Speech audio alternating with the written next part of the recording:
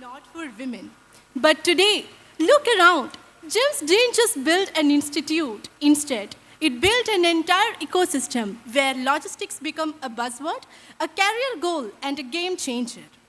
GIIMS dared to step into the unknown. What was once considered as a niche has now become a necessity in the global economy.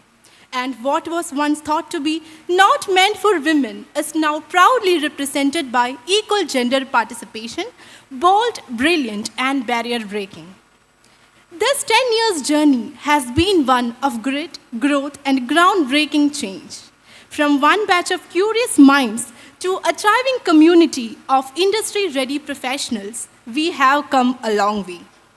So before we begin today's celebration, I request your attention for a moment of silence. A very tragic incident has deeply saddened our nation. 26 of our Indian brothers lost their lives in the recent terrorist attack in Pahalgam.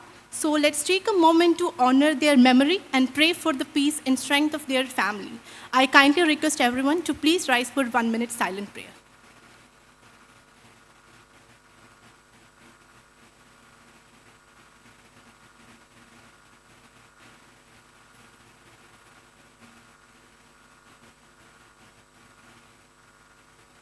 Thank you. Please be seated. And now, to take GIIMS' journey a step further, through visuals, stories, and the spirit of what makes GIIMS truly special, we present to you a special video that captures the remarkable evolution of GIIMS over the years. So let's take a look at the decade of excellence, the GIIMS journey. Can we please have the video?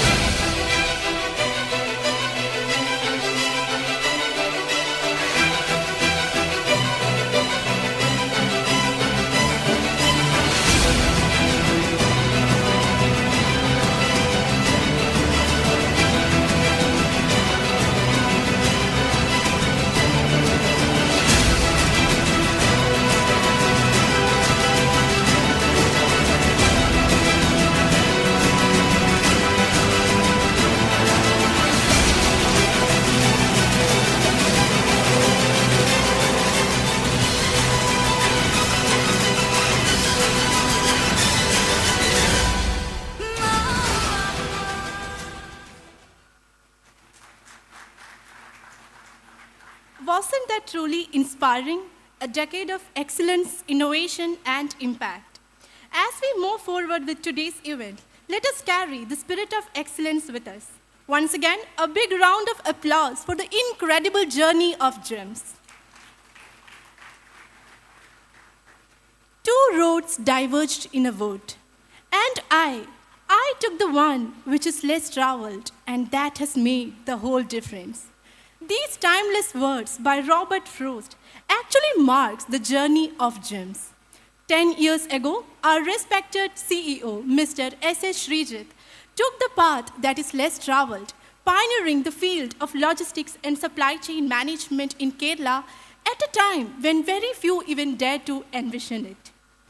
To walk us through this remarkable journey and to formally welcome you all to today's program, I now have the honor of inviting a dynamic game changer, a guiding light in the field of education, and the cornerstone of GIIMS' continued success and innovation, Mr. S.S. Sreejith, the Chief Executive Director of GIIMS. Welcome you, sir.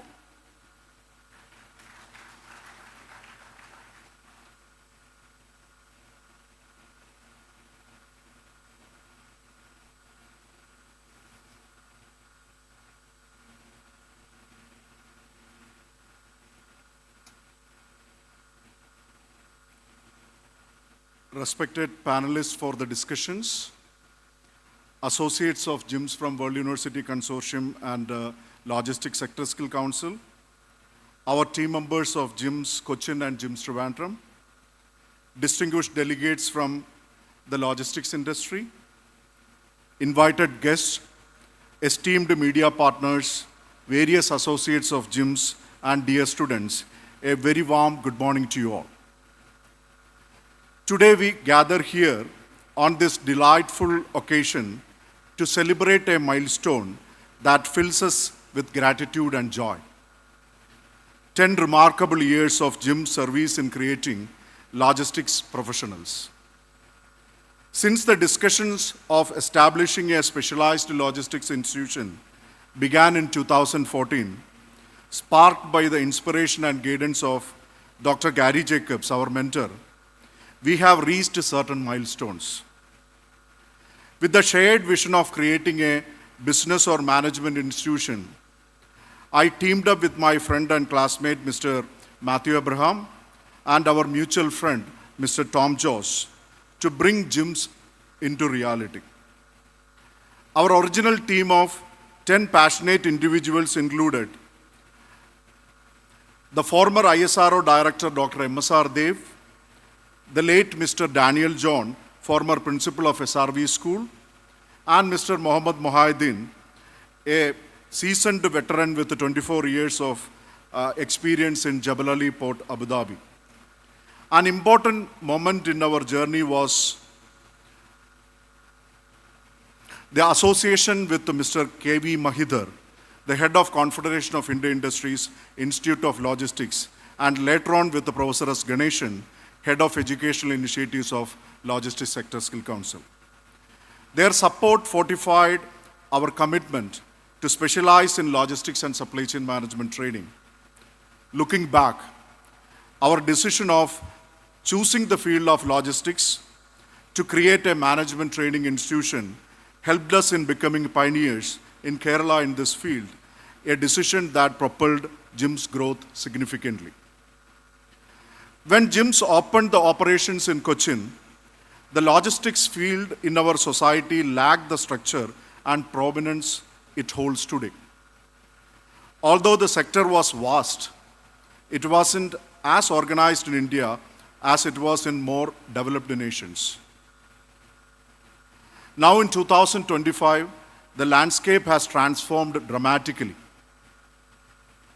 Nation is now dedicated to building an efficient and effective logistics infrastructure. Initiatives like Gati Shakti aim to seamlessly connect seaports, airports, highways, container freight terminals, and warehousing facilities. Almost all major international logistics players are now fully operational in India. And this shift has reshaped the human resources landscape, creating a high demand for highly qualified professionals, even for the entry-level positions.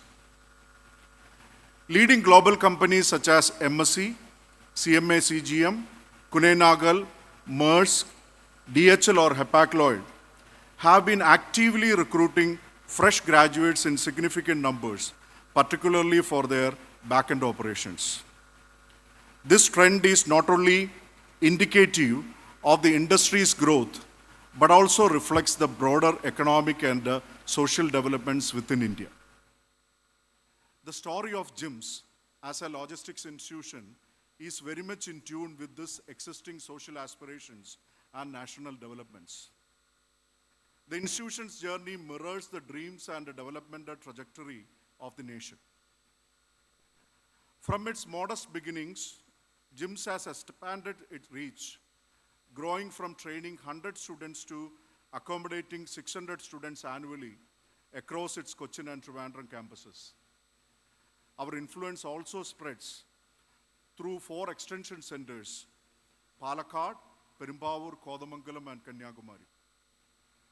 Over the past decade, institution has recognized the vastness of career opportunities within the logistics sector. Opportunities that are continuously expanding. It is much bigger than what we normally think. Our corporate relations team has impressively facilitated over 1,500 job openings annually for the past 3 years. The key challenge lies in equipping students to meet and exceed the company expectations. With a vision to increase our capacity, we are ambitiously planning to expand our Cochin campus and centers to train 1,000 students annually in the near future. Achieving this goal requires a resilient ecosystem. With this ecosystem we refer just not job opportunities, but to a comprehensive network encompassing academics and industry experts. These connections are vital for developing a curriculum that evolves with industry standards. Our committed team actively promotes logistics and supply chain management courses to a broader audience. To train 4,000 students in last 10 years, we met more than 1 lakh students. Also, our team maintains strong links with the HR departments to secure internships and job placements for our students. Our greatest achievement over the last decade is establishing this platform aligned with certain standards of logistics training. This foundation enables us to reach and maintain a leading position in the field, preparing the next generation of logistics professionals. As we look to the future, GIIMS is committed to expanding its horizons, providing a quality education, and creating an impactful difference in the lives of students. We are celebrating this 10th anniversary with a vibrant series of discussions and cultural events.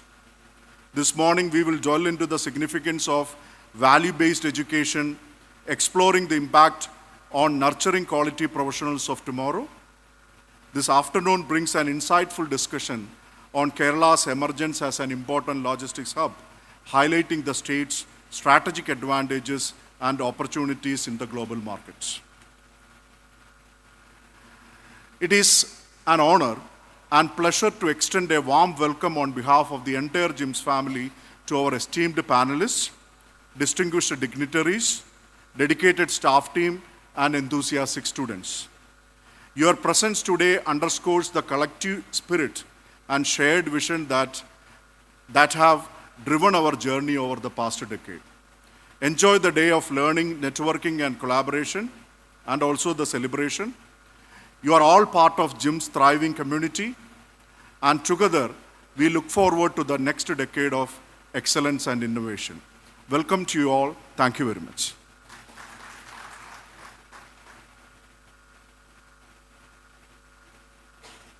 Thank Thank you so much, sir, for those inspiring words and for taking us to the milestones that reflect the heart and soul of GIIMS.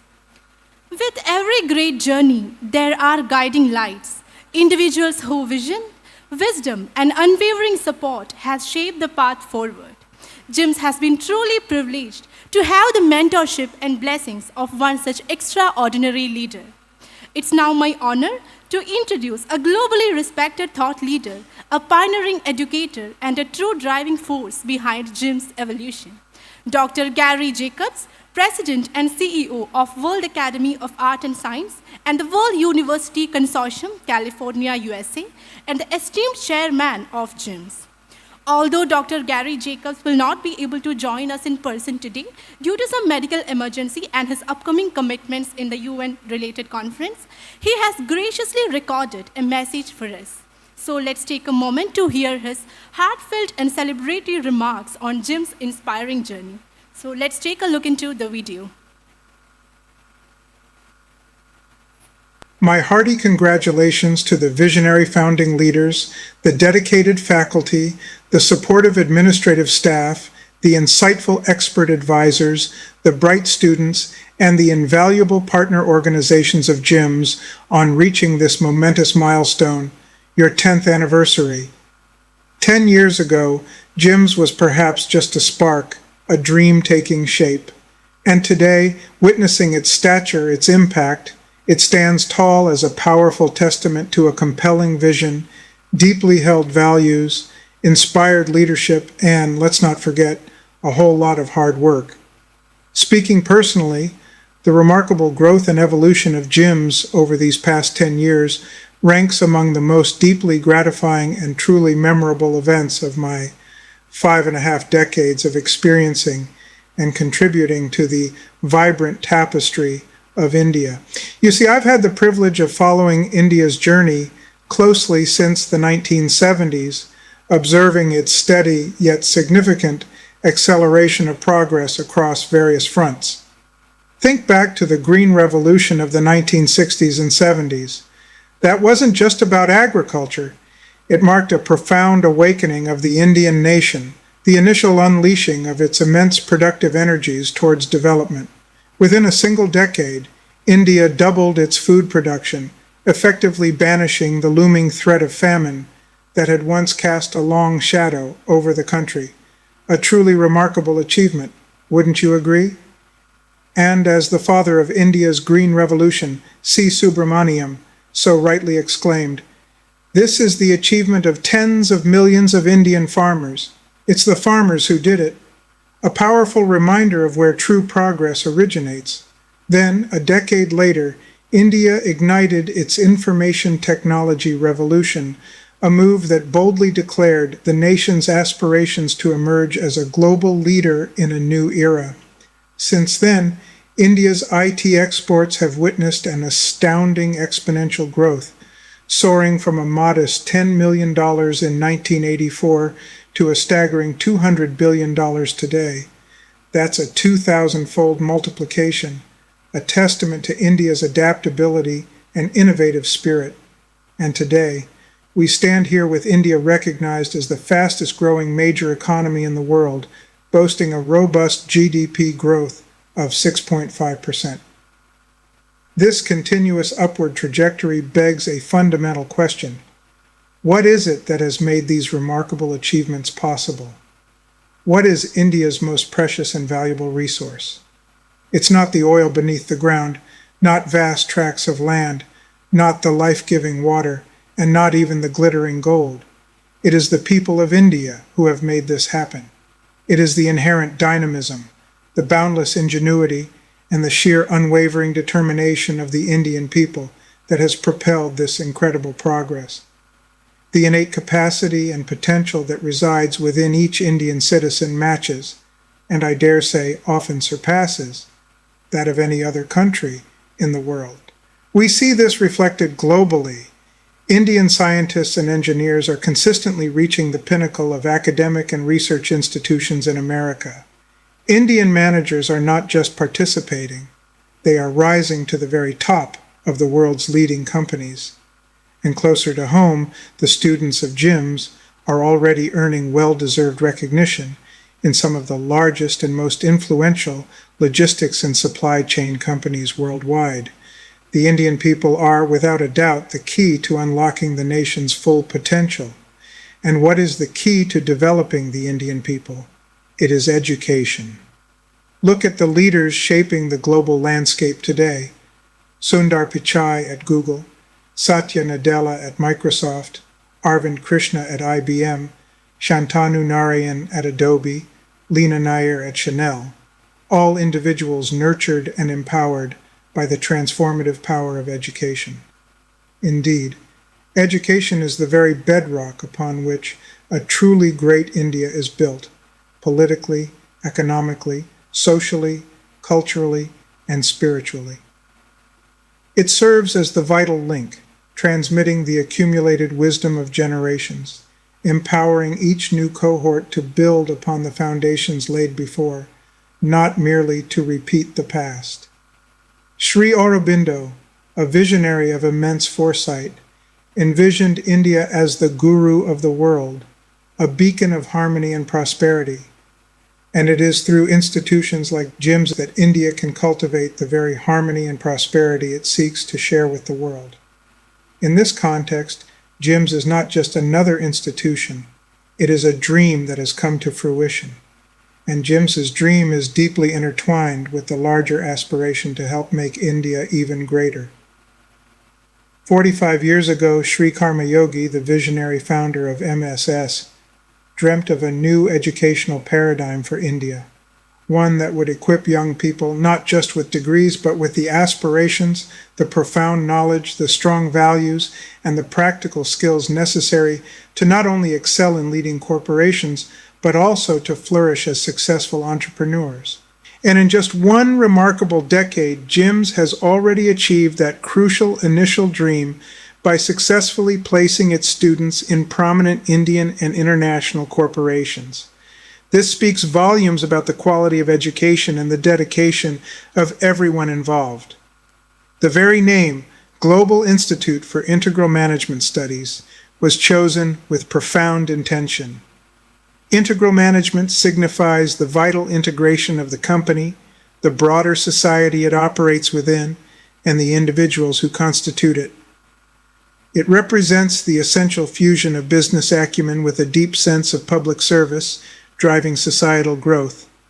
It underscores the holistic connection of all business components.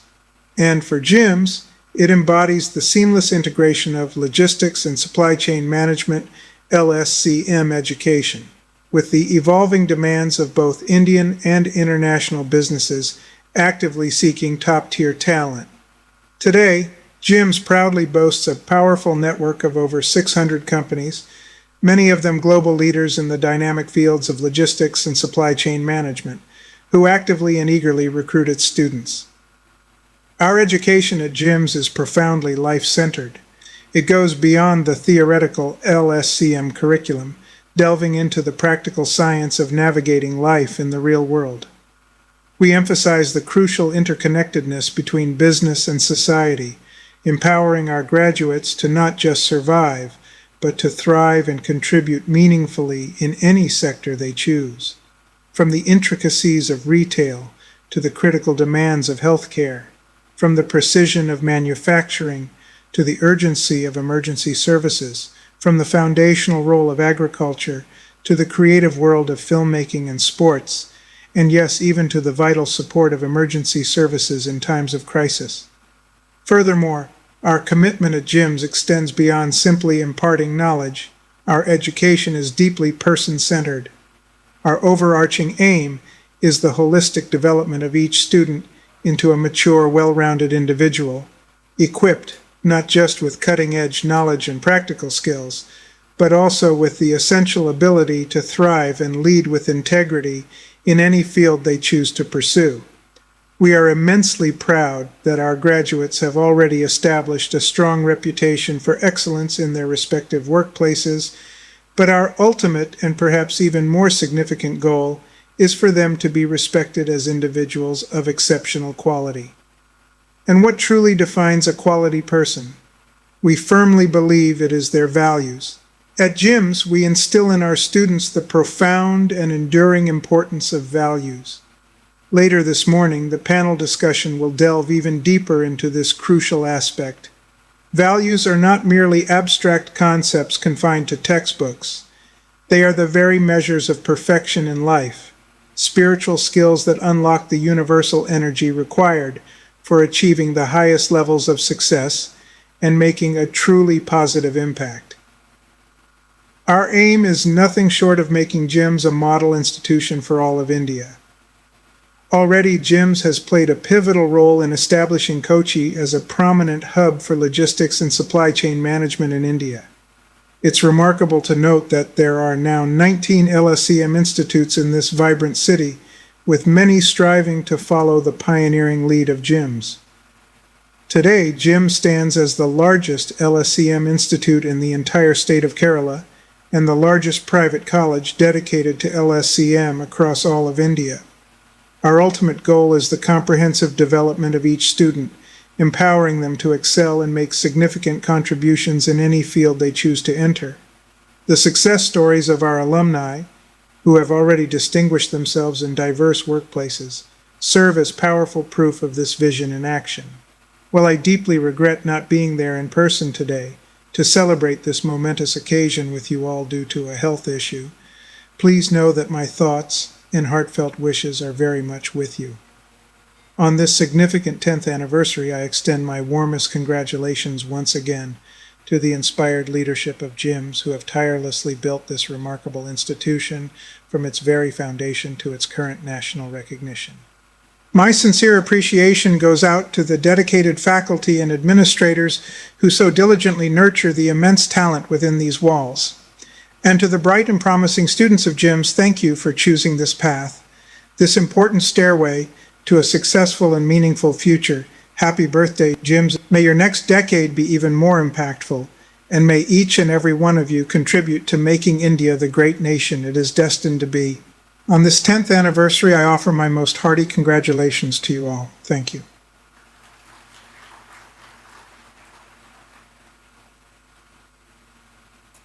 Thank you, Dr. Garry Jacobs, for those profound words. Your insights continue to inspire us and strengthen the commitments to excel. As we continue to celebrate this momentous occasion, it's time for a tradition that holds deep significance in Indian culture, the lighting of the lamp. The lamp symbolizes knowledge, wisdom, and the removal of darkness. As we ignite the flame today, we also ignite the spirit of learning, growth, and new beginnings at GIIMS. May I request our esteemed dignitaries to come forward for lighting the lamp, a symbolic gesture to inaugurate the celebration of a decade of excellence. I welcome Ms. Janani Ramanathan, Secretary General, World Academy of Art and Science, Director, World University Consortium, to lighten the lamp. Please come, ma'am. I welcome Mr. S.S. Sreejith, CEO, GIIMS, Mr. Matthew Abraham, COO, GIIMS, to please come forward and mark this auspicious beginning.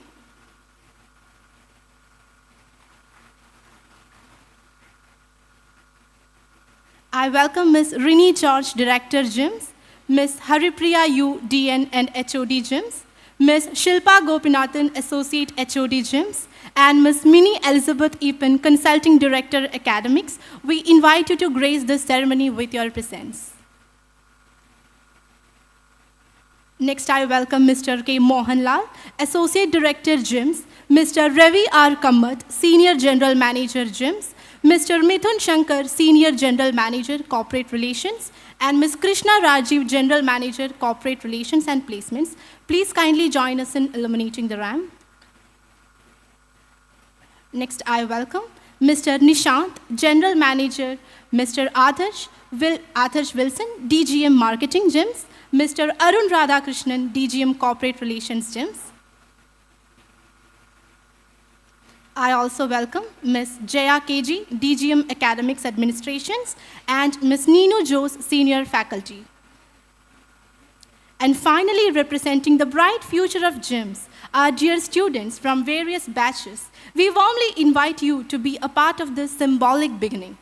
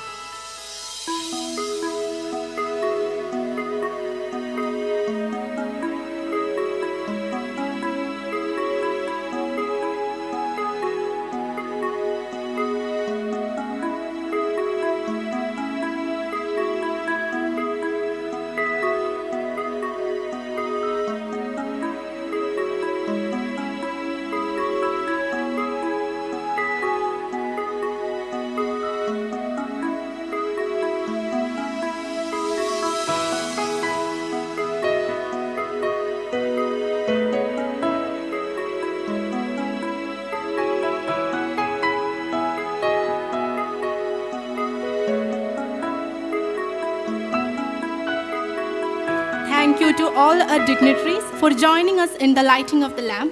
I kindly request Mrs. Janani Ramanathan, Director, World University Consortium, and Ms. Haripriya U, DN and HOD GIIMS, to stay back on the stage for another very special moment, the release of our 10th anniversary Souvenir titled, A Decade of Excellence, the GIIMS Journey. This Souvenir is more than a collection of memories.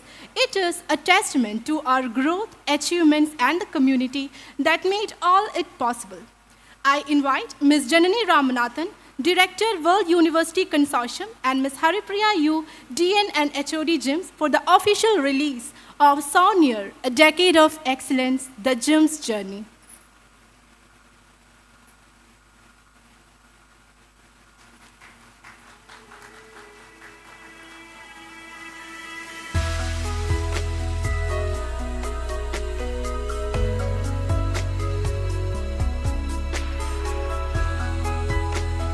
Thank you so much, ma'am. Please take your seats.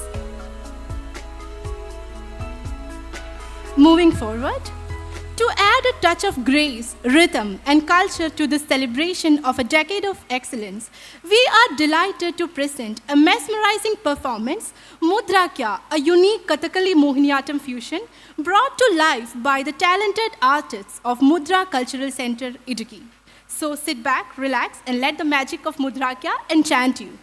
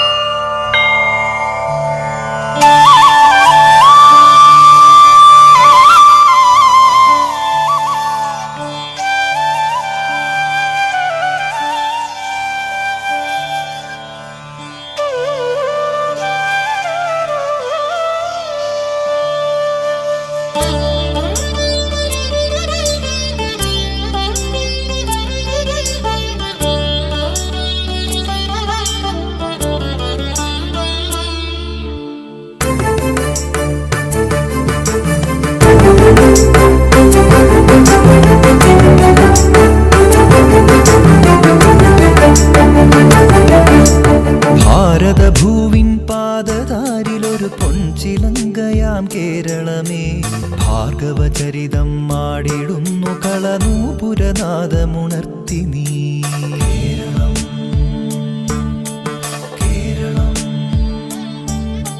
ഭാരതഭൂവിൻ പാദതാരിലൊരു പൊൻചിലങ്കയാം കേരളമേ Bhargavacharitham മാടിടുന്നു കളനൂപുരനാദമുണർത്തി നീ.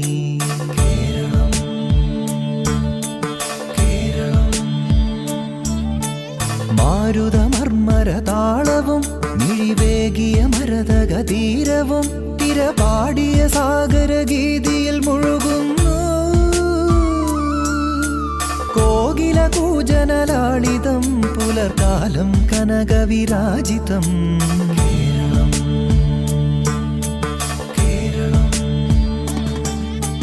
ഭാരതഭൂവിൻ പാദതാരിലൊരു പൊൻചിലങ്കയാം കേരളമേ ഭാർഗവചരിതം മാടിടുന്നു കളനൂപുരനാദമുണർത്തി നീ.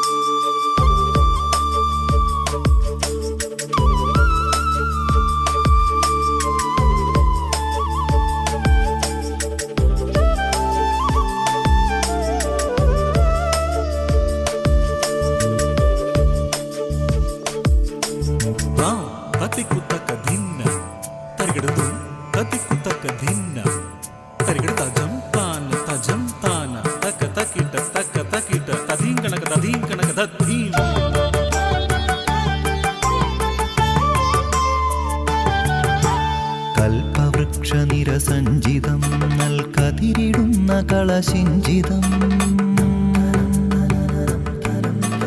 കുളിരണിഞ്ഞ നീർച്ചോലയും കിളിപാറി വന്ന പൂവനികയും മൗലിയിൽ മലർച്ചൂടിടും മലനിരകളും തരുശാഖിയും കായലിൽ കളി ചൊല്ലിടും കുളിരാമ്പലും കളിയോടവും പാടിടുന്നു മാതൃസ്നേഹവിളനിലമേ എന്നും വാഴ്ക നീ.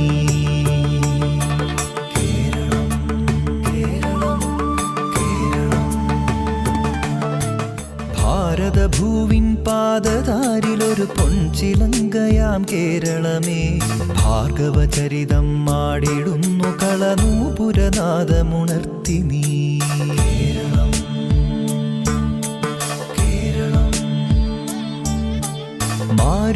മാരുതമർമരതാളവും മിഴിവേകിയ മരതകതീരവും തിരപാടിയ സാഗരഗീതിയിൽ മുഴുകുന്നു. കോകില കൂജനലാളിതം പുലർകാലം കനകവിരാജിതം.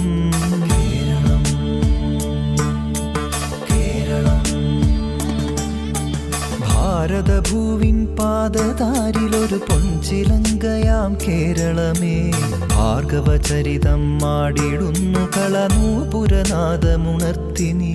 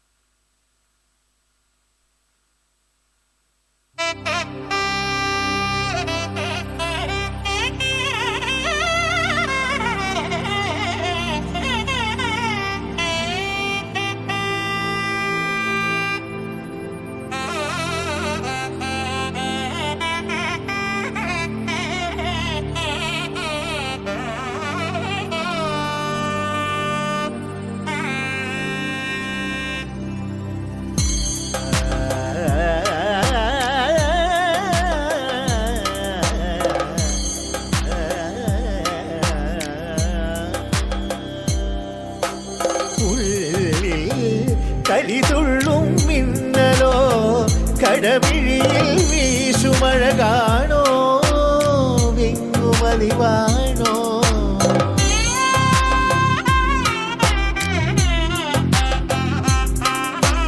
ഉള്ളിൽ കലിതുള്ളും മിന്നലോ കടമിഴിയിൽ വീശുമഴ കാണോ വിങ്ങുമലിവാണോ മാറിലേ തേങ്ങലിൽ പരിഭവമുറയുന്നു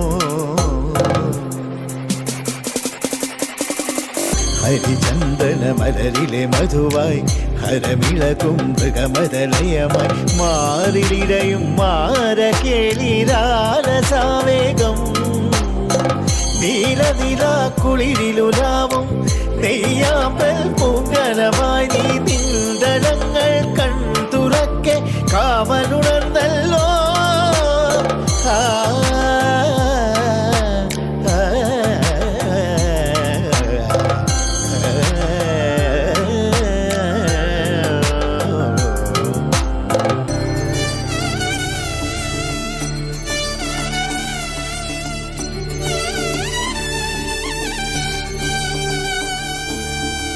ചെന്താർമിഴി പൂന്തേ മൊഴി കണ്ണിനു കണ്ണാമെൻ കൺമണി ചെന്താർമിഴി പൂന്തേ മൊഴി കണ്ണിനു കണ്ണാം എൻ കൺമണി കണ്ണൂഞ്ചലാടും മങ്കൈ മണി നീ മാർഗഴി തിങ്കളിൻ മടുമലർമടിത്തട്ടിലേ പൊന്മാനോ പാൽക്കനവോ നീ ജീവനിൽ ഒഴുകുന്നു ഞാൻ ഒരു സ്നേഹഗംഗ നൈർമല്യമാ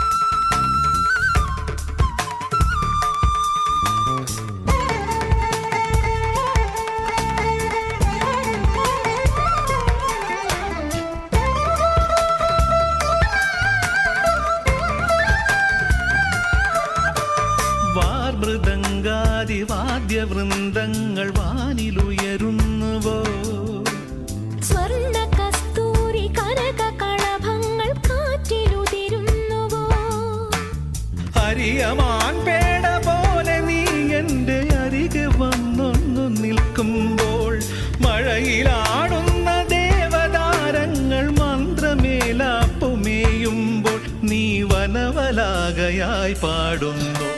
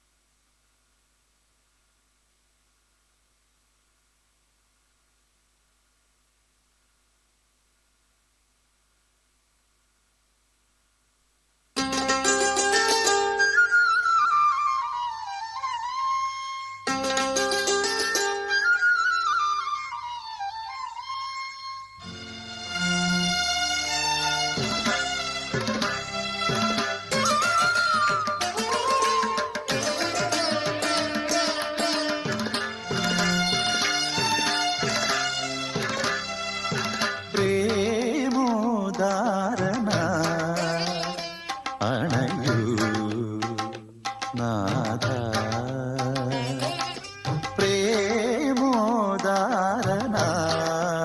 പ്രേമോദാരനായണയൂ നാഥ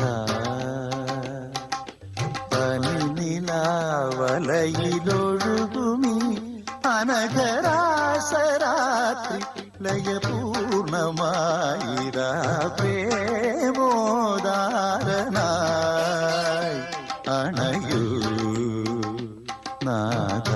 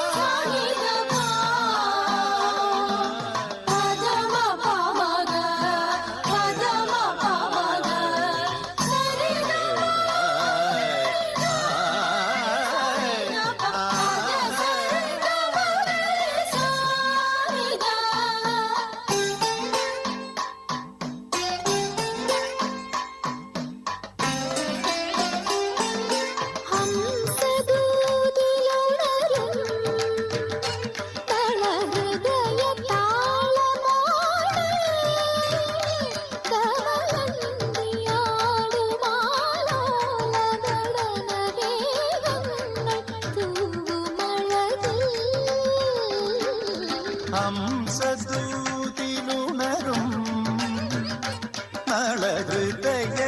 നളഹൃദയത്താളമോടെ ദമയന്തിയാടുമാലോല നടനവേഗങ്ങൾ തൂവുമഴയിൽ കളിവിളക്കിന്റെ തങ്കനാളങ്ങൾ പൂത്തു നിൽക്കുന്നിതാ കളിവിളക്കിന്റെ തങ്കനാളങ്ങൾ പൂത്തു നിൽക്കുന്നിതാ തിരയിളക്കുന്ന മഞ്ജുവേഷങ്ങൾ നൃത്തമാടുന്നിതാ തിരയിളക്കുന്ന മഞ്ജുവേഷങ്ങൾ നൃത്തമാടുന്നിതാ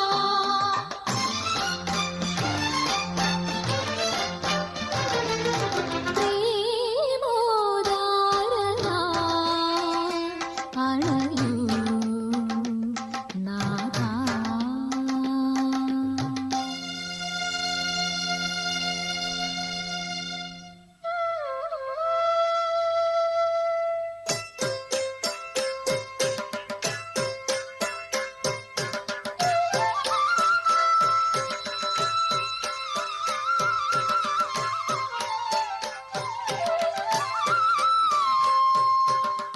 പാദസത്തിക്കറി സനിത ഗരി മാജരി സരസ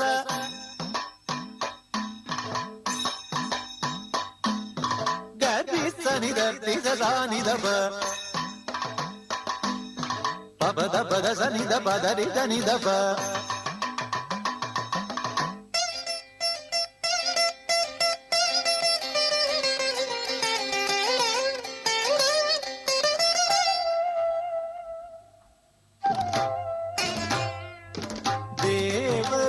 ദേവലോകമുണരും നീരാഗമാകുമെങ്കിൽ കാളിന്തി പോലുമാനീലരാഗമോടുന്ന ചേലിലൊഴുകും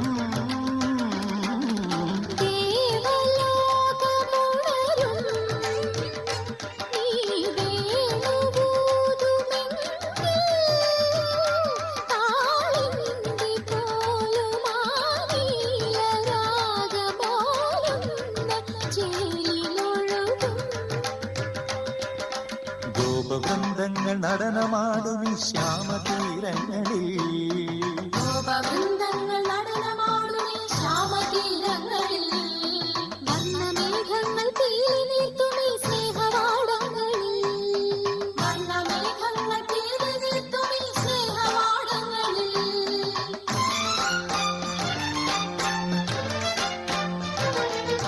പ്രേമോദാരനായണയൂ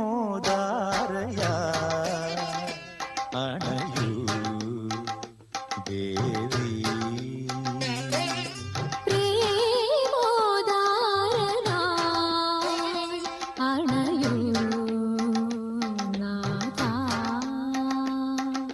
പനിയിലാവലയിലൊഴുകുമീ അനഘരാസരാത്രിലയ പൂർണ്ണമായിതാ പ്രേമോദാരനായി അണയൂ നാഥ.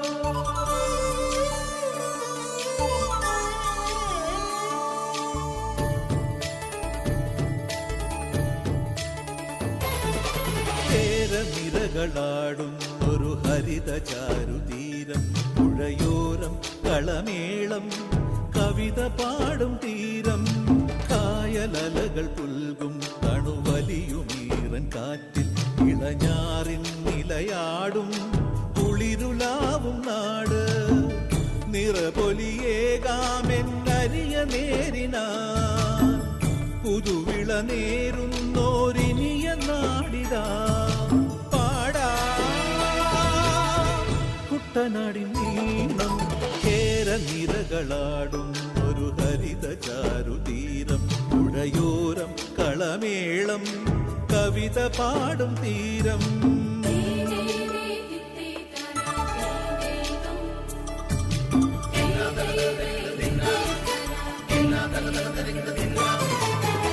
കണ്ണോടു കരിയുടും മണ്ണുതിരും മണമോ, പെണ്ണിനു വിയർപ്പാലേ മധുമണമോ, ഞാറ്റോല പച്ചവള പൊന്നും ചെളിക്കൊലുസ്, പെണ്ണിവൾ കളമാറ്റും കളമൊഴിയാൾ, കൊച്ചികൾ പകൽ നീളെ കിനാ കാണും, ഒട്ടിടുമനുരാഗക്കരൾ പോലെ, മണ്ണിനും ഇവൾ പോലെ മനം തുടിക്കും പാടാ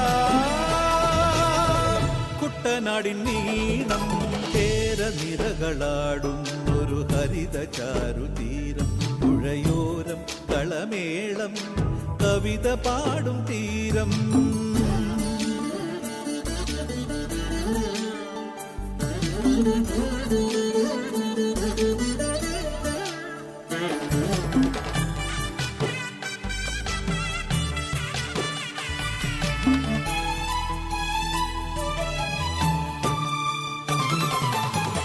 പൊന്നാര്യൻ കതിരിടും സ്വർണമണി നിറമോ, കണ്ണിനു കണിയാകും നിറപറയോ, പെണ്ണാളു കൊയ്തുവരും കച്ച നിറപ്പൊലിയാൽ, നെല്ലറ നിറയേണം മനസ്സുപോലെ, ഉത്സവ തുടിതാളക്കൊടിയേറ്റം, മത്സര കളിവള്ളത്തിരയോട്ടം, പെണ്ണിനു മനമാകെ തളിരാട്ടം പാടാ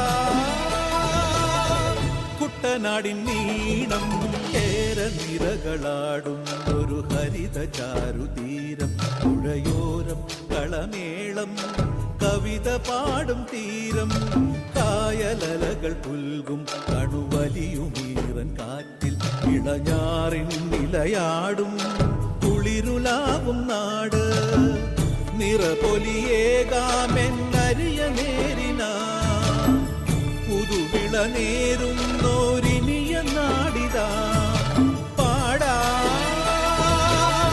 കുട്ടനാടിൻ നീണം കേരനിരകളാടും ഒരു ഹരിത ചാരുതീരം പുഴയോരം കളമേളം കവിത പാടും തീരം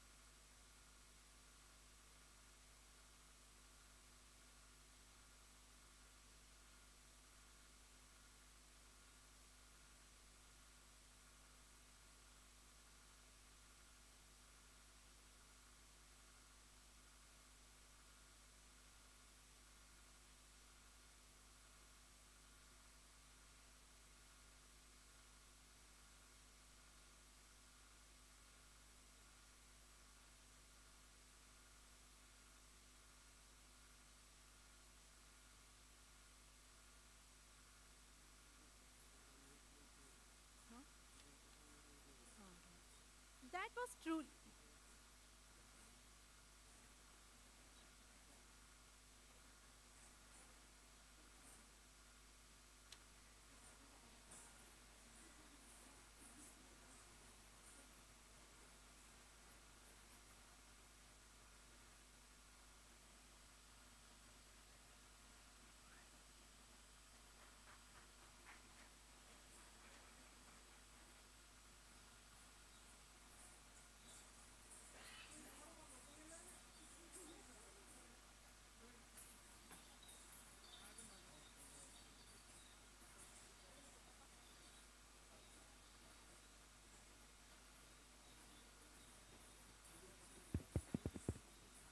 That was truly a mesmerizing, a beautiful visual treat bringing together the essence of Kerala's classical art forms.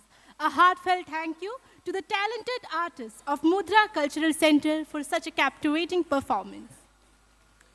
As you are aware, we have two insightful panel discussions lined up for today, so kindly give us a few minutes since we are making the arrangements.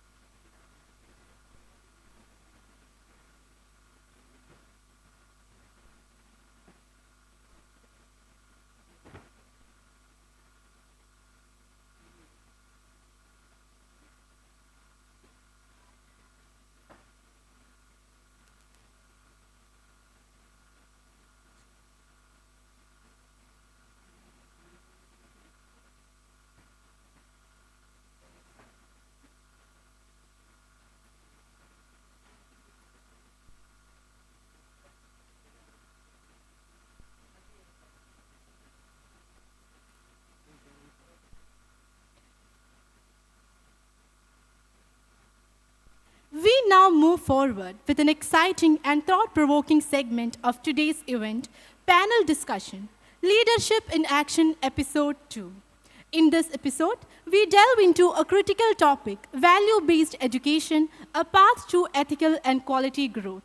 We are truly fortunate to have an esteemed panel of experts with us who will share their insights, experiences, and vision on how education grounded in strong values can pave the way for quality growth and a better world. Let me take a moment to introduce the panelists. We have Mrs. Janani Ramanathan, the Secretary General, World Academy of Art and Science, member of the Governing Council, UNESCO, Most Bridges Coalition, member of the Board of Advisors, GIIMS, Director, World University Consortium, Senior Research Associate, the Mother Service Society. Welcome you, ma'am.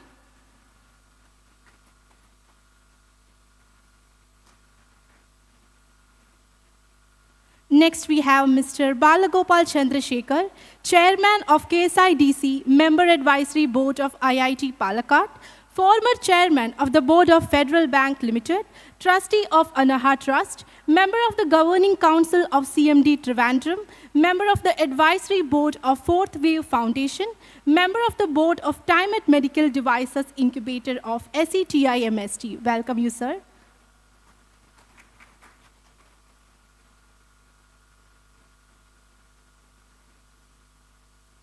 Next, I call upon Dr. K.N. Raghavan IRS. He served the government in various capacities, which include Commissioner of Customs, Kochi, Deputy Director, Directorate of Revenue Intelligence, Calicut, Managing Director of Kerala Cooperative Rubber Marketing Federation, CEO Cooperative Medical College, Kochi, and CEO of Norca Roots. Welcome you, sir.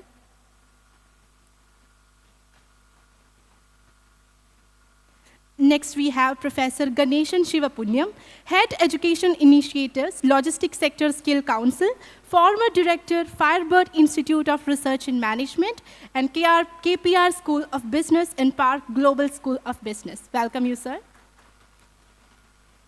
Next, we have Dr. Venkatesh Rajvi, Adjunct Professor, Christ University, Bangalore, Professor, St. Joseph Institute of Management. Welcome you, sir. Last but not the least, we have Dr. Surya Narayani, Consultant Restorative and Aesthetic Dentist, Founder, Surohi Learning Hub, Healthcare Quality and Risk Management Professional, Art and Art Instructor. Welcome you, ma'am.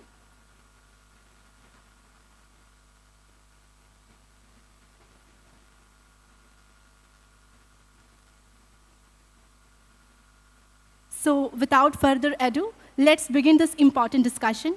Handing over to you, Ms. Janani Ramanathan.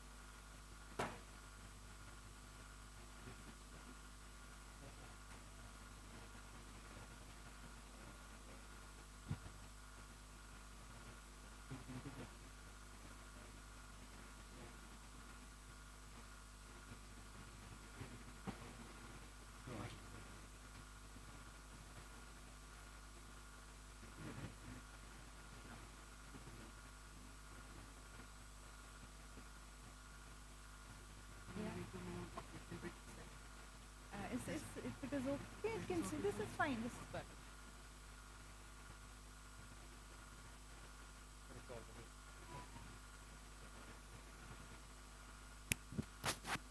Doesn't seem really on. It doesn't seem. Really, how would I understand? Is this perfect? Okay, this is 2 of us 1, right? No, how do I hear? Listen. Good morning. Mic is which side? No, mic is. Please put it properly. Mic, right? Is okay. Good morning. Is it audible? I believe it is. Okay. Thank you. Ashik, it's on. Mic has to come. It's okay. You take this. If the mic can capture, oh, fine. You are high tech. Fantastic.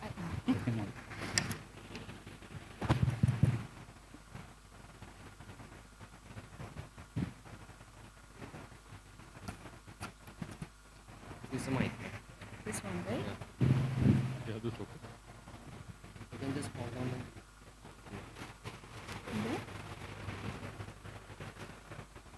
Can I talk like this? Okay. Good morning, everybody, and welcome to this panel discussion on value-based education. We have a stellar lineup of panelists here with us today to discuss this critically important topic of values and value-based education. This is a word that lends itself to be interpreted in numerous ways. You know, it can mean different things to different people. We see it being used everywhere by everybody. We hear about it so much. We seem to read it everywhere.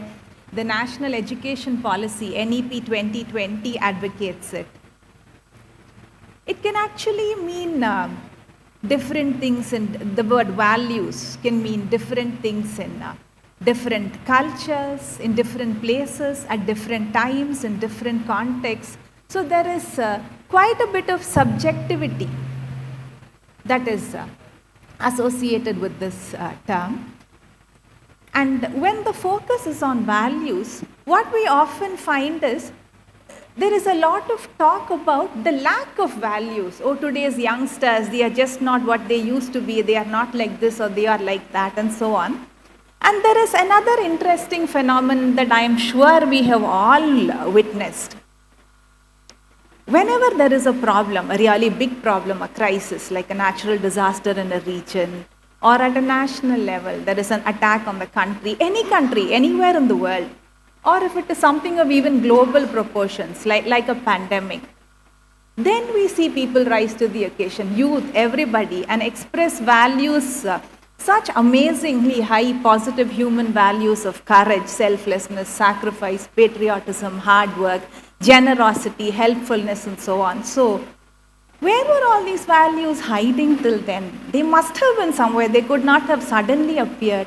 So what is it that brings them to the surface? If we could find that, if we could find what it is that activates all these values that are there in every one of us without the pressure of an external problem, then we have a strategy that we can scale up, implement everywhere, I believe. So, a very important topic today, we will be hearing about values, instilling values, a value-based education, strategies to implement it, what is being done, and so on. So now I will hand over to our panelists. We'll go, I believe, in the order in which we are seated. So since the introductions have already been done, I will straight away give the floor to Dr.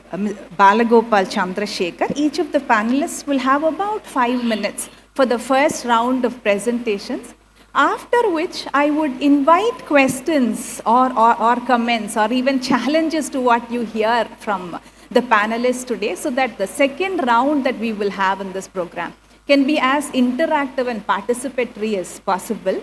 Now, sir, the floor is yours. Thank you. Can you hear me? No, I think the volume on the stage should be increased. Can you just increase the volume? Now, if the audience can listen to us, it is okay. But on the dais, we are not able to. Now, am I audible? You are not.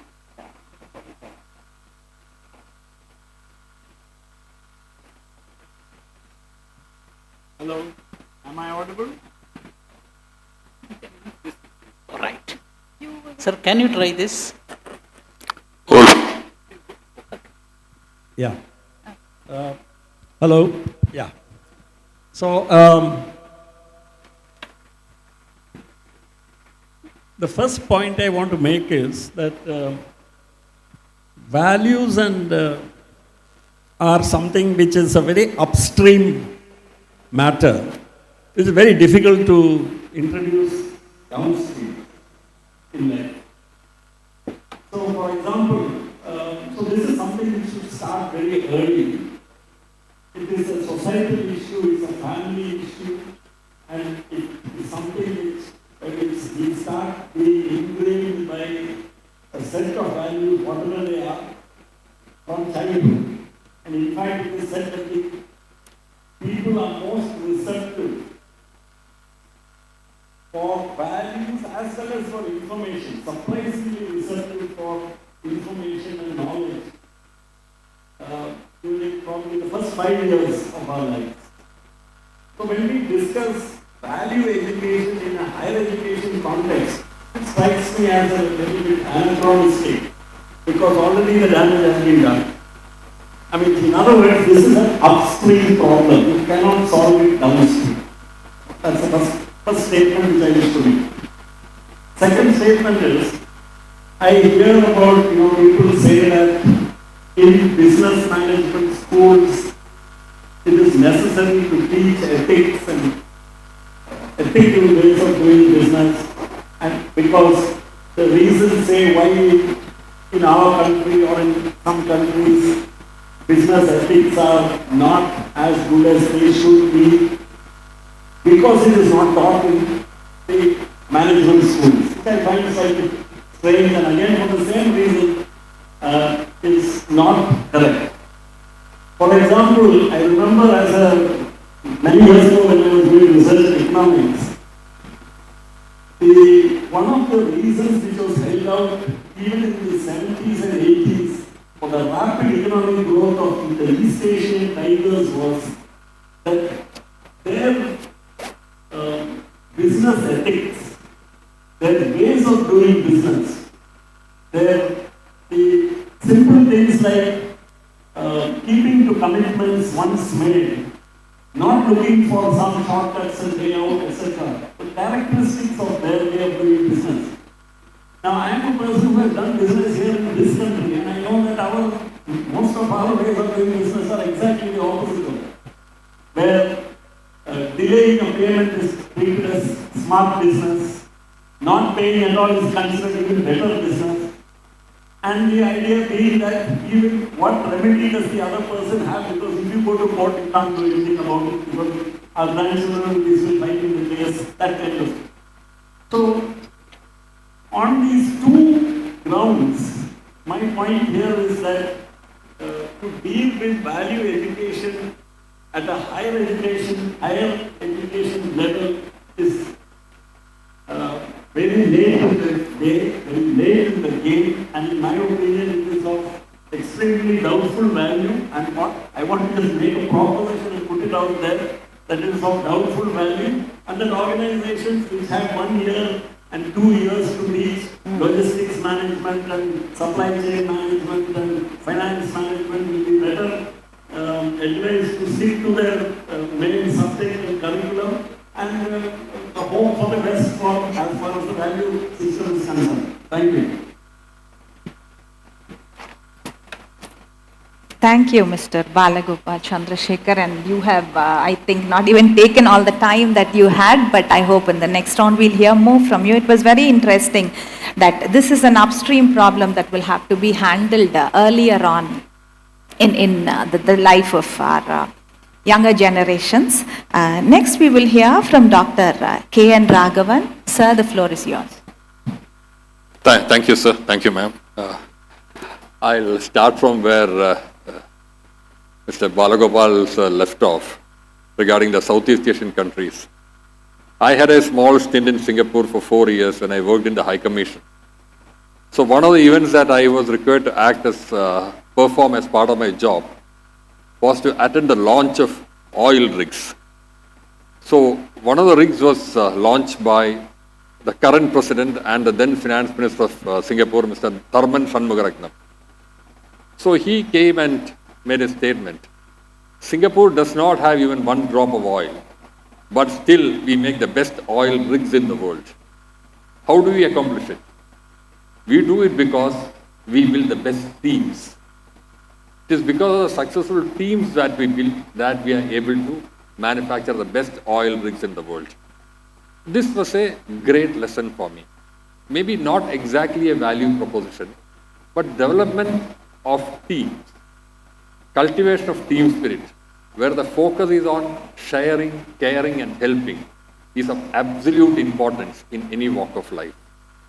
An individual may be brilliant, he would be able to devise solutions to problems, but to be successful, you need to be part of a good team.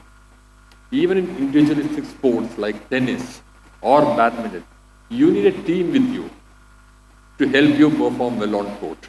So in any walk of life, when you start up, the most important concept that comes in is to develop a good team.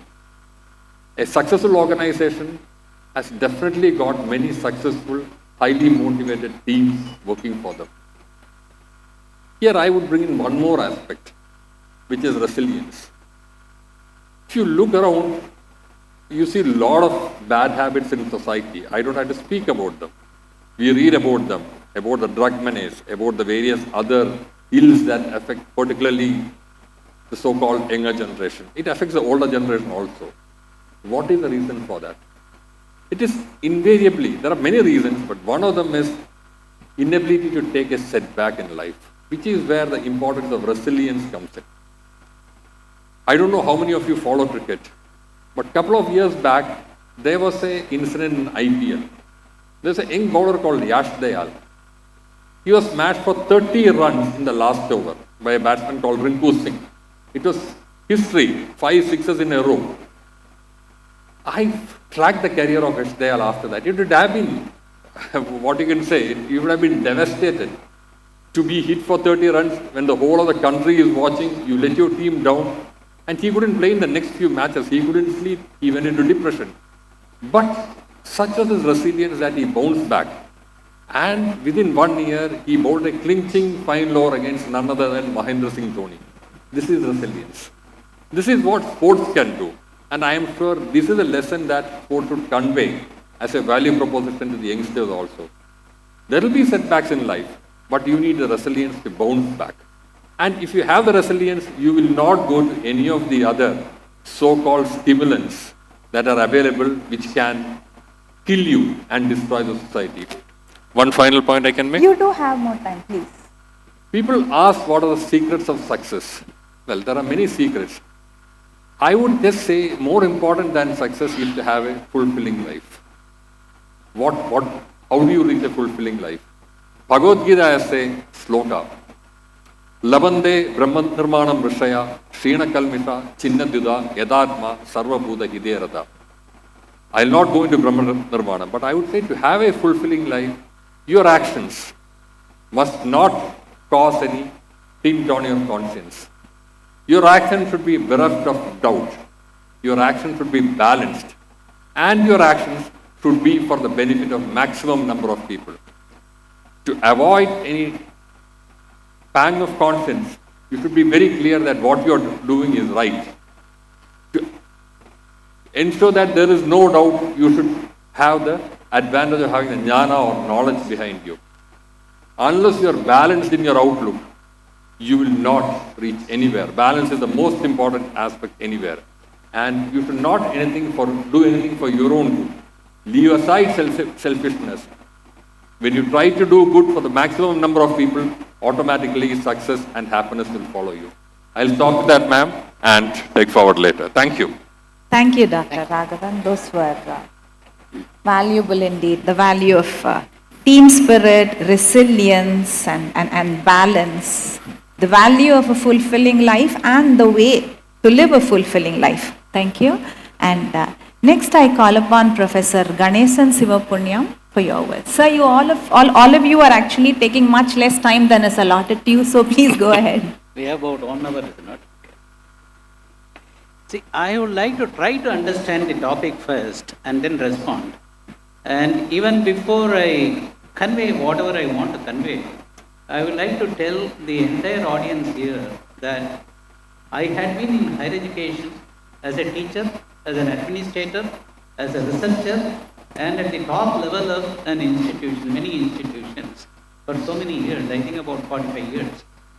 And during the 45 years of my involvement in higher education, I am seeing deterioration of value at all places with all stakeholders during the last 15 years. I do not know why this is happening, but even on the other day we were discussing, we were finding out the most difficult job roles in the country now. We found that the top in that list is the teaching role, and the second one is, believe me, the HR role in any country. And these are the two people or job roles who do not know what to do at this present juncture. On the one hand, a teacher is now considered as a service provider. It was not like that 25 years back. And as a service provider, a teacher has defined deliverables, and these deliverables, somebody is judging whether the deliverables have been made without affecting the mental balance of the students. You can just imagine, I'm just making it very little, and when you are a teacher, you have to teach, you have to deliver, and at the same time you also have to ensure the mental balance of the students. I do not know how all these things can happen together. And today, we have seen, I think only yesterday or day before yesterday, you might have seen a video which is circulated in the social media on a large scale. A small girl studying in a college or a junior college in Telangana, coming out of the class and then chasing the teacher, taking the chapel and then crashing the teacher like that. The reason is the teacher snatched the cell phone which the student was using inside the class, because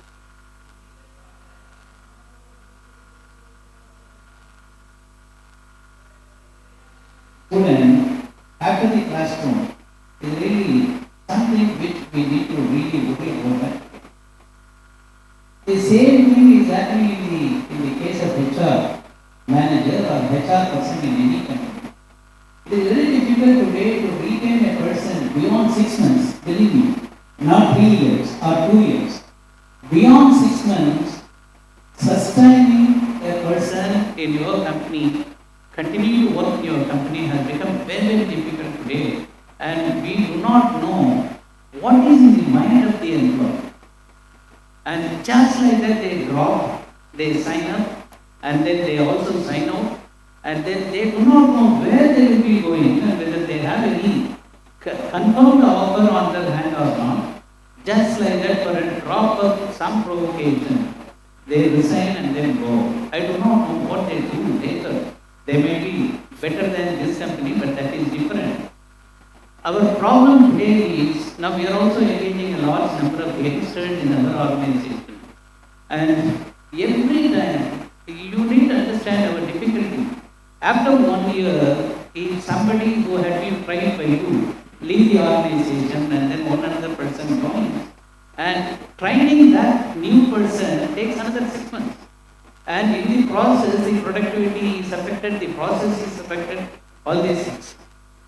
The question now is, what we can do to change the education delivery system or the teaching learning system so that we can ensure the equitable and ethical growth of any individual in this society. That is one thing which is bothering every one of us. In fact, I would like to tell you, we are crossing our fingers, we do not know what.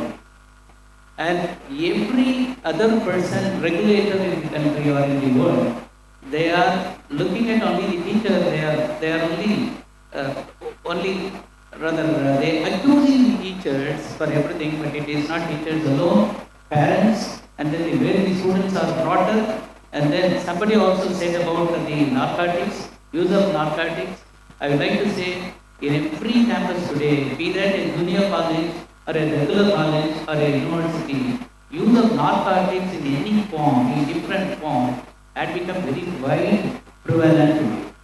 And how we have to curtail this, we do not know. And with these difficulties, we are trying to do something, but even in this case, the education has become a kind of commodity, and this commodity is also defined in certain words, and they are called as deliverables, and we need to deliver that.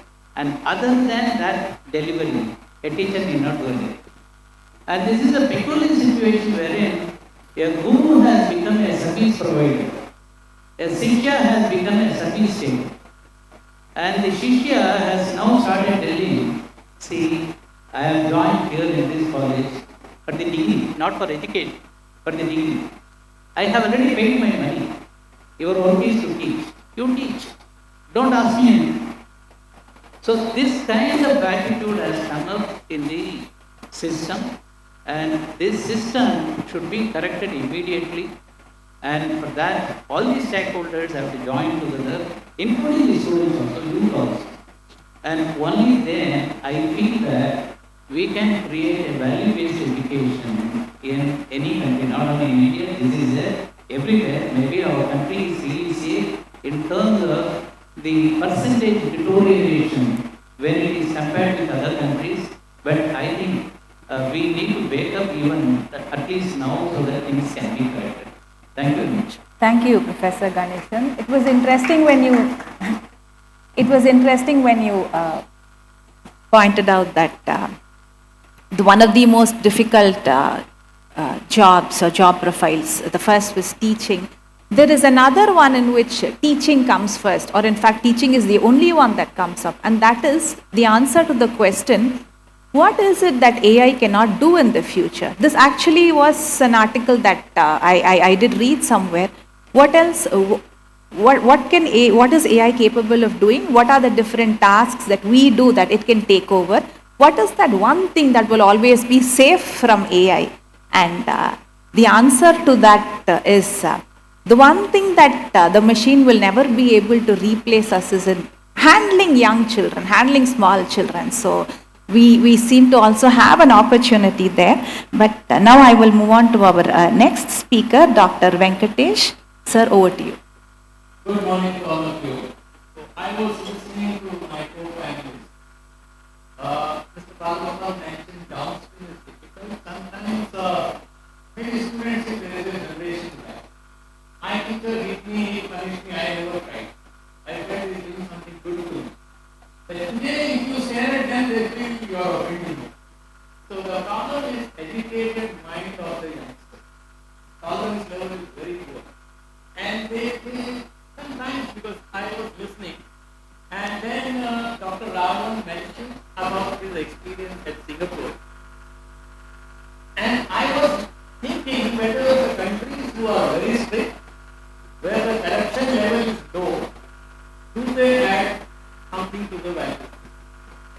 Because the conflict is prevented out of fear. I really don't know, but if fear brings in that you do something wrong, you will be punished. But if your mind says, money I can buy everything, then I think our country roughly falls in that category. Maybe it cannot be difficult to inculcate. Like Mr. Balgopal mentioned, if a teacher tries, or parents, because here I was writing down what was running in my mind. If you see old movies or maybe talk to elders, two guiding forces were your parents and teachers. Today the guiding force is social media influencer. You take idea from social media before even you watch a movie, you want to buy a product or comment on a person. So the influence of parents and teachers have reduced because of that. As I mentioned, patience is another thing. And people are not willing to listen to critical reviews. Even a small thing he does, even if it is nonsense, he should be praised. This is what HR guys also say. He will leave the job and go. Wherever there is shortfall or shortage of people, they are tolerating, and that makes them feel they are indispensable. So that attitude continues to increase, that I am indispensable. Basically, when Mr. Balgopal mentioned about let us say, ethics. I debated on this ethics quite a bit of time. And my only question is, can we teach ethics? My personal answer is no. Because you create a curriculum, they follow, they write exam and they pass. That's all. Beyond that, what? But most of the time, I feel the question of ethics came in the higher education because of lot of financial frauds. Whether you take Enron, WorldCom. And then people felt, this is out of whatever I read, ethics should be taught in the first year, and they assume the students who at least grasp something out of that, later when they become CEO, they may not commit such frauds. Which personally I may disagree, because I cannot change a person's mind towards greed and fame. This can drive you to change your mindset later when you occupy such place. And recently, if you are following the business news, there is a company called Gensol running this Blue Smart. Last year, top rated entrepreneur, today under investigation. What goes wrong? Most of the cases which I read is related to greed. It's all greed which drives. And my experience, when student placement season starts, now here you are specializing in logistics, but you have something like HR, marketing, finance, operations. Before the placement starts, student will say, my career goal is to become a HR profession. My career goal is to become a marketing profession. But the moment there is a CTC of 20 lakhs, they'll forget all this and they'll apply. So these are very short focused goals which are very difficult to change the mindset of students.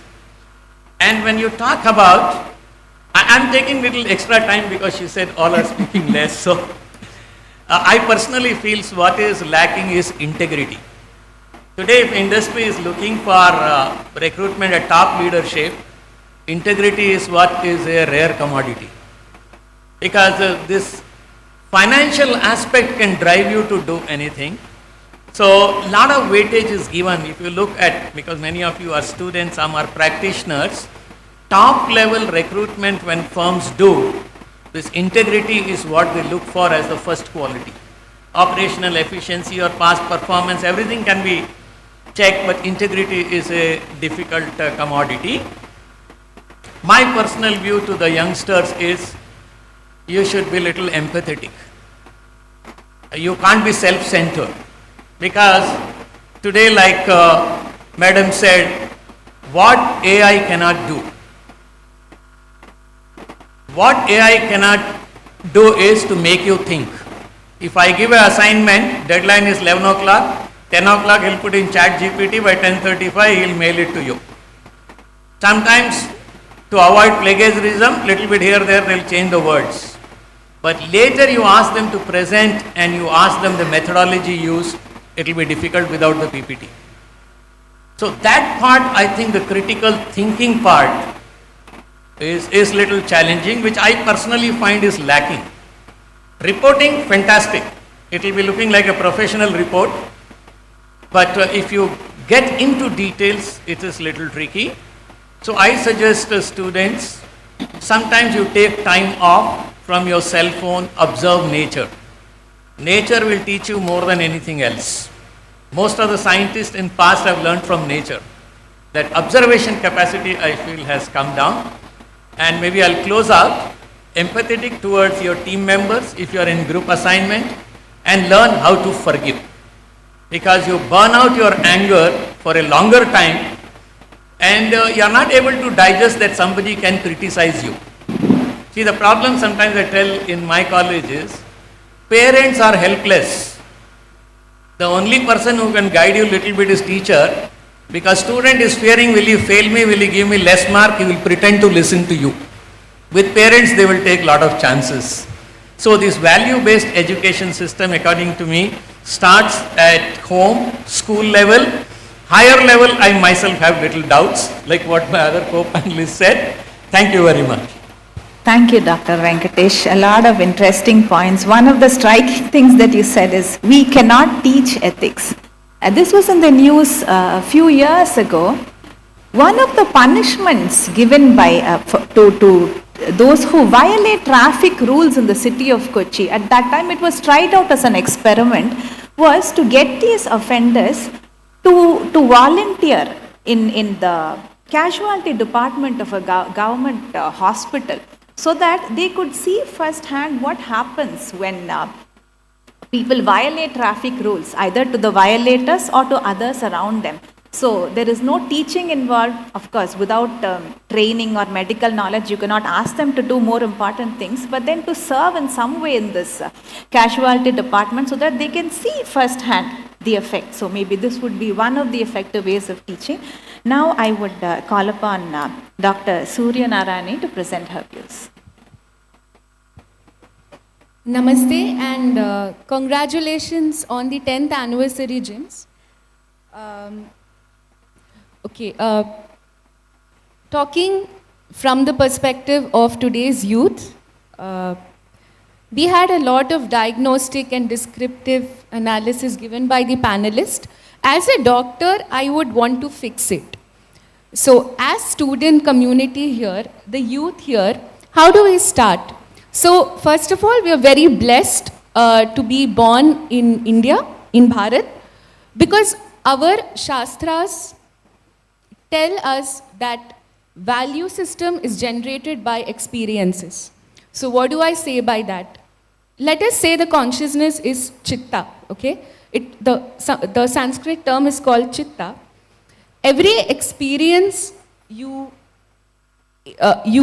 kind of develop or you progress or you just observe, it gets embedded in your consciousness. So it is up to you to carefully register the experience. I'm talking to the students because even I am, even at my home, I get scoldings from my mom. Even now, okay, I'm just few years elder to you. And clearly, the work culture, they are not happy with the youngsters right now, okay? So let's just revisit our own Sanskriti. These impressions are called as samskaras. Now, if you have grandmas and grandpas, you're really blessed. Ask them what is samskara or whatever that means in your regional language. They will have stories to tell you. We learn values through storytelling, okay? Our civilization learns all the values through storytelling. That is why the Westerners, they say namaste and all that, yoga and all that. That is because it is pleasant. We Indians always have had a very pleasant presence in anywhere we go globally. But of late, I think we are derailing because the experiences, whatever we get, we are not registering it and we are not processing it, okay? We have the benefit of time, which means more time, more experiences, okay? And as sirs told that we have to upstream, right? So how do you upstream? This is the question I had when I first joined as a junior dentist, as a general dentist in my clinic. And I was working with a team of doctors who are older than my father, okay? And I am this young pass-out student who was always like, hold the suction, bring this, bring that. And first thing you will know is, I learned so much. I'm a gold medalist. Why am I doing all this? See, that attitude will not help you to grow. First, develop curiosity, okay? And when you are in a community, a learning community, it can be your badminton, it could be dance classes, okay? In dance classes, even today, the senior akkas will be teaching the younger students. It is not always the guru. So learn from your seniors. Develop this rapport with your seniors. You yourself generate an ecosystem. Values are very personal, okay? It is not the responsibility of anyone to teach you. You have to develop it. You have to see, guys, I think you need to have a personality of your own, okay? The founder member of GIIMS, I think, sir, you had a drive in you, right? So that drive was later nurtured by people like Garry Jacobs sir, okay, then later people will join you, okay? You can develop on your passion. But where do you even start if you don't have a drive? A drive will come only when you're rooted, okay? So stay close to your traditional roots. That's because we acknowledge slow living, okay? People will say that we are not happy with you, you are not a good team member, but okay, now what do? You know what we do? We come out, okay, we have a tea or a cup of coffee, we go for shopping, we see Instagram, the dopamine is left right there. So there is no point of the curiosity to generate further into a fixing kind of a situation. So the diagnosis would be to discipline yourself, because I have a small art school that focuses on Indian heritage, and we have students who are neurodiverse, we have the normal students, okay? Now if you ask a small kid to draw what love means to you, you know what, there's this boy called Vedansh, okay? He's just 6 years old. He drew his mother and he drew me and then showed, Mom, this is love. So it could be an abstract concept, but I think we as humans, not like ChatGPT, we can de-abstract concepts and put it into practice, and that's what our civilization has always been. So guys, I think as youngsters, you are blessed to have such a nice learning platform. You are even blessed to have an ecosystem that promotes value-based education. Because peer-led empathy is what the world is talking about. That is where I think you should also have other passions, okay? Not just scrolling your phone or Netflix. Of course, even I do, and I'm sure even respectable people, they do. But for what do you do? There has to be some kind of knowledge, there has to be a basis for your every action. Because at the end of the day, you should be responsible for yourself. So I would suggest develop discipline, develop habit stacking. So what is habit stacking? Choose some virtues which are close to yourself. So for some people, who are extrovert, develop compassion. So because you're extrovert, maybe in the future, 10 years down the lane, you can help people. Okay, if you're an introvert, develop social skills. Try to come out of the shell, because I was an introvert, and as long as I was made to be uncomfortable, I never knew what life was. Okay, so remember that you are here to learn. I'm telling this for myself also, because every experience forms a samskara. Okay, every experience today, whatever they suggest, please listen, develop the habit of listening. Okay, and put together yourself. That is very important. Any tasks that are given, any assignments that are given, please put together yourself. Don't think I'm advising you. I'm saying you because you can, if you win their hearts, if you are a little bit empathetic, and if you're a little bit, if you're having that tolerance level which they really want us from us, trust me, you will reach heights. Trust me, you will get the support you need, okay? And you will just not be somebody who is, become a person who is being told what to do, okay? You can, who knows, students here tomorrow can be in the Forbes page, that's the kind of vision you need to have. Don't look for external validation, okay? But at the end of the day, remember that the time you had today, were you curious enough? Did you learn something exciting? Okay, develop a journal. This is what I tell my students in my art school. We also have mentorship things over there. So basically what happens is you Dr. collaborate and you learn. Okay, so this is all I want to tell. Thank you and congratulations. Thank you, Dr. Suryanarayani. I would like to go back to all of the speakers once again, giving more time to our first two speakers, Mr. Balagopal Chandrasekhar and Dr. Raghavan. But before we go into the next round to hear their maybe comments, what they felt about what else was presented today, and solutions, strategies, how do we implement them.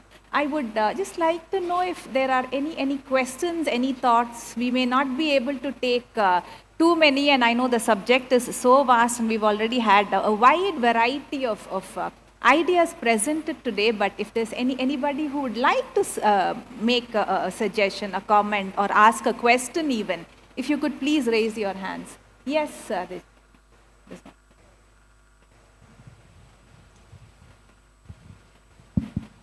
one. Wonderful good afternoon to all of you. I'm very happy to say that I've been part of GIIMS for a lot of years. And this discussion is very close to me because I have been a faculty, I worked as a lecturer, then I was a HR, and now I train my students. I don't teach, I basically train. So there was a lot of discussions here, and I would like to bring in 2-3 points which I would like to refer is maybe the highlights that we should get into a little more deeper. As Sir told, in my time when I was a kid, my parents discuss, decide, and they tell me. Okay, so they discuss, they decide, and they tell me, and I follow it because I trust them. In the present case, the students, they discuss with their friends, they decide, and they tell their parents. So that has been a big change that we have been seeing now. Right now I can say it's a simple thing. We have been using this, this microphone for a lot of time, and suddenly the panel members were given with something new. We find that it's difficult to adapt. But the sole purpose is solved by what we are using here. So it all depends on how I reach success. Because success now has become a discussion like what do I think is success and what you think is success. Like there was a big delegation like ITC sells cigarettes. Okay, they sell cigarettes, it's a tobacco product, and there are people saying that they are doing something unethical.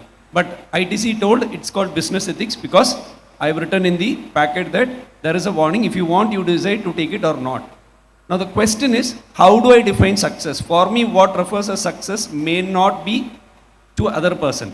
Point number one. The second thing, I believe attitude is something that we learn through experience, and attitude has a close association with what we say as moral values in our day-to-day life.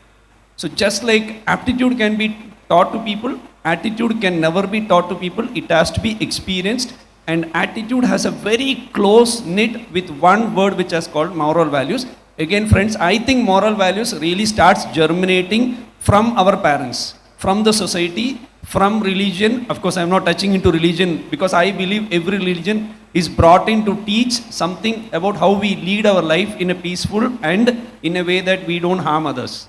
So that's the basic of religion according to me. Okay. So I think the value starts from the home, it inculcates with the parents, it starts growing with the faculties, and as I come up, I always say that faculties have been a big mentors in my life, but now I have a question mark because faculties fear the students because I'm very hypothetically putting a statement. We say that customer is the king. Okay, it's a hypothetical statement in marketing. We say customer is the king. Is it also getting into the education industry? I don't know.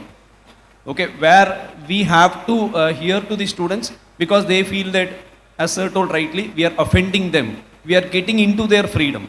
The third important thing is, how do we think we have to move forward? Like, I met with an accident because of a simple rule that nobody were following the traffic rule and I was the only fool to follow the traffic rule. So I ended up in an accident. So my question is, how do we visualize things? Do I go with the crowd, like when you go to Rome, you be a Roman, or let me be the odd man out? If I be the odd man out, looking into the moral values, looking into ethical values, will I be left out in the society? Because everybody runs only one way, running to shortcut to success, which I think we were never taught. We means I'm 50-year-old. Okay. I think I was never taught like there is a shortcut to success. You have to earn it, you have to get in there, then only you can achieve. But now we always say there is a shortcut to success. Now, are we just hitting that shortcut to success too much into this generation where they look a way to survive and make money rather than surviving with moral values? Thank you, sir. Okay. Thank you. Thank you for the opportunity. Thank you for these comments. And I would actually like to call upon the two of you, Mr. Balagopal and Dr. Raghavan to comment on some of these things that we just heard. There were two things which I thought related to what both of you said. One was, it is the parents' job to teach, and I think you started off with that, upstream is better. And then how do we define success? I would request both of you to take a few minutes to, share your comments with us, please. I didn't say it's the parents' job. I said it's an upstream problem. So parents are part of the problem. Society in which you grow up is part of the problem. The neighborhood, the peer group, the school you went to, all that is part of the problem or part of the shaping forces. But let me just say, I think the main point I want to make here is Professor Ganeshan made a very interesting point, and everybody, all of you made insightful points. I just want to take this point about what Professor Ganeshan said. Teachers now have deliverables, It is so it is no longer that open-ended from end to end. It is deliverables. So you're supposed to do something, you're measured on that, you're rewarded on that, etc. Now, if you take, that applies not only to teachers, it applies to doctors, it applies to lawyers, it applies to judges, it applies to government employees, everywhere in society. So what happens is, essentially what I want to say is, we are all embedded in a system. And to understand how to cope with that system, you need to take a systems approach. And in systems theory, there is a maxim that structure determines behavior. And unfortunately, there is no escape from that. Anybody who knows system theory knows there's one way to escape it, is to stand out like a nail, in which case you get hammered down or you leave. So let me just give an example. A doctor who is working for a charitable hospital or a non-profit organization or most well-run government hospitals will behave in a certain way. Now that doctor goes to a corporate hospital, the deliverables are immediately said. You shall prescribe 20 MRIs. Whether a patient needs it or not is not important. That's the deliverable. Now this same doctor in the previous employment was behaving ethically, was behaving in the way that he was trained or she was trained according to the Hippocrates oath, etc. All that went out of the window, not because the doctor changed, but the context in which the doctor is working changed. The organization changed, the system changed. So my point here is, essentially individuals always have a choice. I don't believe individuals are helpless. You are embedded in a system, you have a choice. Whether you're an IAS officer, whether you're a judge, whether you're a doctor or whether you're a teacher, you don't have to behave according, if you're not comfortable, you can vote with your feet and walk out. How many people do that?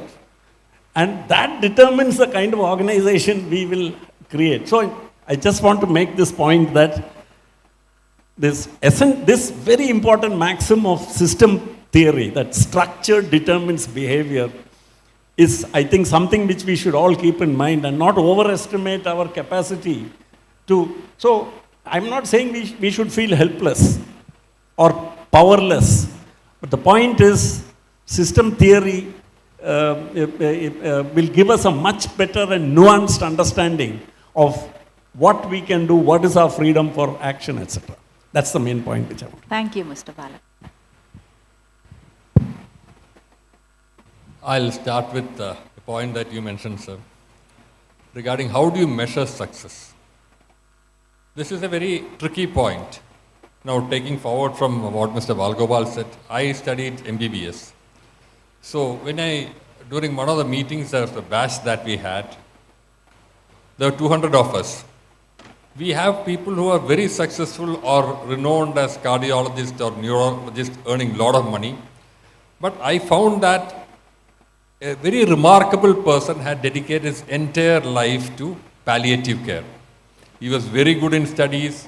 He had secured good marks. I asked him why he did that. Then he said, Raghavan, at the end of the day, I sleep very well because what I am doing is it makes a substantive difference to the life of lots and lots of people. Now, how do you measure success? Is the person who went for palliative care successful in the normal terms? No.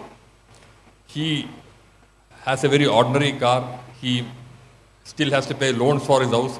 His children go to government school. Whereas his compatriots, colleagues, friends, they all are seemingly better placed in society. So that is an issue that comes up. When you start measuring success with money, obviously people try to use shortcuts. So where do you draw a line on this thing? Where are these values inculcated? I still believe that there's a huge role for deterrent. You mentioned about the Singapore example. If you find that a person who does wrong is punished, well, then that's a huge deterrent. Nobody wants to go to a prison.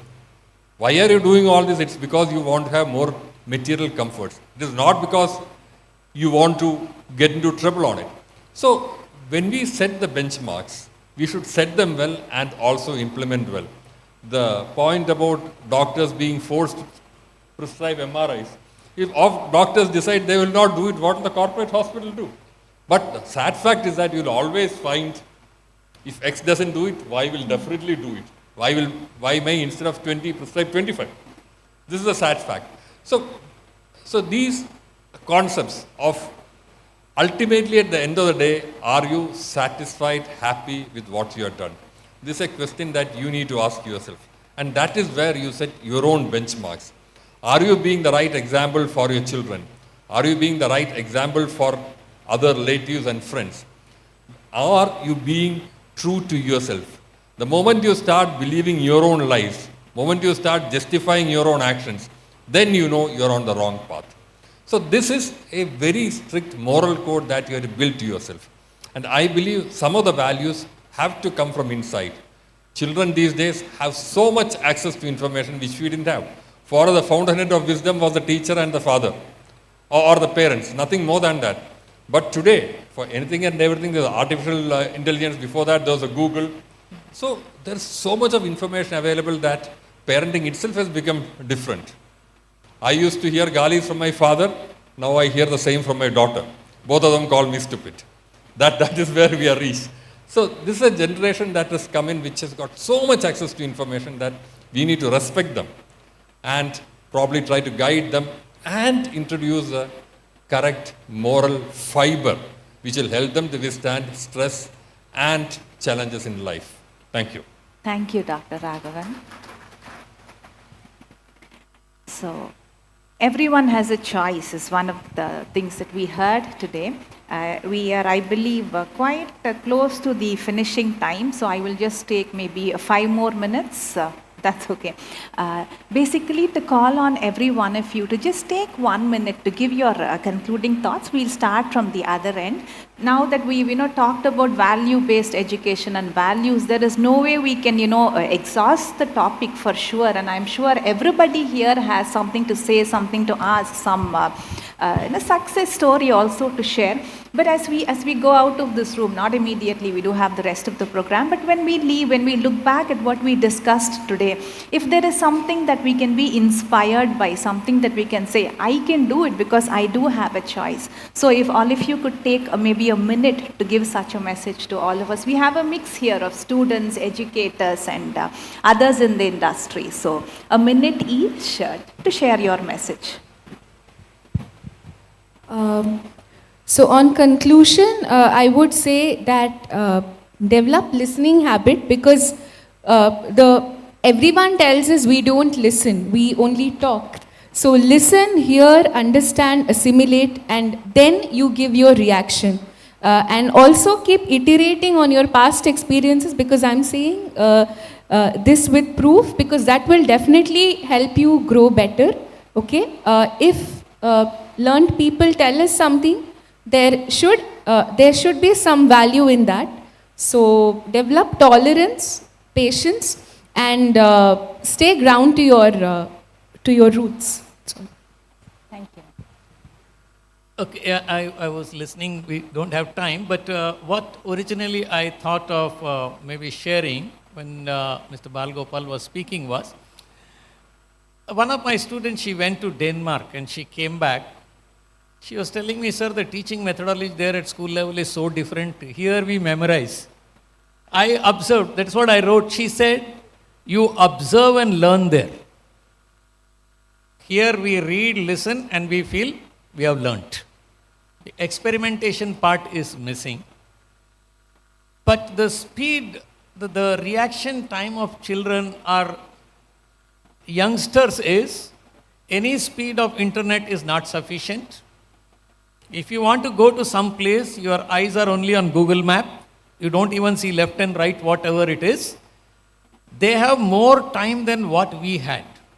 You are given a topic, maybe you spend 4 hours in the library to find the solution.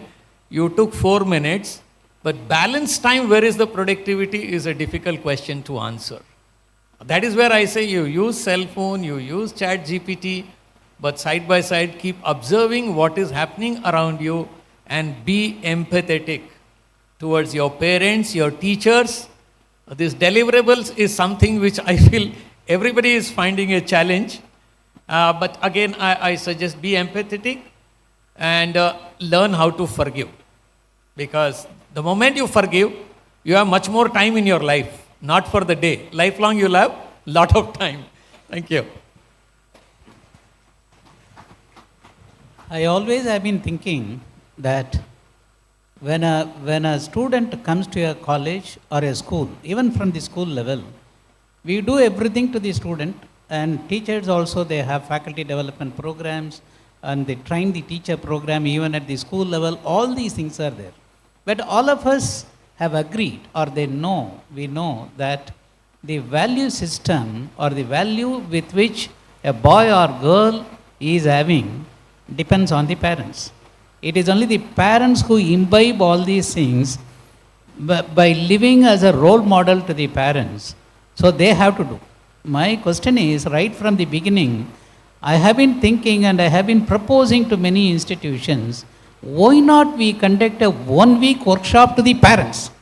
Even before the student comes to the class, even before the commencement of the classes for the student, why not every year, why not we conduct a 1-week workshop for the parents so that they can become a good role model and create a value system and thereby make the work of a teacher really productive, really useful to the society and to the individual student also. If we can do that, nothing like that. Thank you. Thank you. Thank you, sir. I'd say that the purpose of education has always been to open one's mind and make it receptive to new thoughts and ideas. All the youngsters are supremely intelligent. It is just that they need to keep their mind open and receive new thoughts and ideas. And keep learning. You will make mistakes. Never hesitate to do something for fear of failure. It is only from failures that you learn. But make it a point to learn from failures. A person who has been successful all through has not learned much. He has either been simply lucky or did not meet a situation which challenged him. So face the challenges boldly, keep your mind open, and do the right thing. This is what I have to say. Thank you. Thank you. I'm not going to give any advice to the young people because I think we have a lot to learn from them, frankly. My generation, for instance, I don't think we did a great job either in this country or in any country. So we have no role models, quite honestly. Recently, I visited a maker space in Kalamassery. It's called Thinker Hub. If any of you get an opportunity, please go there. It is just adjacent to the QSAT campus. It's run by a set of young people. They're all exceptionally talented, qualified people, all engineers, etc. They have voluntarily taken this, and it is not that they made $1 million somewhere else and decided now to have a good time and do social work or anything. They are very much in the prime of life when we expect that they should be thinking of using their engineering and management skills to earn big 6-figure salaries and all. Here these guys, they are earning money and putting it into this Tinker Hub. It's called Tinker Hub to help other young people. I was invited there as, I don't know what they thought, that I was an expert in what subject. I don't feel expert in anything. But when I went there, I just spent time observing and learning. And my wife and I, both of us have decided we'll go back at every opportunity we get, we'll go back to Tinker Hub to learn from them. So first, young people are much more capable than what we think they are. They don't need our advice, frankly speaking. They just need to be allowed to, the creativity and innovative character which is inside them should be allowed to come out. They have a quality we never had. They are fearless. They are not afraid to make mistakes. We were brought up in an education system where the worst thing which can happen is that you make a mistake. And so we were fearful, our generation. Here you have a fearless generation. So frankly speaking, I don't have any advice for the young people. I only say to the teachers and to the older folks, what I have to say is, allow these young people to test out their ideas, to follow their passion, to follow their visions, and you will find that they will create a much better world than we created. Thank you. Thank you so much.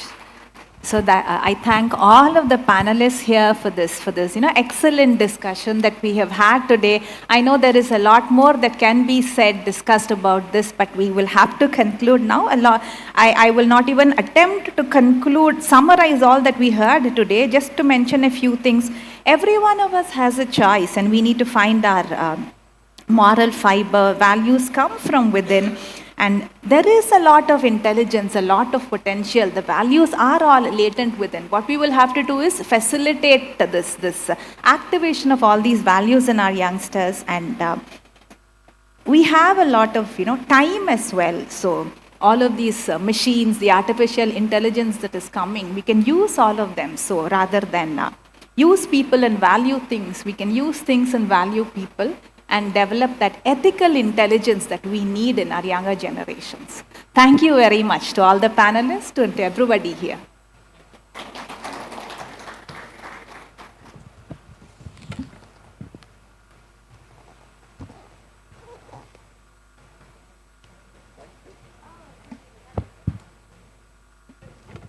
Sir, can you please wait?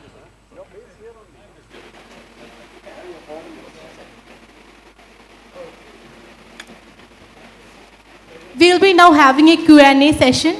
I kindly request the panelists to please be there so that you can address the question.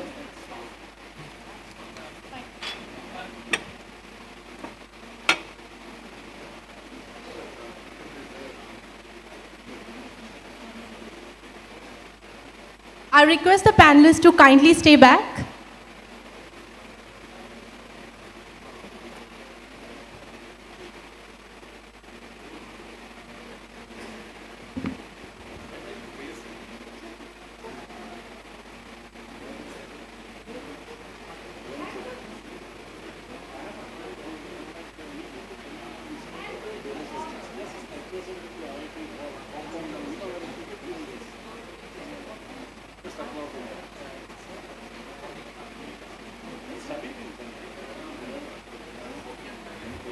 Hello. Thank you to all our esteemed panelists for the inspiring and insightful discussion. As we conclude a truly enriching panel discussion, let's take a moment to honor the individuals who have shared their insights and wisdom with us today. To express our sincere gratitude, we now invite our panelists to accept a small token of appreciation, a memento that reflects our admiration and respect for the time and expertise you have so generously shared. But the celebration don't end here. Let's pause to appreciate a larger group of exceptional individuals, the true driving force behind our journey. So with pride and gratitude, let's begin the awards and recognition ceremony. Let us celebrate our inspiring panelists and the other associates who continue to embody excellence, inspire growth, and move us all forward through their actions. I invite Mr. S.S. Sreejith, CEO, Mr. Matthew Abraham, COO, and Mr. Tom Jose, CIO of GIIMS, to do the honors.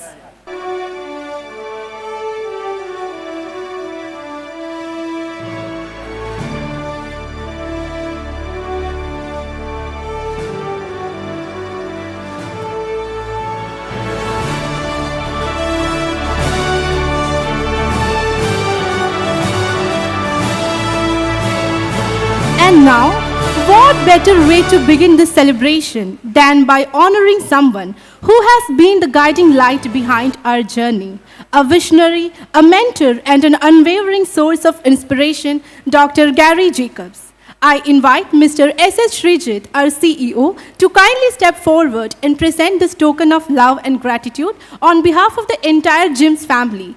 I request Ms. Janani Ramanathan to kindly accept the token of appreciation on behalf of Dr. Garry Jacobs.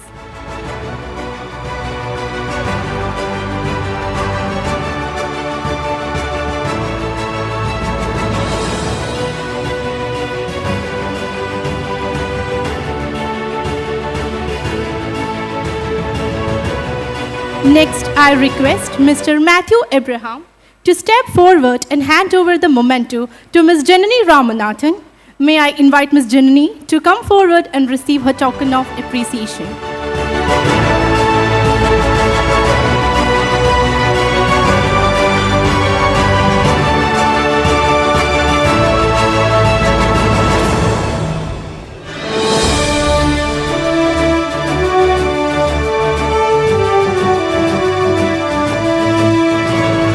Next, I request Mr. Tom Jose to kindly present the memento to Mr. Balagopal Chandrasekhar in appreciation of his valuable contribution.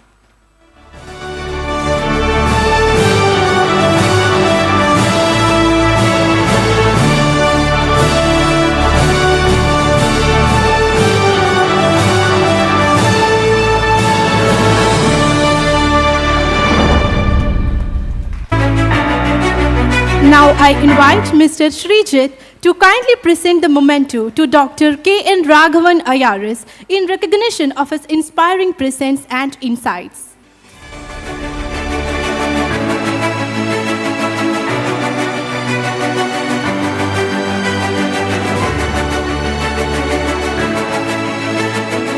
Now I request Mr. Matthew Abraham to hand over the memento to Professor Ganeshan Shivapunyam for his meaningful contribution to the discussion.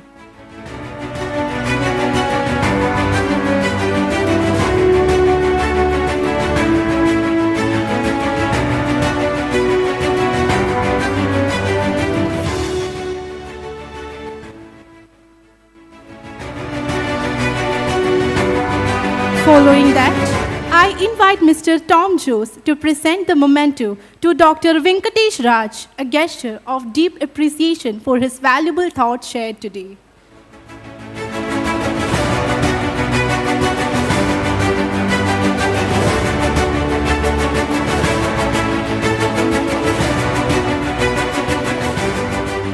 Thank you to our panelists. Let's carry these takeaways forward. I request everyone to please take your seats.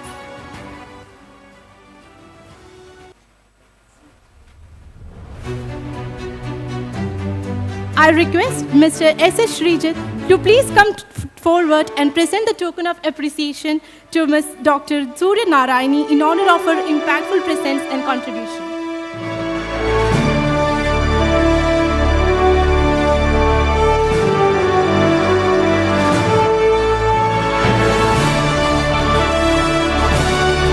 Thank you to all our panelists. Please take your seats.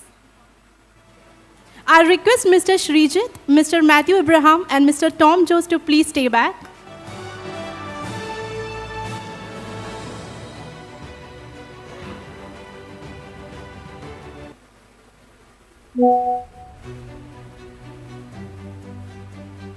Now, as we continue to honor the pillars of GIIMS who have shaped our journey over these 10 years, we take a moment to remember a man whose vision and leadership laid a strong foundation for what GIIMS has become today. Daniel John, our beloved former director, was not just an administrator, but a true torchbearer of our values. Though he is no longer with us, his legacy continues to inspire every step we take. At this time, we invite you to join us in watching a short tribute, a glimpse of the remarkable journey of Mr. Daniel John and the indelible mark he left us on the GIIMS family. As a mark of our deep respect and appreciation, we now invite his family to join us on the stage and accept a memento on his behalf.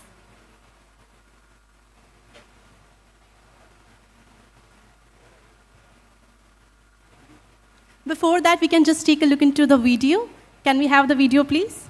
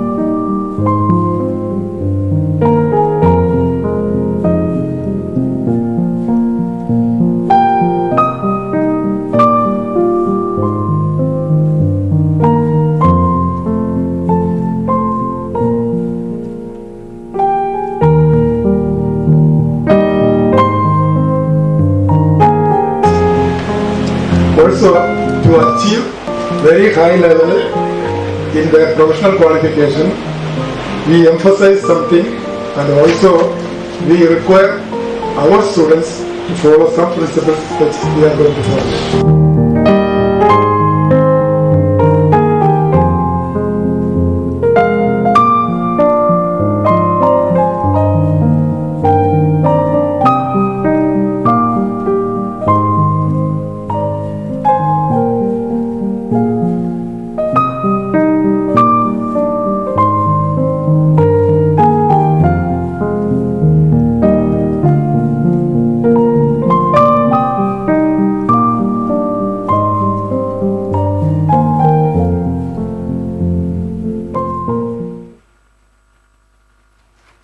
As a mark of our deep respect and appreciation, I request S.S. Sreejith sir to present a memento to his family on behalf of the entire GIIMS family.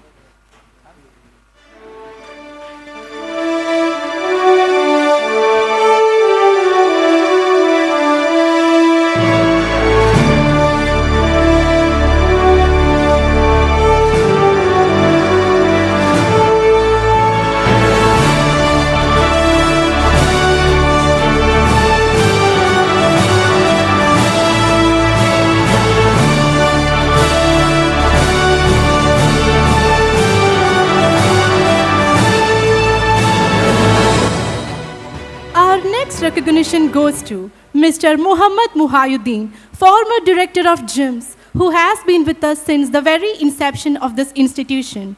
With deep expertise in logistics and supply chain management, Mr. Muhammad was not only an able leader, but also a mentor who personally trained and empowered countless students in the field. Sir, please join us on the stage to receive the token of appreciation for your enduring legacy.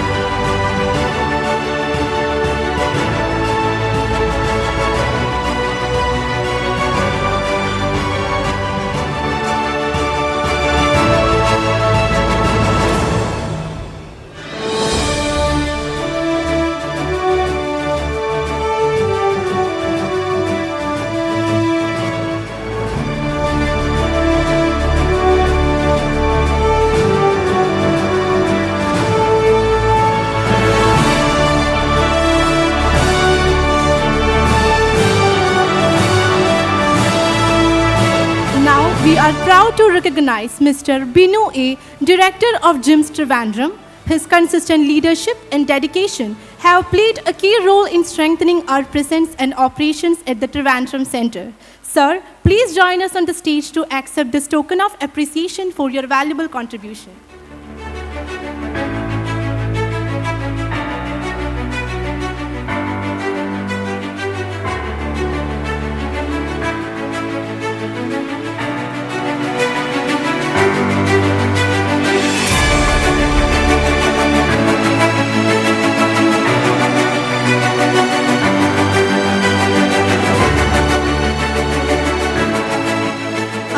next honor goes to Dr. M.S.R. Dev, former director of ISRO and former chief patron of GIIMS. His leadership and expertise have played a key role in strengthening the academic and strategic direction of GIIMS. Dr. M.S.R. Dev, please join us to receive the token of appreciation. Moving forward, our next recognition is for Ms. Haripriya U, DN and Head of the Department.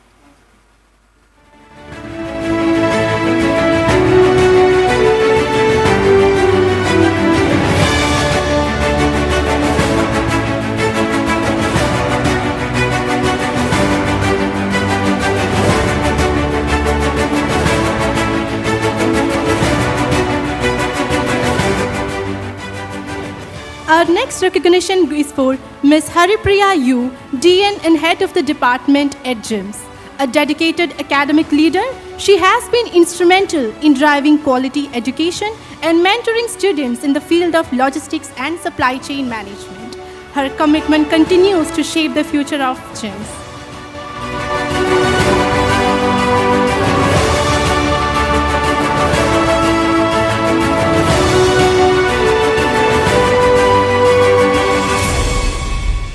Our next recognition is for Mr. Mithun Shankar, Senior General Manager, Corporate Relations at GIIMS. His efforts have been crucial in building strong industry ties and creating valuable opportunities for our students through placements and internships. As a gesture of gratitude for your significant contribution, the management is delighted to present you with a special gift, a 10-gram sovereign gold coin.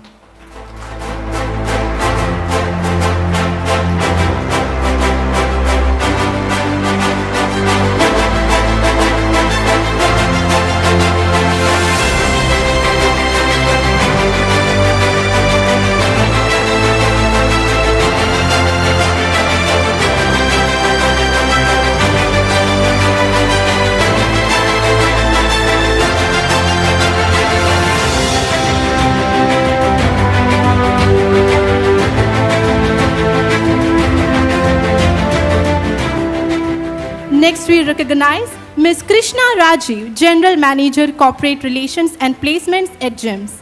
Her dedication has played a key role in enhancing placement opportunities and strengthening industry partnership for our students.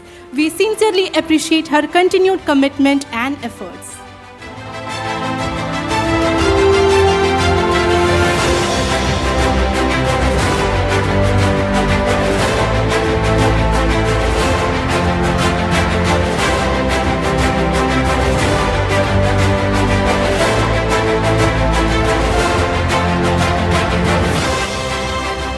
Our next appreciation goes to Ms. Shilpa Gopinathan, Associate Head of Department at GIIMS. With her strong academic foundation and practical insights, she has played a key role in shaping the learning experience for our students in logistics and supply chain management. Ms. Shilpa, please join us to receive the token of appreciation.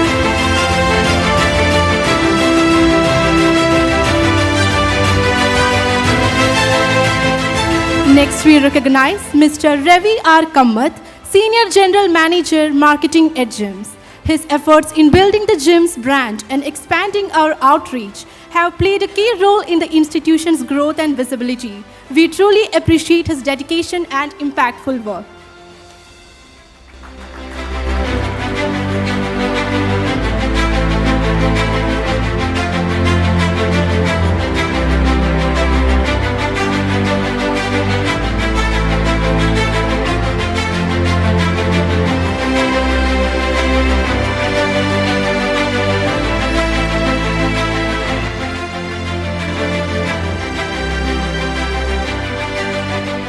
We now acknowledge Mr. Adarsh Wilson, DGM Marketing at GIIMS.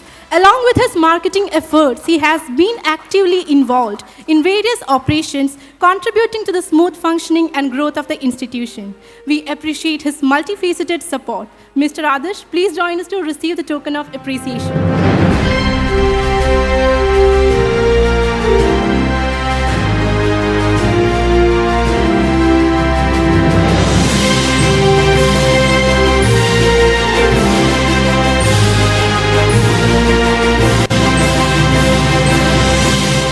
Next, we recognize Ms. Ashwati MR, Head Accounts at GIIMS. Her precision, reliability, and commitment have ensured the smooth and transparent handling of all financial operations within the institution. Ms. Ashwati, please join us to receive the token of appreciation.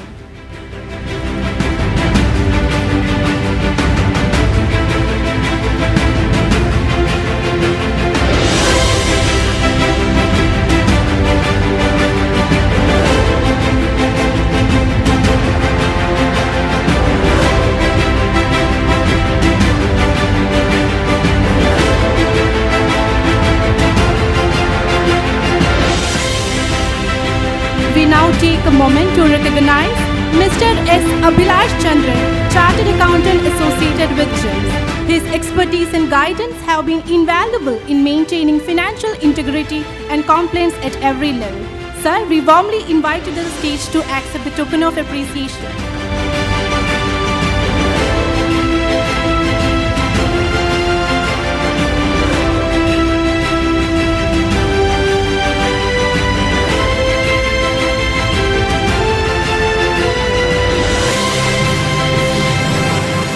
We are pleased to recognize Mr. C.S. Sandeep Kumar S., Chairman of Prayaga Group of Institutions, where GIIMS is conducting its extension program. His support and collaboration have been essential in expanding the reach of our educational initiatives.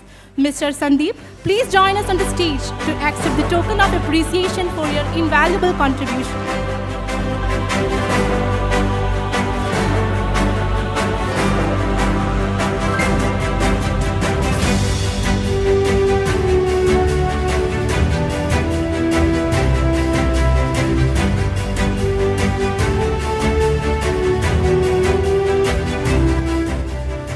We are pleased to recognize Mr. Dilip Das, Director of Das and Nambiar Associate, for his exceptional contribution as an HR and labor consultant. His expertise has been instrumental in guiding and supporting GIIMS in all matters related to human resources and labor regulation. Sir, please join us on the stage to accept this token of appreciation for your invaluable support.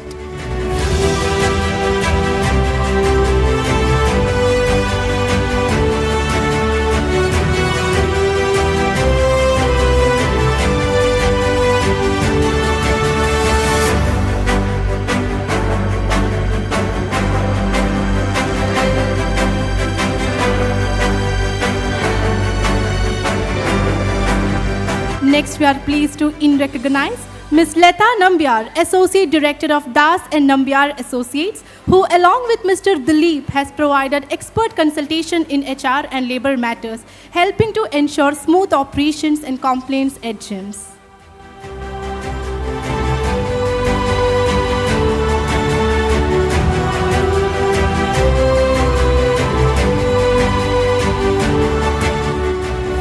We now recognize Advocate Philip T. Varghese of TP Varghese and Associates. His legacy and expertise has continued counsel have been instrumental in guiding GIIMS through key decisions and ensuring adherence to legal and regulatory standards at every step.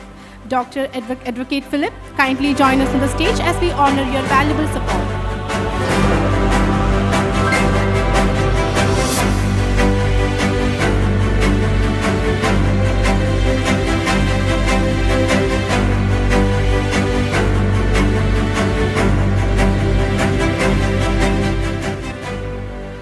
Next, I invite Mr. C.B. Joseph Chavra, Chairman of Media Expressions. His innovative contribution to media and communication have helped amplify the voice of GIIMS, further establishing its presence. Mr. C.B., kindly join us on the stage as we honor your invaluable contribution towards GIIMS.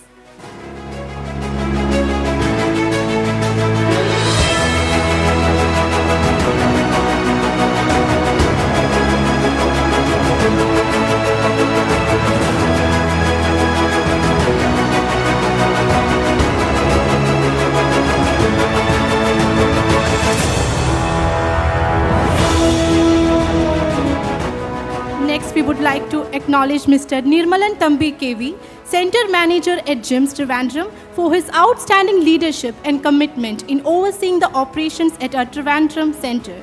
Sir, please join us on the stage to accept the token of appreciation for your valuable contributions.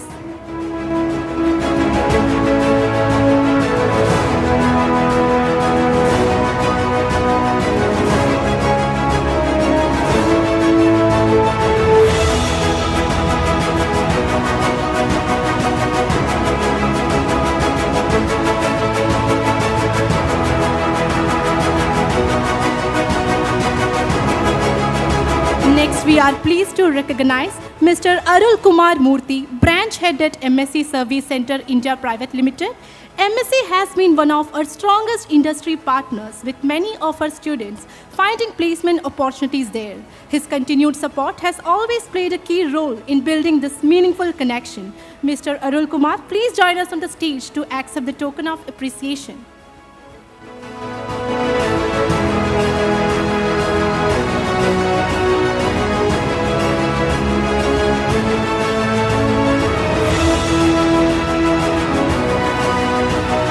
Next, I invite Dr. V. Raman Nair, a distinguished member of our advisory board and technical consultant, who has been a guiding force in the development of GIIMS academic and technical strategies. His expertise and insights have been instrumental in ensuring that we remain at the forefront in innovations and excellence.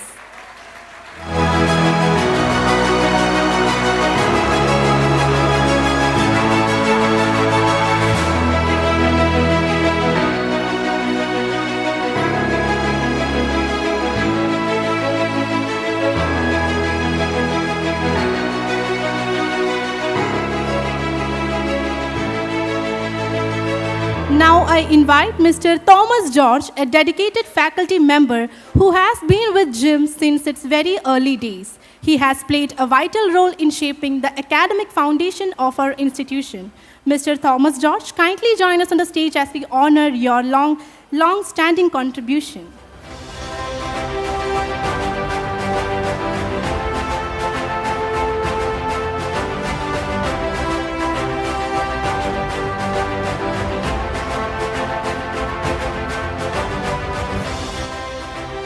Next, we are pleased to acknowledge Ms. Minnie Elizabeth Epen, Consulting Director Academics, for her significant role in revamping our course plans. Her academic insight and strategic input have helped enhance the structure and relevance of our programs. We are also proud to share that Ms. Minnie Elizabeth has contributed an insightful article entitled Evolution of Maritime and Logistics in Kerala, the Pioneers of India, which has been published in the GIIMS Souvenir.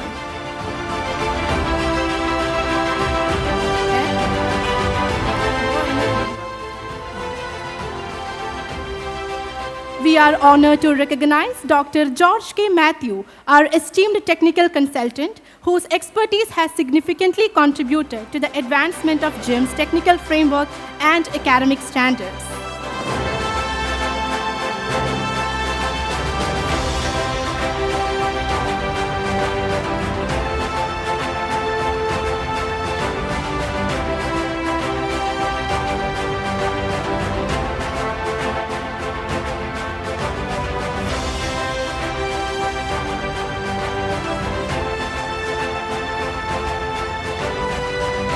Next, we are pleased to acknowledge Mr. V. Murli Kumar Nandika, Director of Rai Blue Logistics Private Limited. Mr. Murli has been a key industry partner, sharing his vast knowledge by conducting insightful III sessions for our students and explaining industry expectations, helping to bridge the gap between academia and the real world.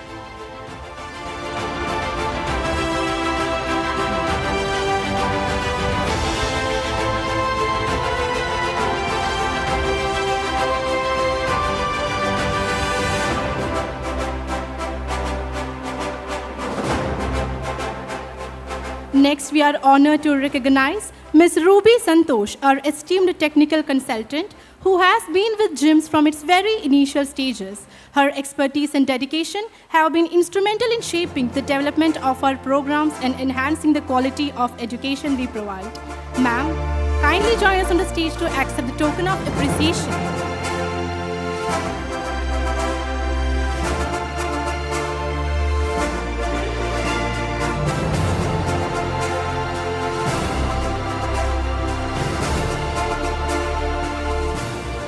Next, I invite Mr. Noel Joseph, Consulting Director, IT at GIIMS. His expertise in technology has been crucial in ensuring that our institutions stay ahead in the digital space, providing cutting-edge IT solutions and support both our academic and administrative function. Mr. Noel, please join us on the stage to receive the token of appreciation for your valuable contribution.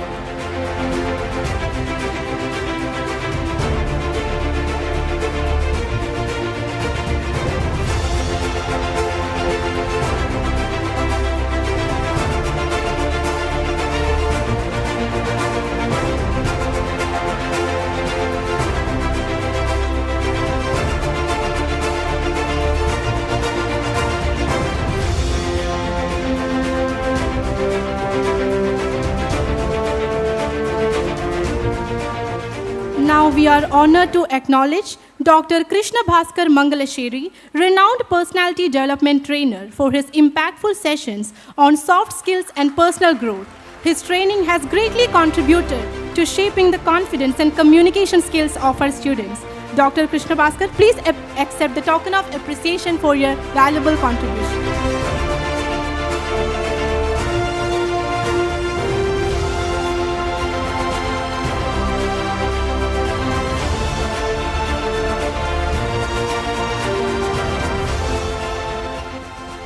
Now we would like to extend our sincere appreciation to Federal Bank Vaitila branch for their continued support and partnership with GIIMS.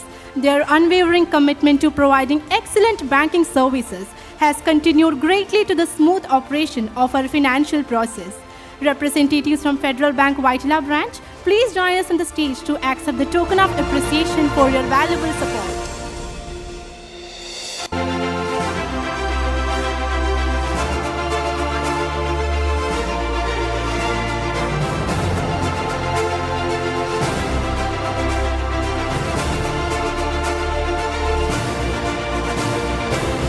Now I invite Mr. Jasif Moideen, Director of Jas Creations. He has been instrumental in ensuring the timely delivery of all our creative work, playing a vital role in keeping our projects on schedule. Mr. Jasif, please join us on the stage to accept the token of appreciation for your exceptional contributions.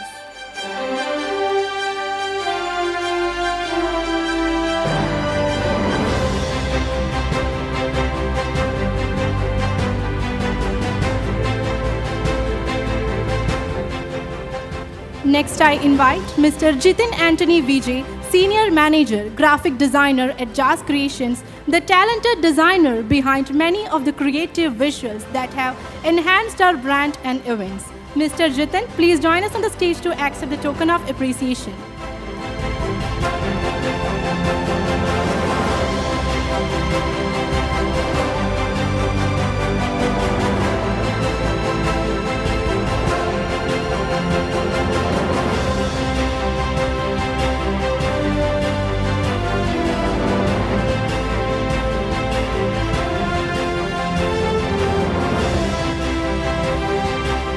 We now take this opportunity to recognize Mr. Fennel Syriac, Commercial Director of Enfertis Group.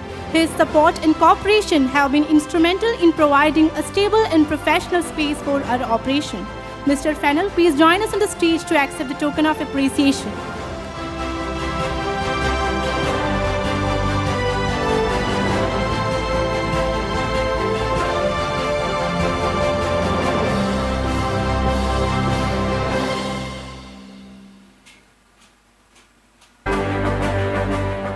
Now we are honored to recognize Mr. Harish Nair and Mr. Ashish Nair, partners at Grid Focus, for their exceptional contribution in providing our corporate gift. Their support has played a vital role in making our events more memorable and impactful. Mr. Harish and Mr. Ashish, please join us on the stage to receive the token of appreciation for your constant support.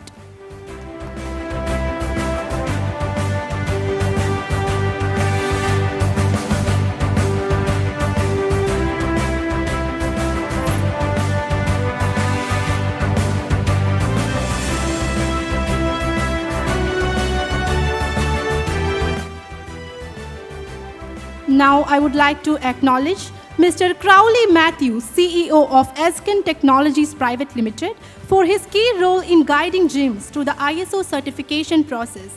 His expertise and support have been instrumental in helping us meet international quality standards. Please join us on the stage to receive the token of appreciation.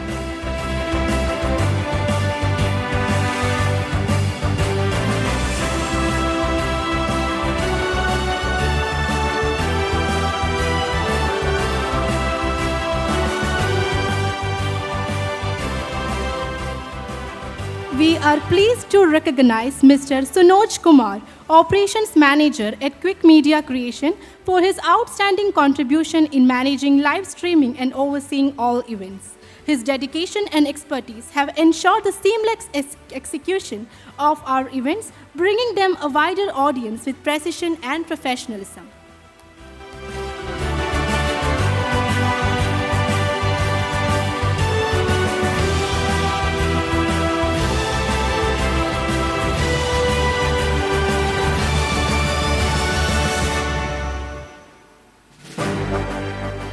Now I invite Mr. Hafiz AA, Director of Extreme Builders. His expertise in interior work has been essential in transforming the spaces at GIIMS, creating an environment that fosters learning and growth. Mr. Hafiz, please join us on the stage to receive the token of appreciation.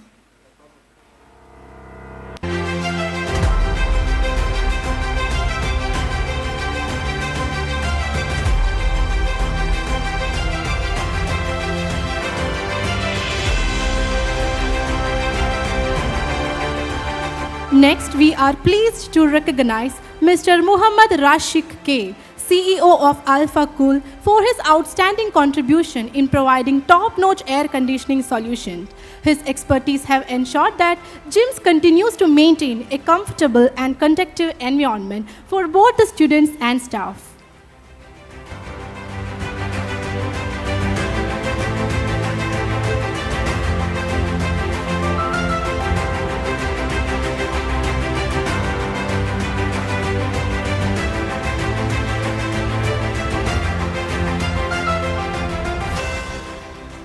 Next, I invite Ms. Lizzie Julius, our esteemed technical consultant, whose expertise in logistics subject has been instrumental in shaping the quality of our curriculum and programs at GIIMS. In her absence, I request Ms. Nino, faculty member, to collect the memento.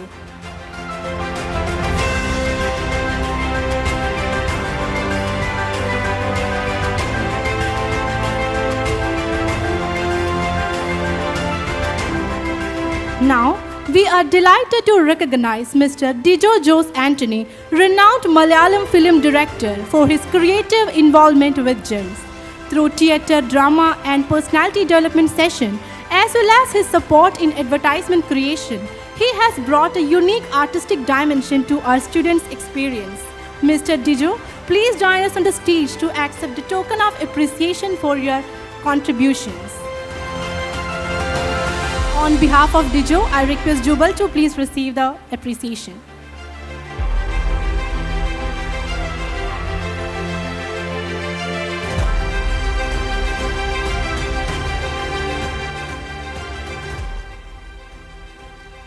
With that, we conclude the formal proceedings for the first half of the day. We now invite all our guests to kindly proceed for lunch, which has been arranged. We hope you enjoy the meal and take this time to relax and connect with each other. Thank you.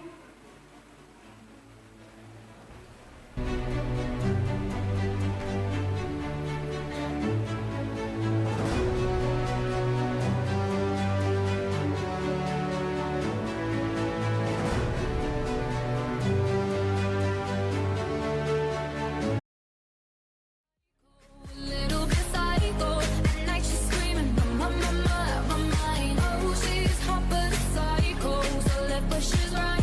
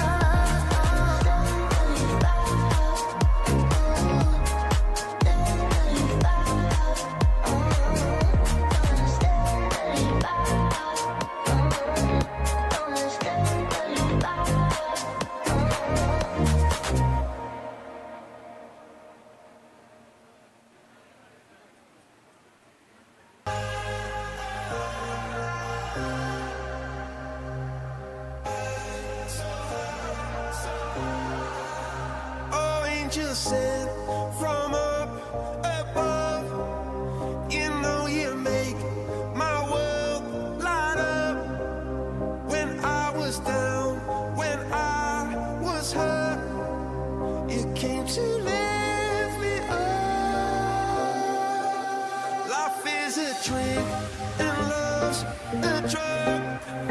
Oh, now I think I must be my user. When I was a river trotter, it came to rain and flood.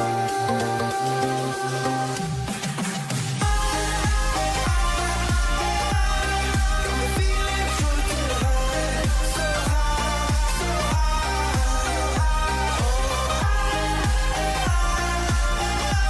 I'm feeling drunk and high, so high, so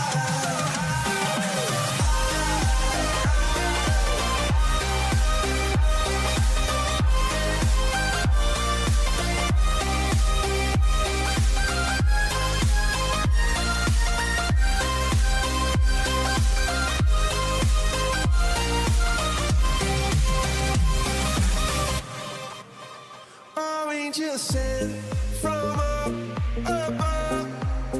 I feel it coursing through my blood. Life is a drink, your love's about to make the stars come out. Drink from me, drink from me. Pour on a symphony. When the low, low, low, low. Got me feeling drunk and high, so high, so high.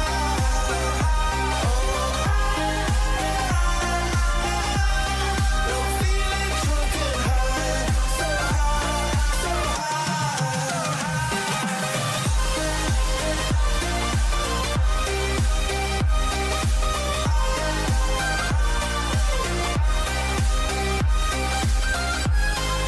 You got it if you want it, got it if you want it, said you got it if you want it, take my wallet if you want it now, jump in the Cadillac, girl, let's put some miles on it, anything you want, just to put a smile on it, you deserve it, baby, you deserve it all, and I'm gonna give it to you, gold jewelry shining so bright, strawberry champagne on us, lucky for you, that's what I like, that's what I like, lucky for you, that's what I like. I kindly request everyone to please be seated so that we can continue our function.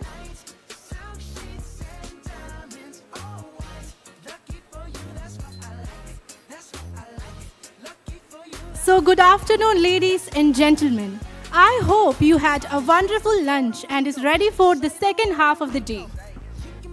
We have two of our associates here with us to receive the token of appreciation. I kindly request our management team to please honor them with the awards. Shopping sprees in Paris, everything 24 carats. Take a look in that mirror. Now tell me who's the fairest. Is it you? Is it you?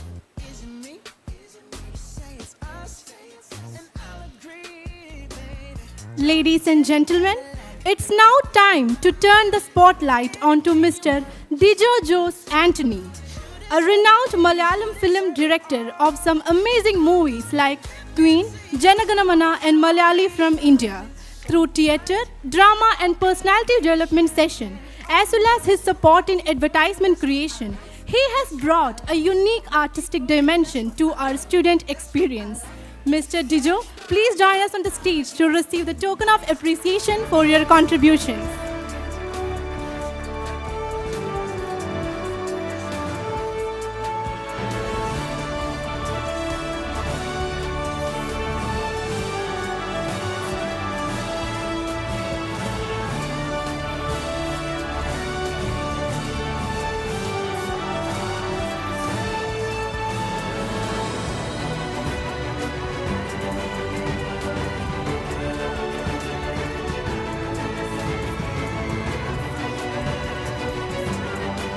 Now we are pleased to recognize Mr. C.S. Sandeep Kumar S., Chairman of Prayaga Group of Institutions, where GIIMS is conducting its extension program. His support and collaboration have been essential in expanding the reach of our educational initiatives.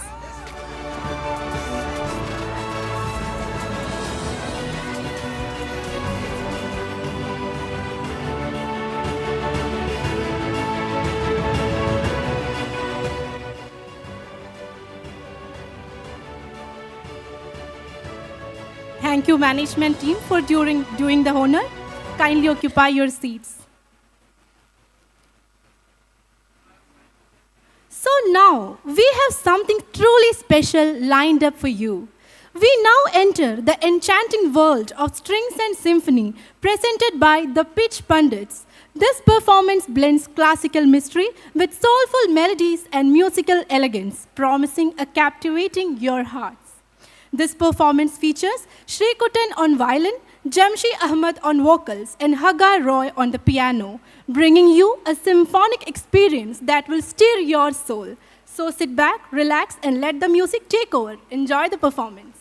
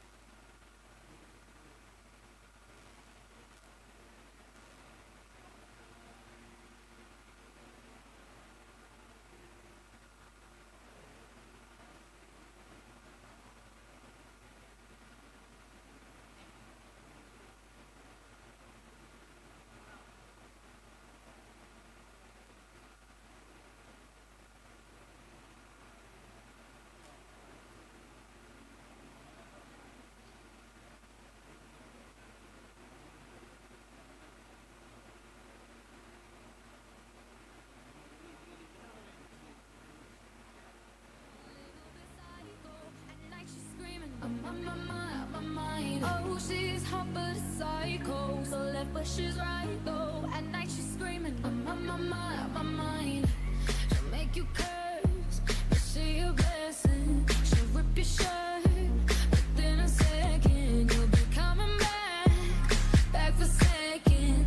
With your play, you just can't help it.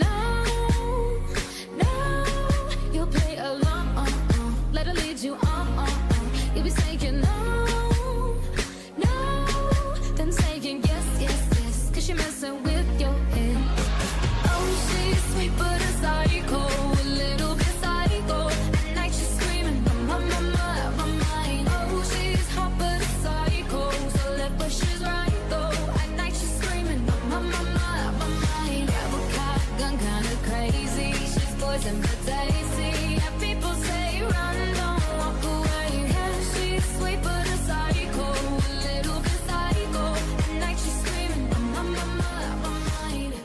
So someone said, don't drink her potions. She'll kiss your neck with no emotion. When she's mean, you know you love it. She tastes so sweet, don't sugarcoat it now. Hey. Hello. Hey. Hey. Hello.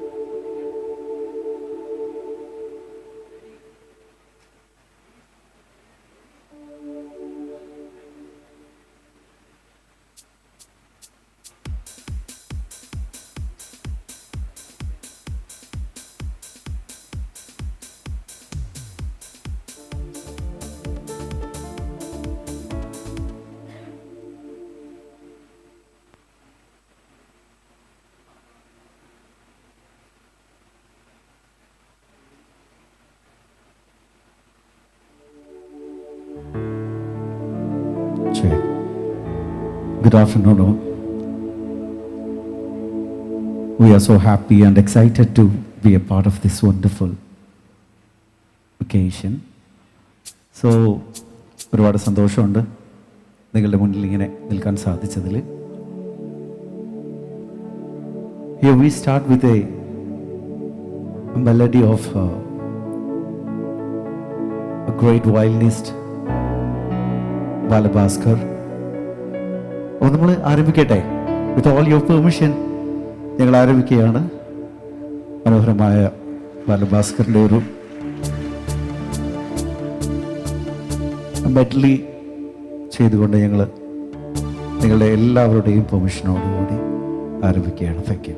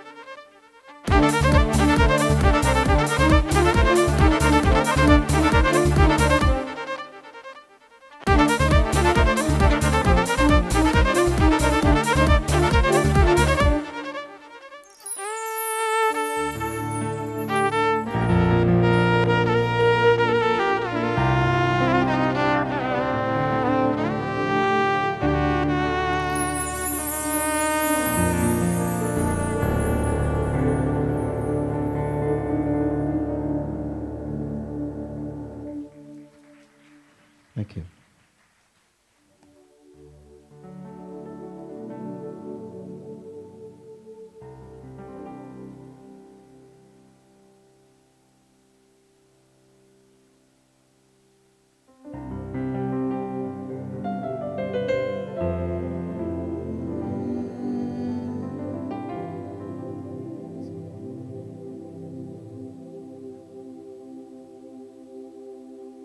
So thank you. ഒരു പാട്ട് കേട്ടല്ലോ, നിങ്ങളെല്ലാവരും കൂടെ support ചെയ്യോ? അടുത്തേക്ക് വന്നാൽ എൻ്റെ കൂടെ പാടോ? I just want to hear something from you. പാടോ? Let's go.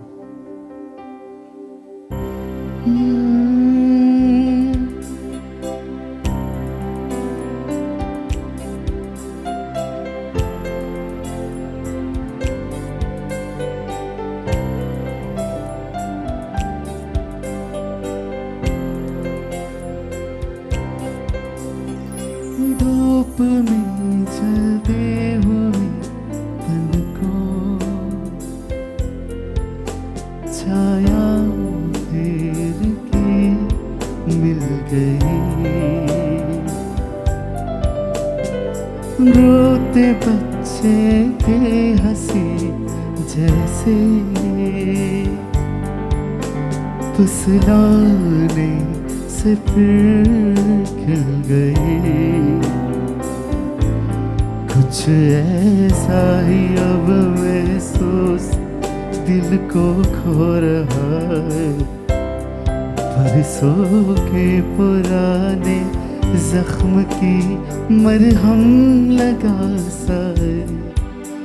कुछ ऐसी चुभन इस लम्हे में है, ये लम्हा कहा था मेरा,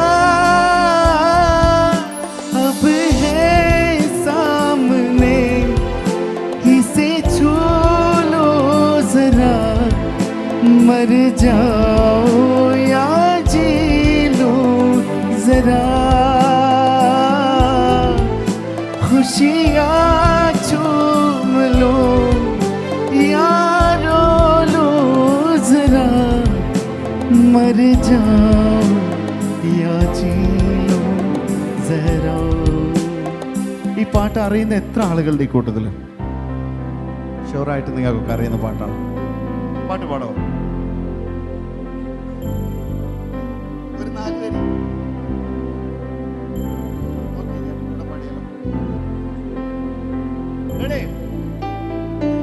अभी मुझ में कहीं बाकी थोड़ी सी है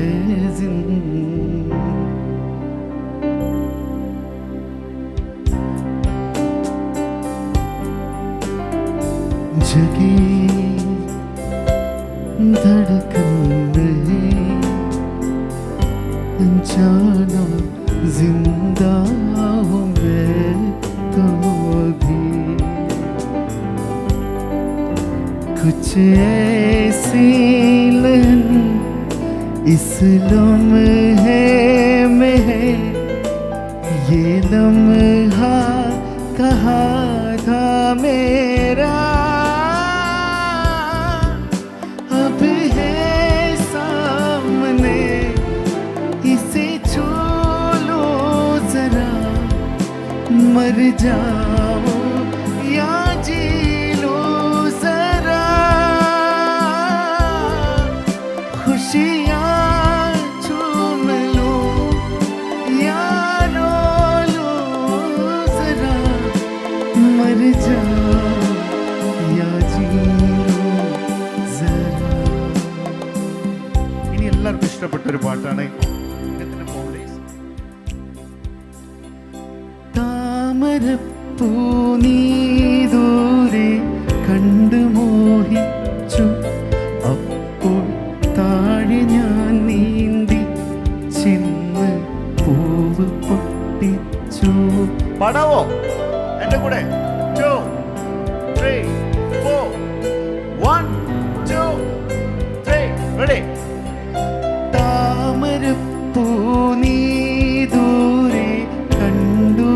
മോഹിച്ചു. അപ്പോൾ താഴെ ഞാൻ നീന്തി ചെന്നു പൂവ് പൊട്ടിച്ചു. പിന്നെ തണ്ടൊടിഞ്ഞ താമര ഞാൻ കൊണ്ടുവന്നപ്പോൾ പിന്നെ നിൻ കവിളിൽ കണ്ടു മറ്റൊരു താമരക്കാട്. പിന്നെ നിൻ കവിളിൽ കണ്ടു മറ്റൊരു താമരക്കാട്. ാമ്പൽ കടവിലന്നരയ്ക്കു വെള്ളം. അന്ന് നമ്മളൊന്ന് തുഴഞ്ഞില്ലേ കൊതുമ്പു വെള്ളം. നമ്മുടെ നെഞ്ചിലാകെ അനുരാഗ കരിക്കിൻ വെള്ളം. നമ്മുടെ നെഞ്ചിലാകെ അനുരാഗ കരിക്കിൻ വെള്ളം.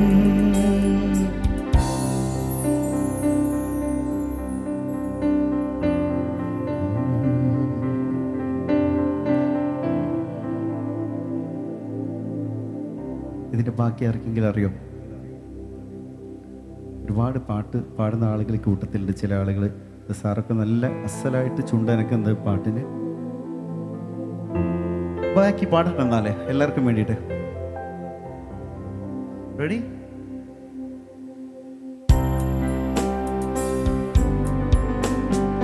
കാട് പൂത്തല്ലോ ഞാവൽ കാപ്പഴുത്തല്ലോ ഇന്നും കാലമായില്ലേ എൻ്റെ കൈ പിടിച്ചിടാ.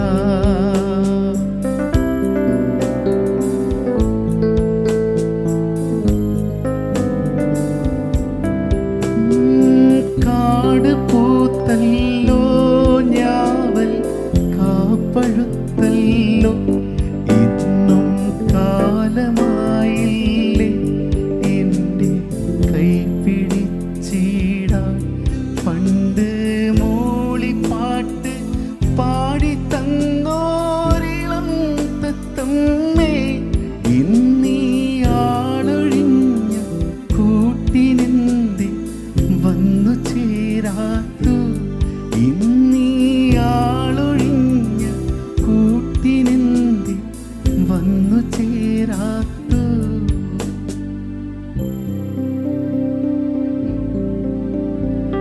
अभी मुझ पे कहीं बाकी थोड़ी सी है जिंदगी. Thank you.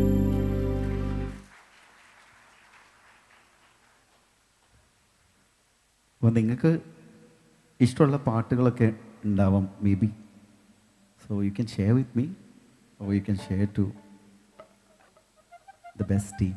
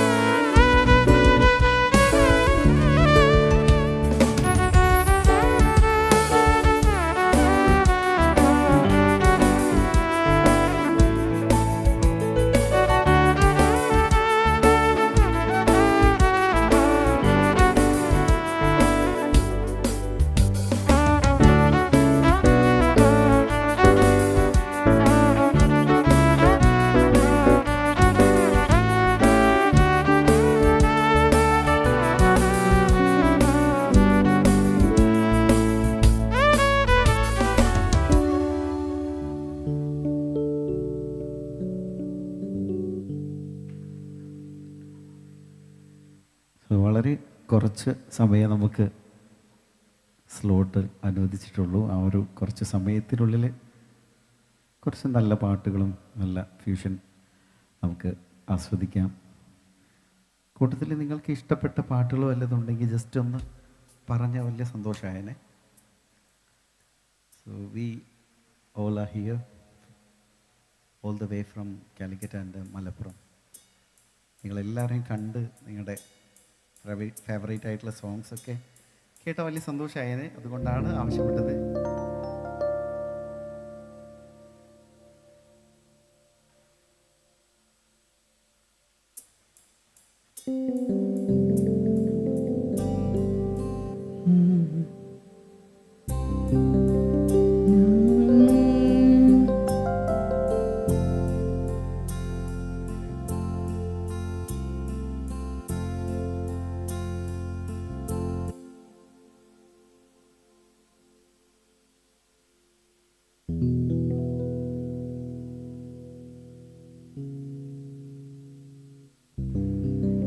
സോ ഈ ഒരു പാട്ട് വൺ ഓഫ് ദി ഫേവറേറ്റ് ആണ് എൻ്റെ. ഹോപ്പ്ഫുള്ളി ഇത് നിങ്ങളുടെയൊക്കെ ഫേവറേറ്റ് സോങ് ആവാൻ സാധ്യതയുണ്ട്. ജസ്റ്റ് ട്രൈ ചെയ്ത് നോക്കാം.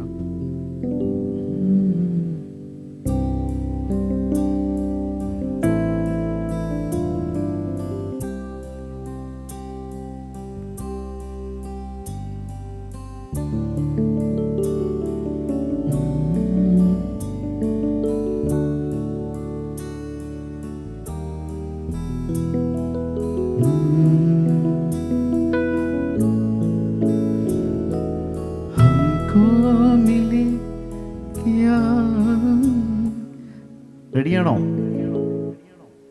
Let's go.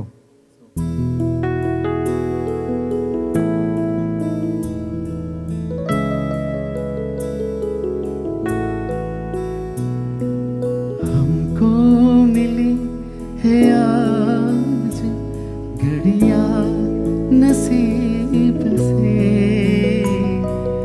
जी भर के देख लीजिए हमको करीब से, फिर आपकी नसीब में ये बात हो न हो, शायद फिर इस जन्म मुलाकात हो न हो, लग जा गले कि फिर ये हंसी रात हो न हो, शायद फिर इस जन्म मुलाकात हो न हो, लग जा गले से।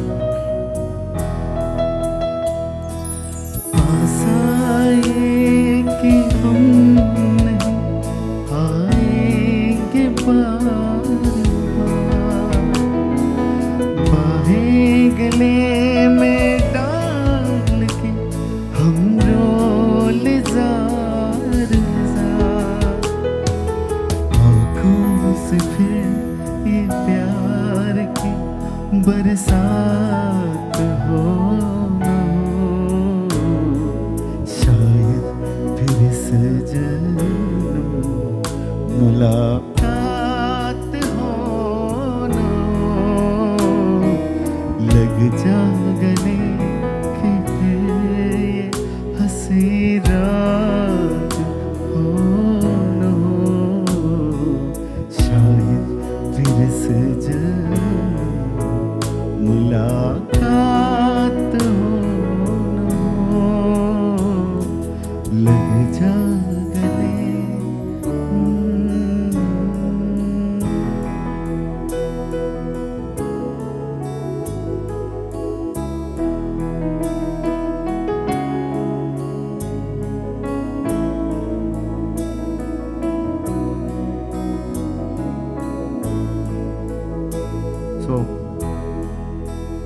ലഘുജാക്കളെയും കണ്ടു.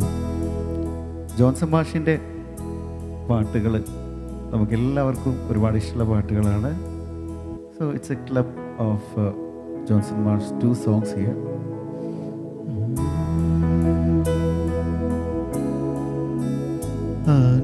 അനുരാഗിണി ഇതായി കരളിൽ വിരിഞ്ഞ പൂക്കൾ,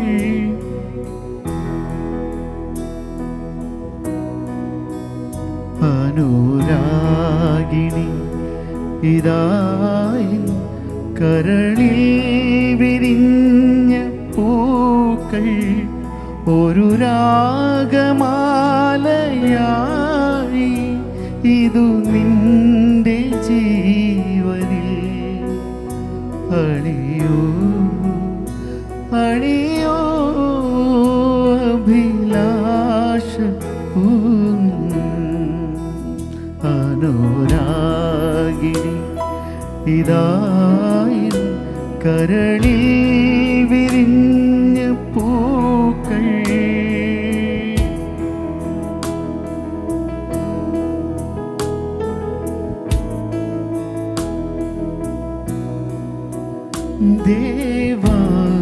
ദേവാങ്കണങ്ങൾ കൈയൊഴിഞ്ഞ താരകം സായാഹ്ന സാനോയിൽ വിലോലമേഘമാ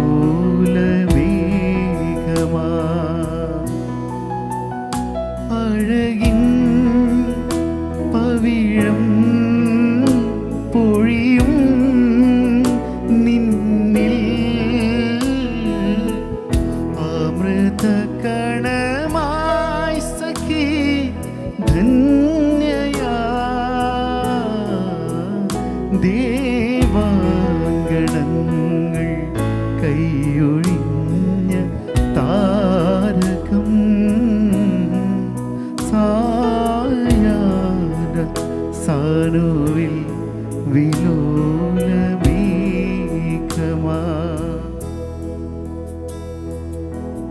സോ അടുത്ത ശ്രീകുട്ടനെ വീണ്ടും സ്വാഗതം ചെയ്യുകയാണ്.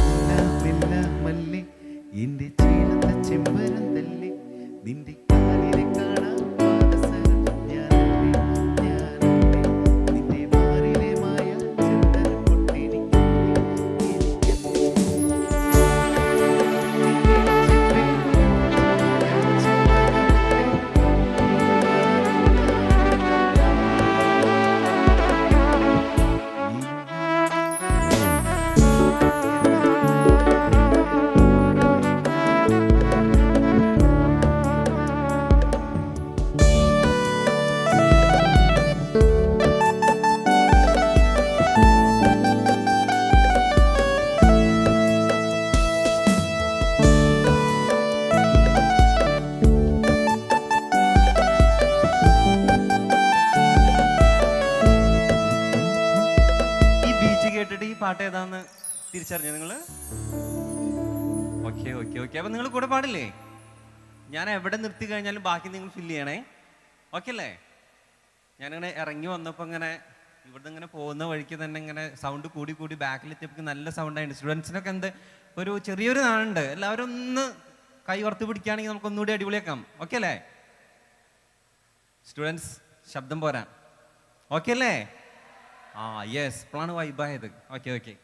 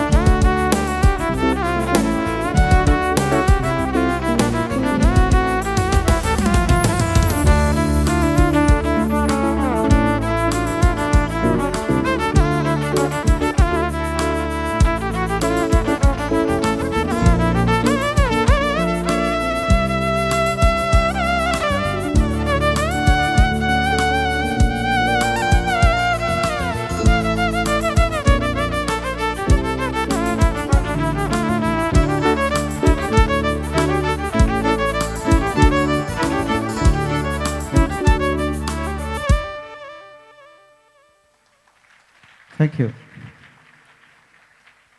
സോ നമുക്ക് കിട്ടിയ ഒരു 40 മിനിറ്റ്സ് സെഷൻ ഇവിടെ അവസാനിക്കുകയാണ്.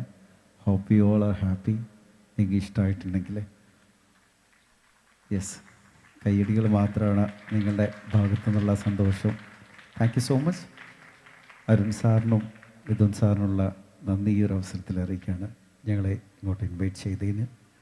ഒരിക്കൽ കൂടി എല്ലാവരോടുള്ള സ്നേഹം അറിയിച്ചുകൊണ്ട് ഈ വേദിയിൽ നിന്ന് വിടവാങ്ങുന്നു.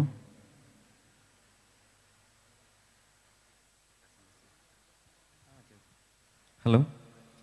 അപ്പോൾ ഇത്ര നേരം ഗംഭീരമായിട്ട് ബാക്ക് ചെയ്ത് ഹഗായി എന്ന് പറഞ്ഞിട്ടുള്ള കീബോർഡിസ്റ്റാണ് അദ്ദേഹം. കുന്നോളാണ് അദ്ദേഹത്തിൻ്റെ വീട്. ഇപ്പോൾ നല്ല ക്ലാപ്പ് കൊടുക്കാം. ഓക്കെ, എൻ്റെ പേര് ശ്രീകുട്ടൻ വിജയ്, ചങ്ങരംകുളം മലപ്പുറം സ്വദേശിയാണ്. Thank you.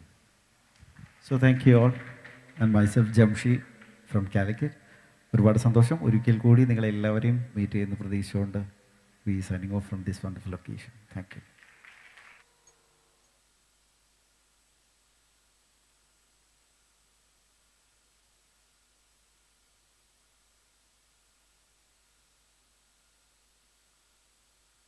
Oh my God, that was an amazing performance. Literally, you guys are the Pandits of pitch. So thank you so much for this wonderful performance.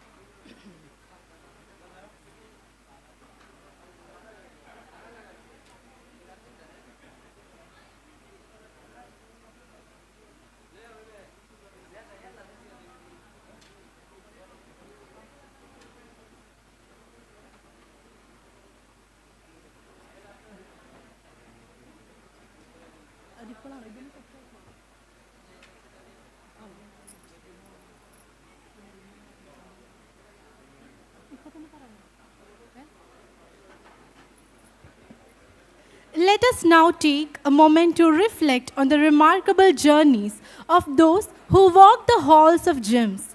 Today, they are making significant contributions across the globe, carrying the valuable values and mission of GIIMS with them. So it is with great pride that we present to you the GIIMS Alumni Video. Can we please have the video? Hi, my name is Anishas. I am from Malapura. I am currently working DV Shankar in Bangalore. Also passed out from GIIMS at 2024 in Liberty batch.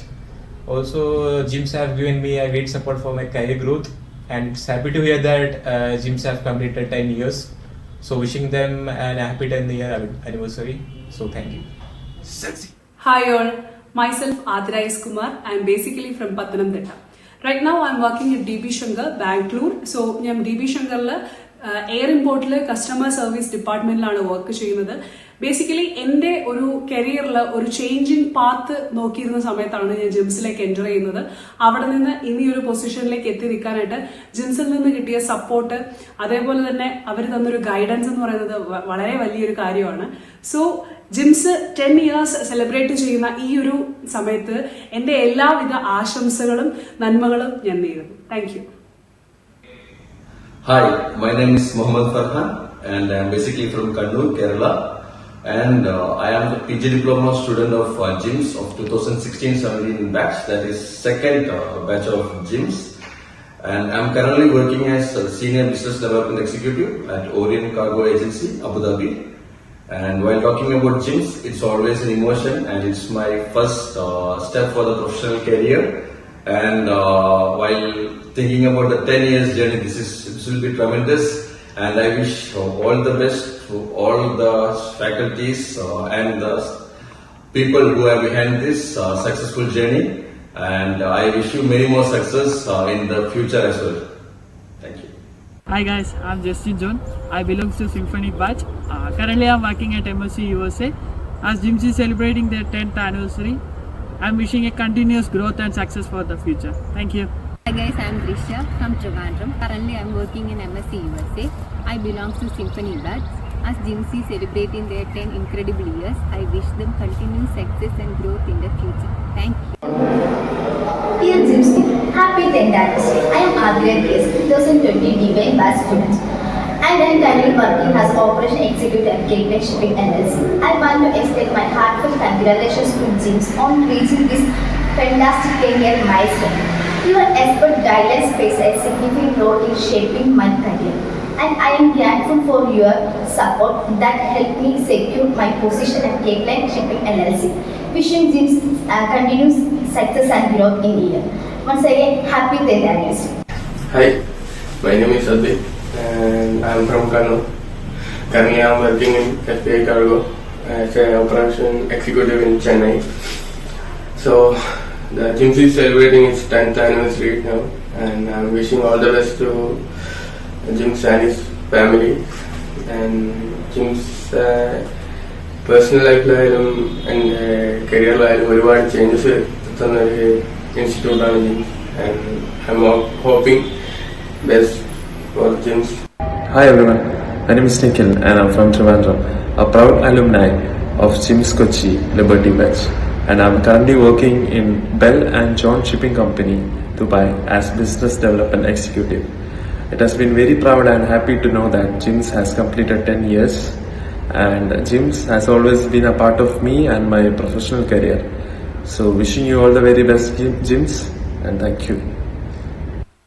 Hello all, hope you all doing good. I'm Sanithas from Kozhikode. I did my PG Diploma in Logistics and Supply Chain Management from GIIMS Cochin, because of which I'm working here in Bell and John Shipping, Kuwait. I'm extremely thankful to GIIMS for providing me this opportunity, and I wish GIIMS all the very best who is celebrating its 10th anniversary. Cheers. I'm Asha Sandesh from Kollam. I'm a junior executive in FE Cargo Private Limited in Chennai. I completed my post-graduation diploma in GIIMS 2025 batch. Congratulations to GIIMS to completing 10 successful years of excellence in managing education. Wishing continued success and growth in the year ahead. May GIIMS keep inspiring mind and shaping future of more decades to come. Congratulations GIIMS to 10 years. Hi, my name is Jaslo Jomon. I am from Pathanamthitta. I am working as a sales executive in Bell and John Logistics, Kuwait. GIIMS celebrating the 10th anniversary. I am very proud to be the part of this celebration. All the best for your celebration. Thank you, GIIMS. Hi everyone, my name is Geetu. I'm in Bangalore now. So I'm working in Daniel Logistics Bangalore as Deputy Manager, Sales Coordinator South. So I was in GIIMS for Divine Peace Diploma batch. And I'm very thankful for GIIMS for who I am today. All the best GIIMS for the anniversary. Thank you. Hi everyone, myself Roslida. I'm from Ernakulam and I completed my PG from GIIMS Institute, and GIIMS plays a major role in my career. Now I'm working in MSc as an executive in Chennai, and now GIIMS celebrating the 10th anniversary. So I'm wishing you all the best for all the members of GIIMS. Thank you so much. Hi, I'm Hamnaza, the proud former student of GIIMS, wishing the entire GIIMS family a very happy 10th anniversary, and here's to many more years of success and excellence. Thank you. Hi, I'm Hamnaza, the hi എൻ്റെ പേര് Melvin. ഞാൻ 2024 life ബാച്ചിലെ സ്റ്റുഡൻ്റാണ്. ഞാൻ മുംബൈയിൽ ഒരു കമ്പനിയിൽ work ചെയ്യുന്നു, pricing ഡിപ്പാർട്ട്മെൻറ്റിൽ. 10th anniversary ആഘോഷിക്കുന്ന GIIMSന് എൻ്റെ എല്ലാവിധ ആശംസകളും. Thank you. Hi GIIMS, Dinshan here from CMS Chennai, 2025 PG student. Wishing GIIMS a joyful and proud 10th anniversary. This institution was a stepping stone that led me to CMS and a promising career. I deeply appreciate all that GIIMS has done for me. May your journey continue to change many more lives. Hi guys, എൻ്റെ പേര് ജയം വർഗീസ്. എൻ്റെ വീട് തൃശ്ശൂർ. ഞാൻ GIIMSലെ 2024 life bachelor സ്റ്റുഡൻ്റാണ്. ഞാനിപ്പോൾ CMS ചെന്നൈയിലാണ് work ചെയ്യുന്നത്. 10ാമത് anniversary ആഘോഷിക്കുന്ന ജിംസിനും അതിലെല്ലാം ഫാക്കൽറ്റി മെമ്പേഴ്സിനും എൻ്റെ എല്ലാവിധ ആശംസകളും ഞാൻ നേർന്നു. അതുപോലെ തന്നെ എന്നെ പോലെ അനേകം പിള്ളേർക്ക് ജിംസ് ഒരു വഴികാട്ടിയാവട്ടെ എന്ന് ഞാൻ ആഗ്രഹിക്കുന്നു. Thank you. Hi, hello, I am Abhijit. I wish you a very happy 10th anniversary to GIIMS, and I am proud to be an alumnus.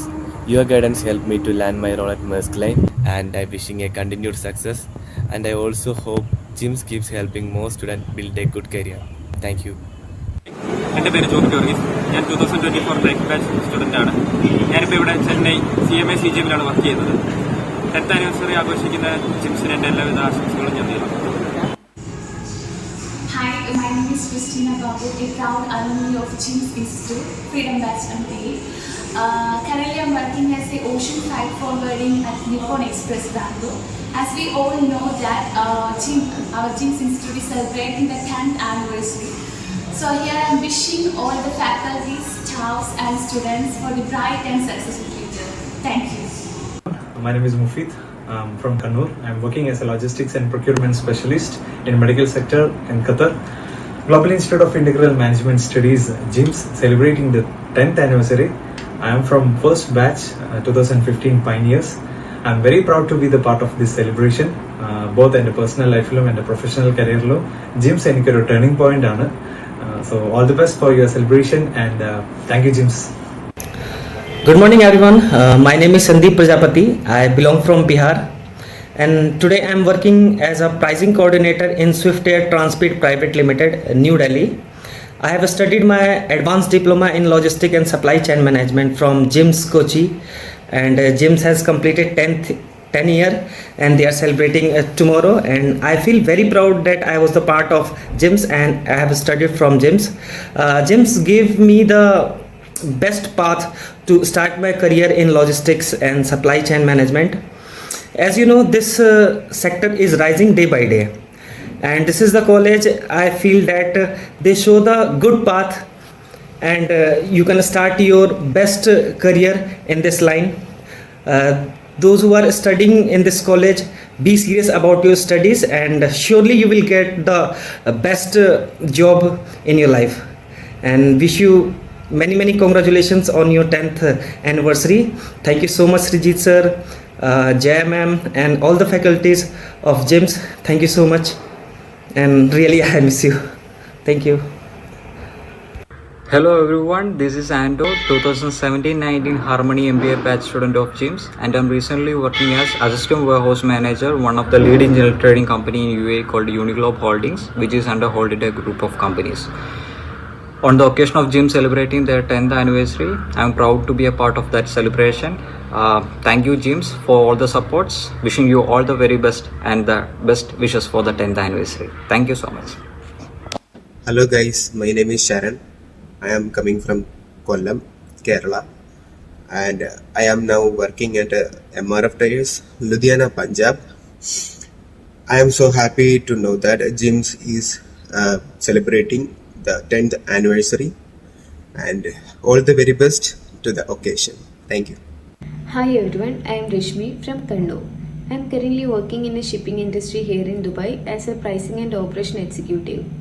It feels really nice to be here today for the 10th anniversary of GIIMS, coming back as a part of the Freedom 2022 batch. I want to thank all the teachers and entire management for the good education and guidance.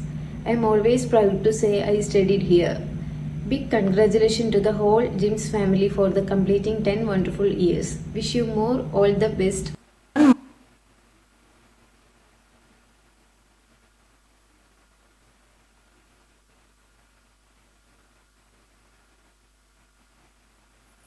What a proud moment for GIIMS to see how their GIIMSians are ruling the industry. So moving ahead. Next we move into our second panel discussion of the day, Leadership in Action, Episode 3, featuring the emergence of Kerala as a maritime and logistic hub. This session brings together thought leaders to explore how this sector is shaping up and what lies ahead. Let's invite our panelists to the stage for this engaging discussion. we have Dr. Unnikrishnan Nair, former General Manager Operations, Jawaharlal Nehru Port Trust, Mumbai, Member Research Board, Indian Maritime University, currently serves as Consultant, UNESCAP. Welcome you, sir.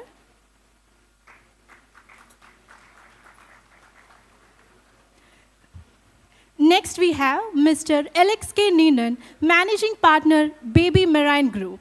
Welcome you, sir.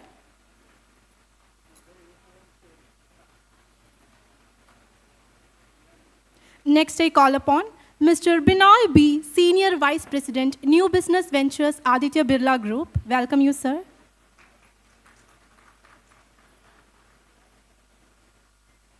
Next, we have Mr. Girendra Babu, Managing Director, JN Freight Forwards Private Limited.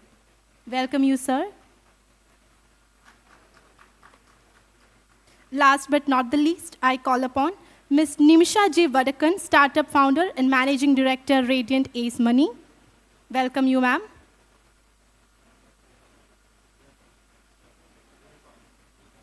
We also have Mr.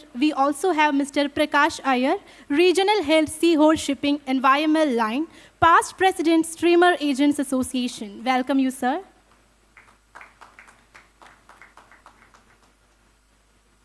So let's get the discussion started. Handing over to you, Mr. Dr. Unnikrishnan Nair.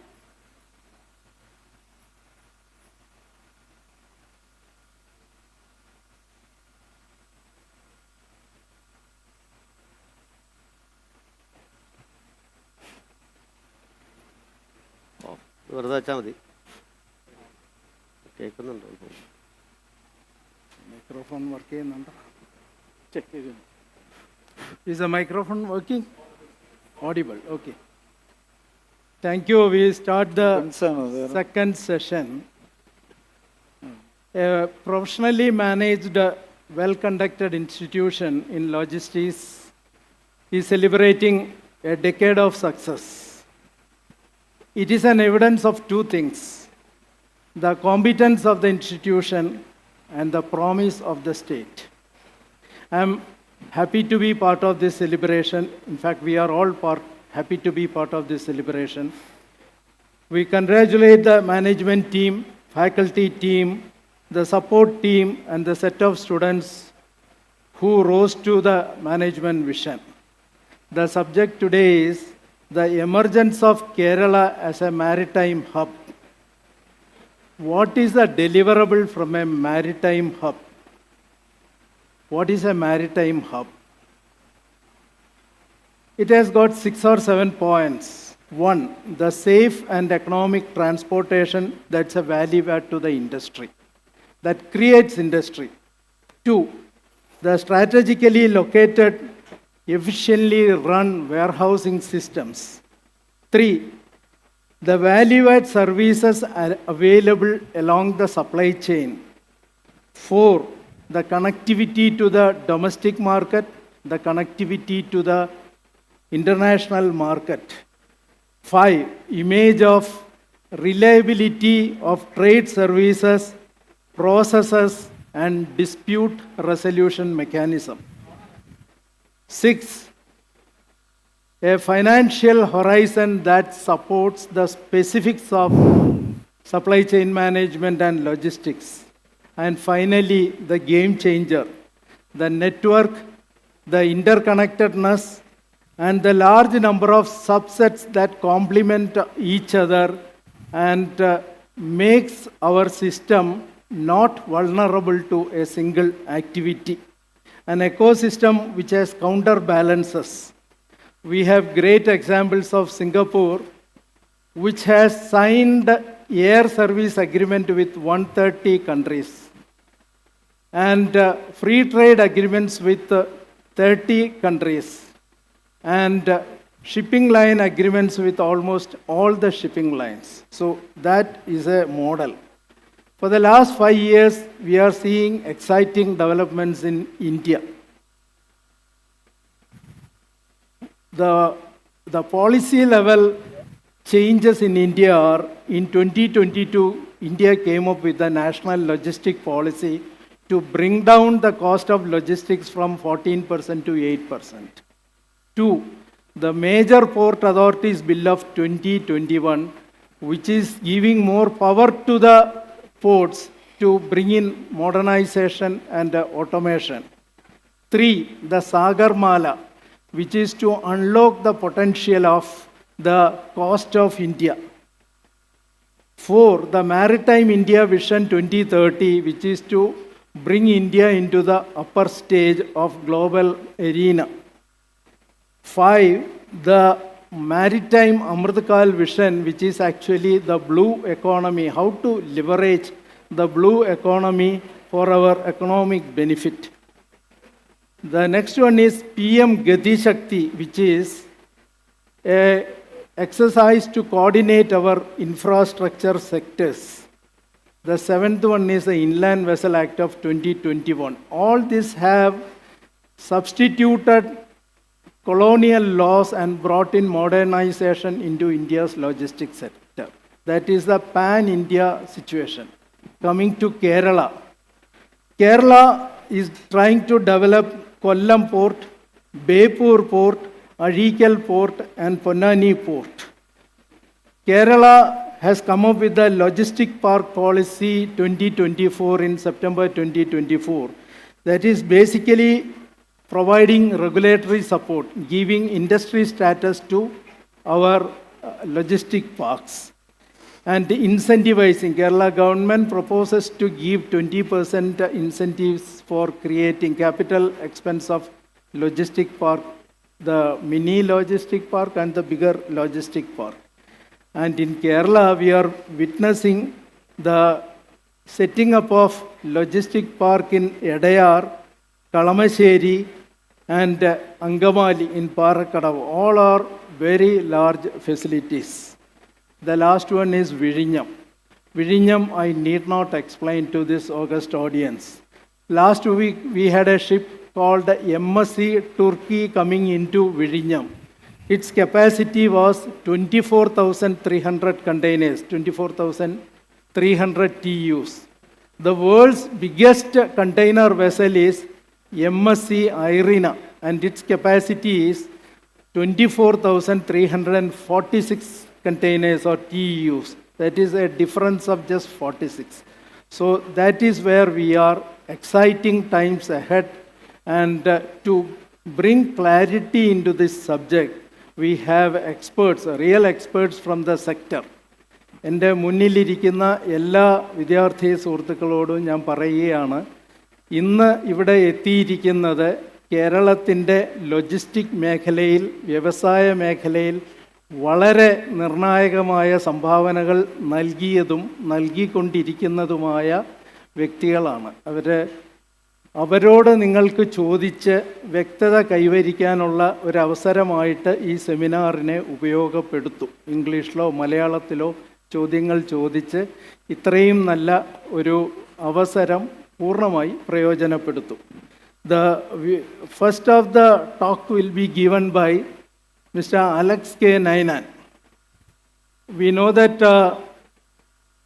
കേരളത്തിൽ നിന്ന് അല്ലെങ്കിൽ ഇന്ത്യയിൽ നിന്ന് ആദ്യമായിട്ട് sea food export ഉണ്ടാകുന്ന 1950 ഒരു മാധവൻ നായർ എന്നൊരാൾ കയറ്റുമതി ചെയ്തപ്പോഴാണ്. അതിൽ നിന്ന് ഒരുപാട് മുന്നോട്ട് വന്നിട്ടുണ്ട്. We have created huge records, and it has come to the leadership of young people like Mr. Alex K. Nainan, who is a managing partner of Baby Marine. In addition to managing his own company, he is at the policy level of many promotional institutions like the Marine Product Export Development Authority as a vice chairman, the Seafood Export Association as its deputy head.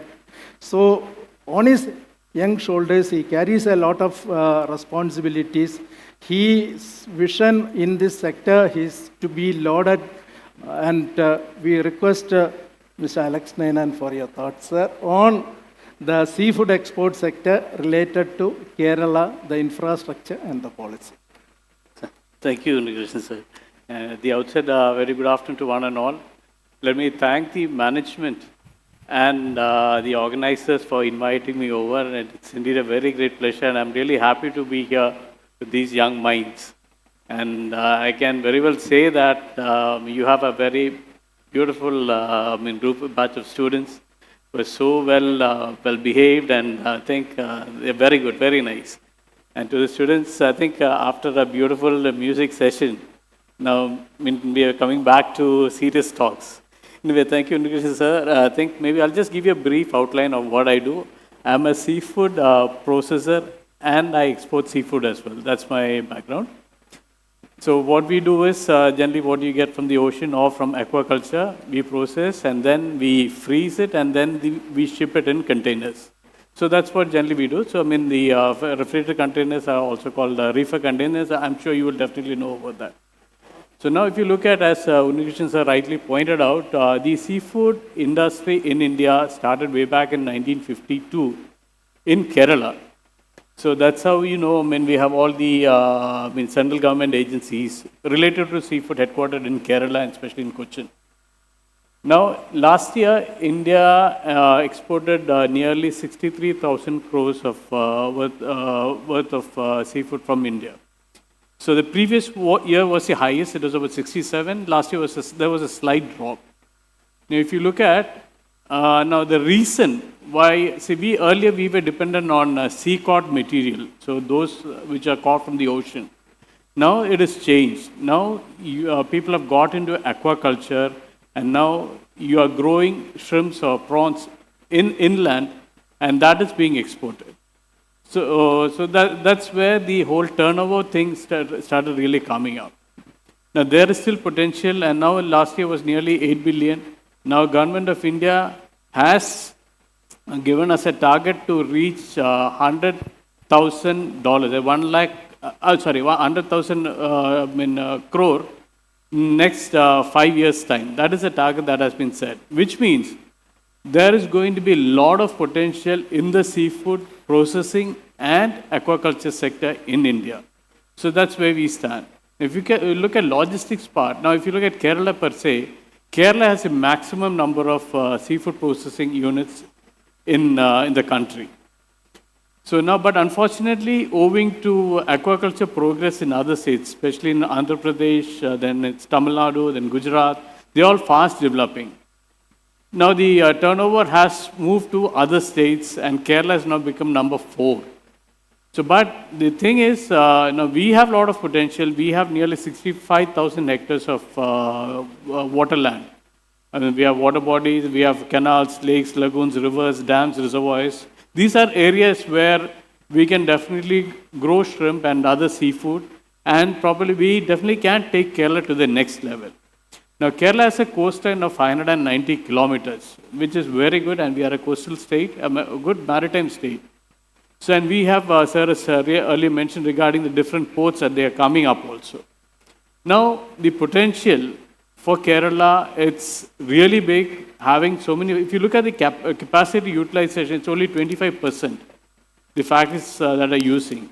Now, what the plan for the seafood industry is, now if you a lot of our products are going into in markets like China, Thailand, Vietnam, and Indonesia, where they are being reprocessed, value-added, and then re-exported to other developed countries like US or Europe or Japan or wherever.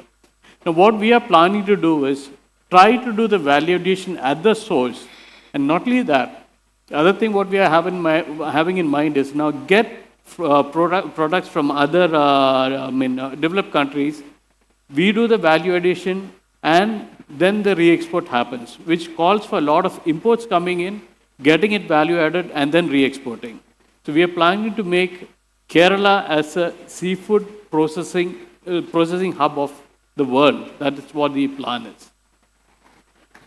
Thank you. Thank you. That's a great eye-opening for the students. Kerala plans to bring in raw material, അസംസ്കൃത മത്സ്യത്തെ കേരളത്തിലേക്ക് എത്തിച്ചിട്ട് കേരളത്തിൽ ഉള്ള ധാരാളം സംസ്കരണ ഫാക്ടറിയിൽ വെച്ച് സംസ്കരിച്ച് അത് വിദേശത്തേക്ക് മൂല്യവർദ്ധിത ഉൽപ്പന്നങ്ങളായിട്ട് വിൽക്കുക എന്നൊരു ലക്ഷ്യത്തോടെയാണ് ഇന്ന് കേരളത്തിലെ മത്സ്യസമ്പദ് വ്യവസ്ഥ പ്രവർത്തിച്ചുകൊണ്ടിരിക്കുന്നത്. അതിൻ്റെ വെല്ലുവിളികളും ഒക്കെ അദ്ദേഹം പറഞ്ഞു തന്നു. എന്തുകൊണ്ട് മറ്റ് സംസ്ഥാനങ്ങളിലേക്ക് നമ്മുടെ പരമ്പരാഗതമായ വ്യവസായം മാറാനുണ്ടായ സാഹചര്യവും അദ്ദേഹം പറഞ്ഞു തന്നിട്ടുണ്ട്. ശ്രദ്ധിക്കേണ്ട ഒരു മേഖലയാണിത്. Thank you very much Alex K. Nainan. We have Mr. Binoy coming next. Mr. Binoy was a former vice president of the Aditya Birla Group. He wears many caps. He is a technology manager, former head of Kerala IDEA. He is a branding ambassador in the industry. He is into many NGO activity as well.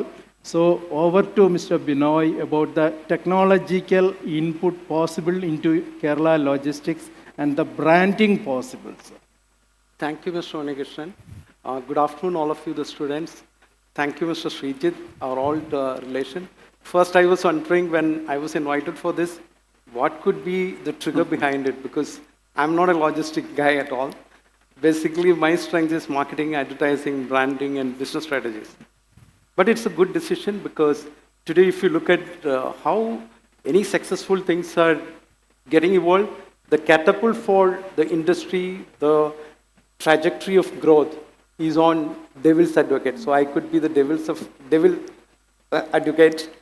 And while you all the students, I rate you are all much experienced and much knowledgeable than me in logistics.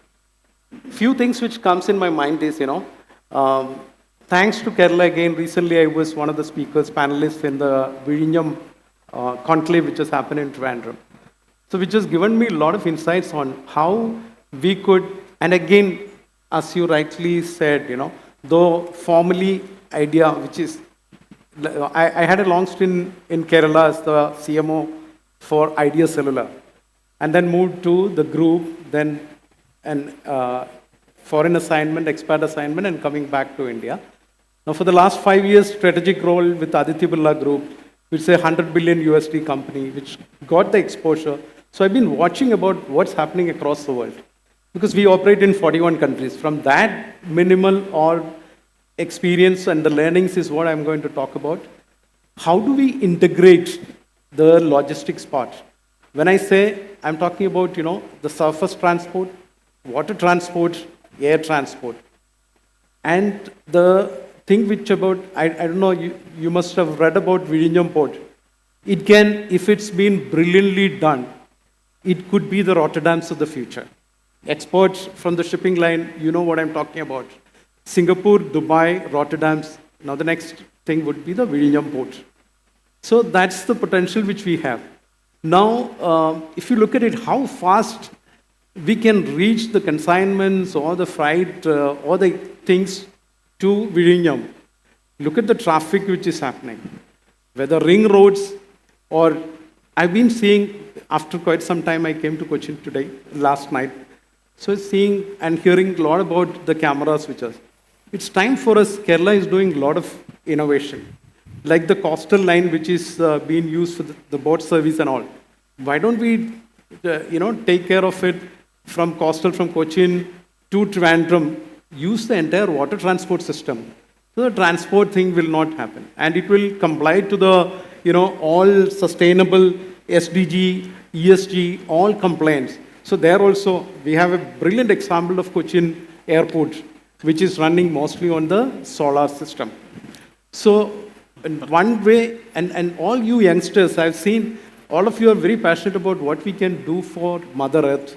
How do we do sustainability? In this context, I would tell you that high time, the logistics and this shipping line or the ports, you should make use of the satellites. Now, what is India when we are talking about? In the last 10 years, we are the fastest growing economy in the world.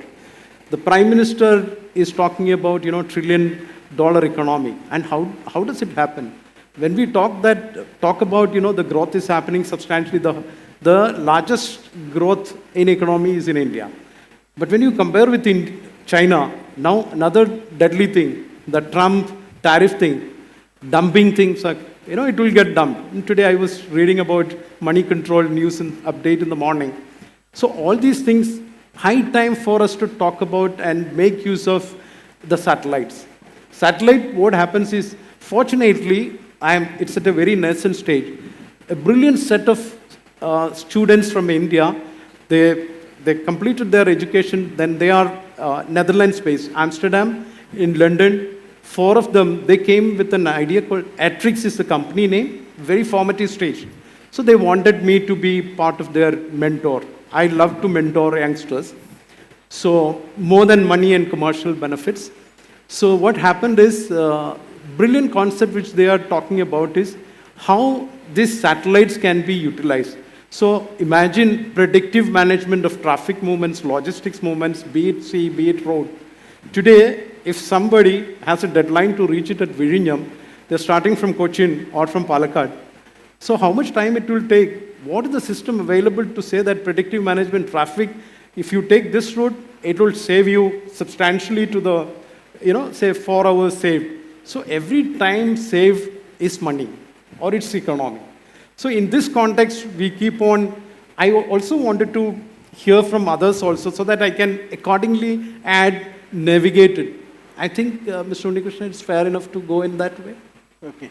And I'll just touch upon the branding, the communication aspect. We have to tom-tom about it. All of us, use extensively social media. Those days of, just paid advertising, it's all gone. And our business is in B2B. B2B doesn't need, mass media and all. Each of us sitting here.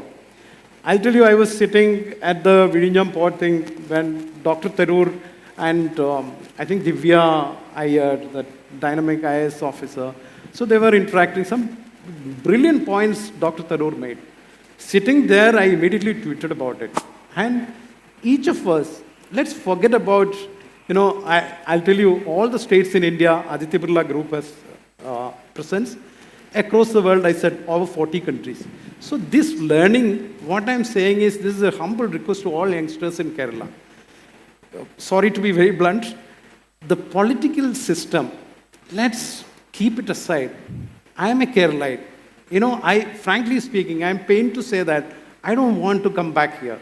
Reason, after elections, we should forget about politics. Then let's come together and work together. Everybody, keep that aside. And you, the youngsters, the future lies in you.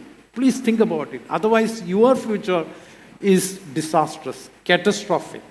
Think about this. You do politics, voting. After that, forget about it. Then work, focus on your state, your nation. We all can do wonders. So let me hear from others and then we will. Sorry to be very open and blunt. Because, I always say thanks to my dad. He was an army officer who fought all the 3 wars. 32 years of service. I was passionate about it. I didn't get it because of Karl Marx. So that passion for the nation, each of us have to. Today, I'll tell you, traveled around 45 countries very frequently, nobody can beat us. There's a reason for it, certain things I can't reveal. The world will be shocked to see that, I don't know how many of you, I'm not a technical guy, I'm a pure management guy. TRL 3 to 6, I'm talking to engineers, they don't understand. The value of death, keep Googling. All sophisticated war planes in the world, they need TRL 3 advanced stage. Nowhere in the world such a system or an education system is in place. If all goes well, soon it will happen in Maharashtra state. World's first. All the Rafales, all the Boeings, all the supersonic fighters will come, jump into India. I'm just triggering a thought in you, each of you. You are youngsters. The future is in your hands, not ours. None of us. Thank you, Mr. Binoy. Stressing on the point of the technological input that is to come in, stressing on the point of the branding for the modern B2B business, and stressing on the point that thinking beyond the political lines and for the industry and for the economy of this country. Thank you very much. That's very thought-provoking, Mr. Binoy. We have Mr. Jirendra Babu. He's a seasoned freight forwarding senior person in Cochin.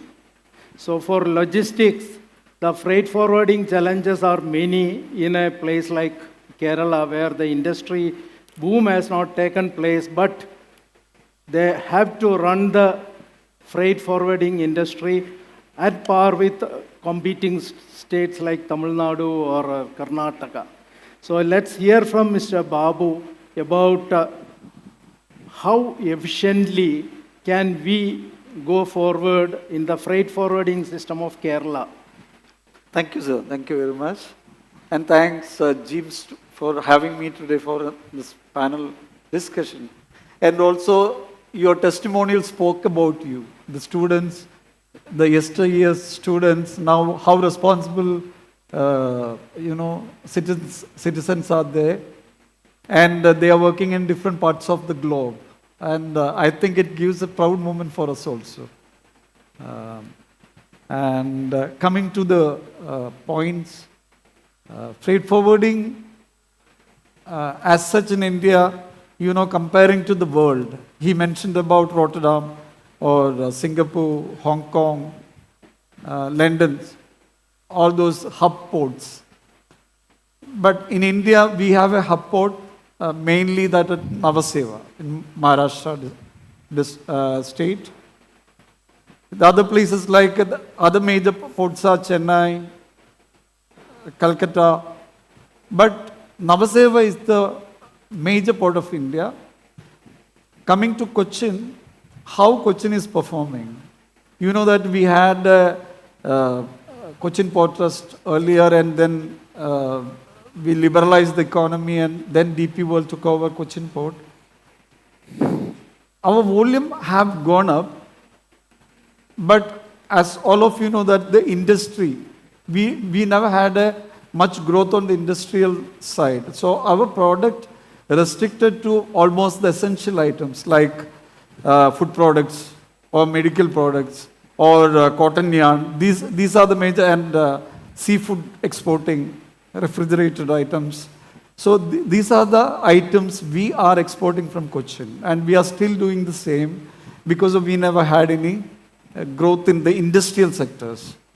And majority of our businesses are coming from hinterland, like Coimbatore, Salem, Erode, and Karnataka side. The Kerala is generating only a part of export from Cochin port. But having said that, we are,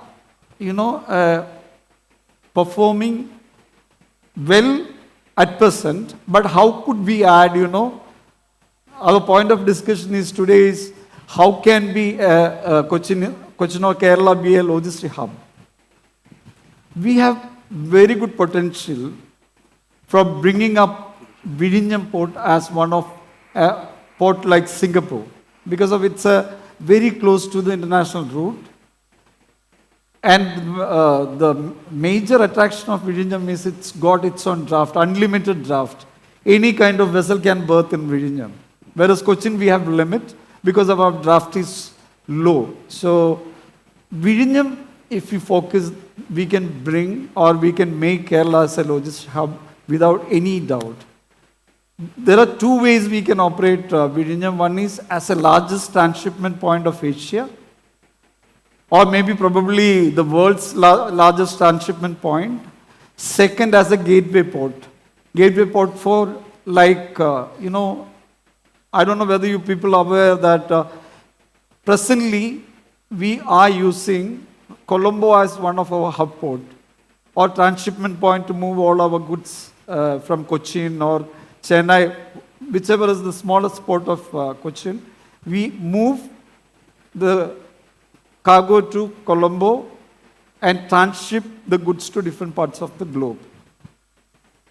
But since the Vizhinjam has come into existence, we have a very good, vast hope to bring in all the shipments to Vizhinjam and then transship globally, where we can save the transit because of it's very close to the international transit point.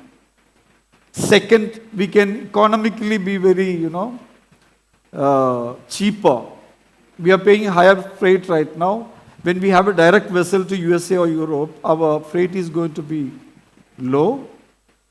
Plus, using the international waterway, national waterways.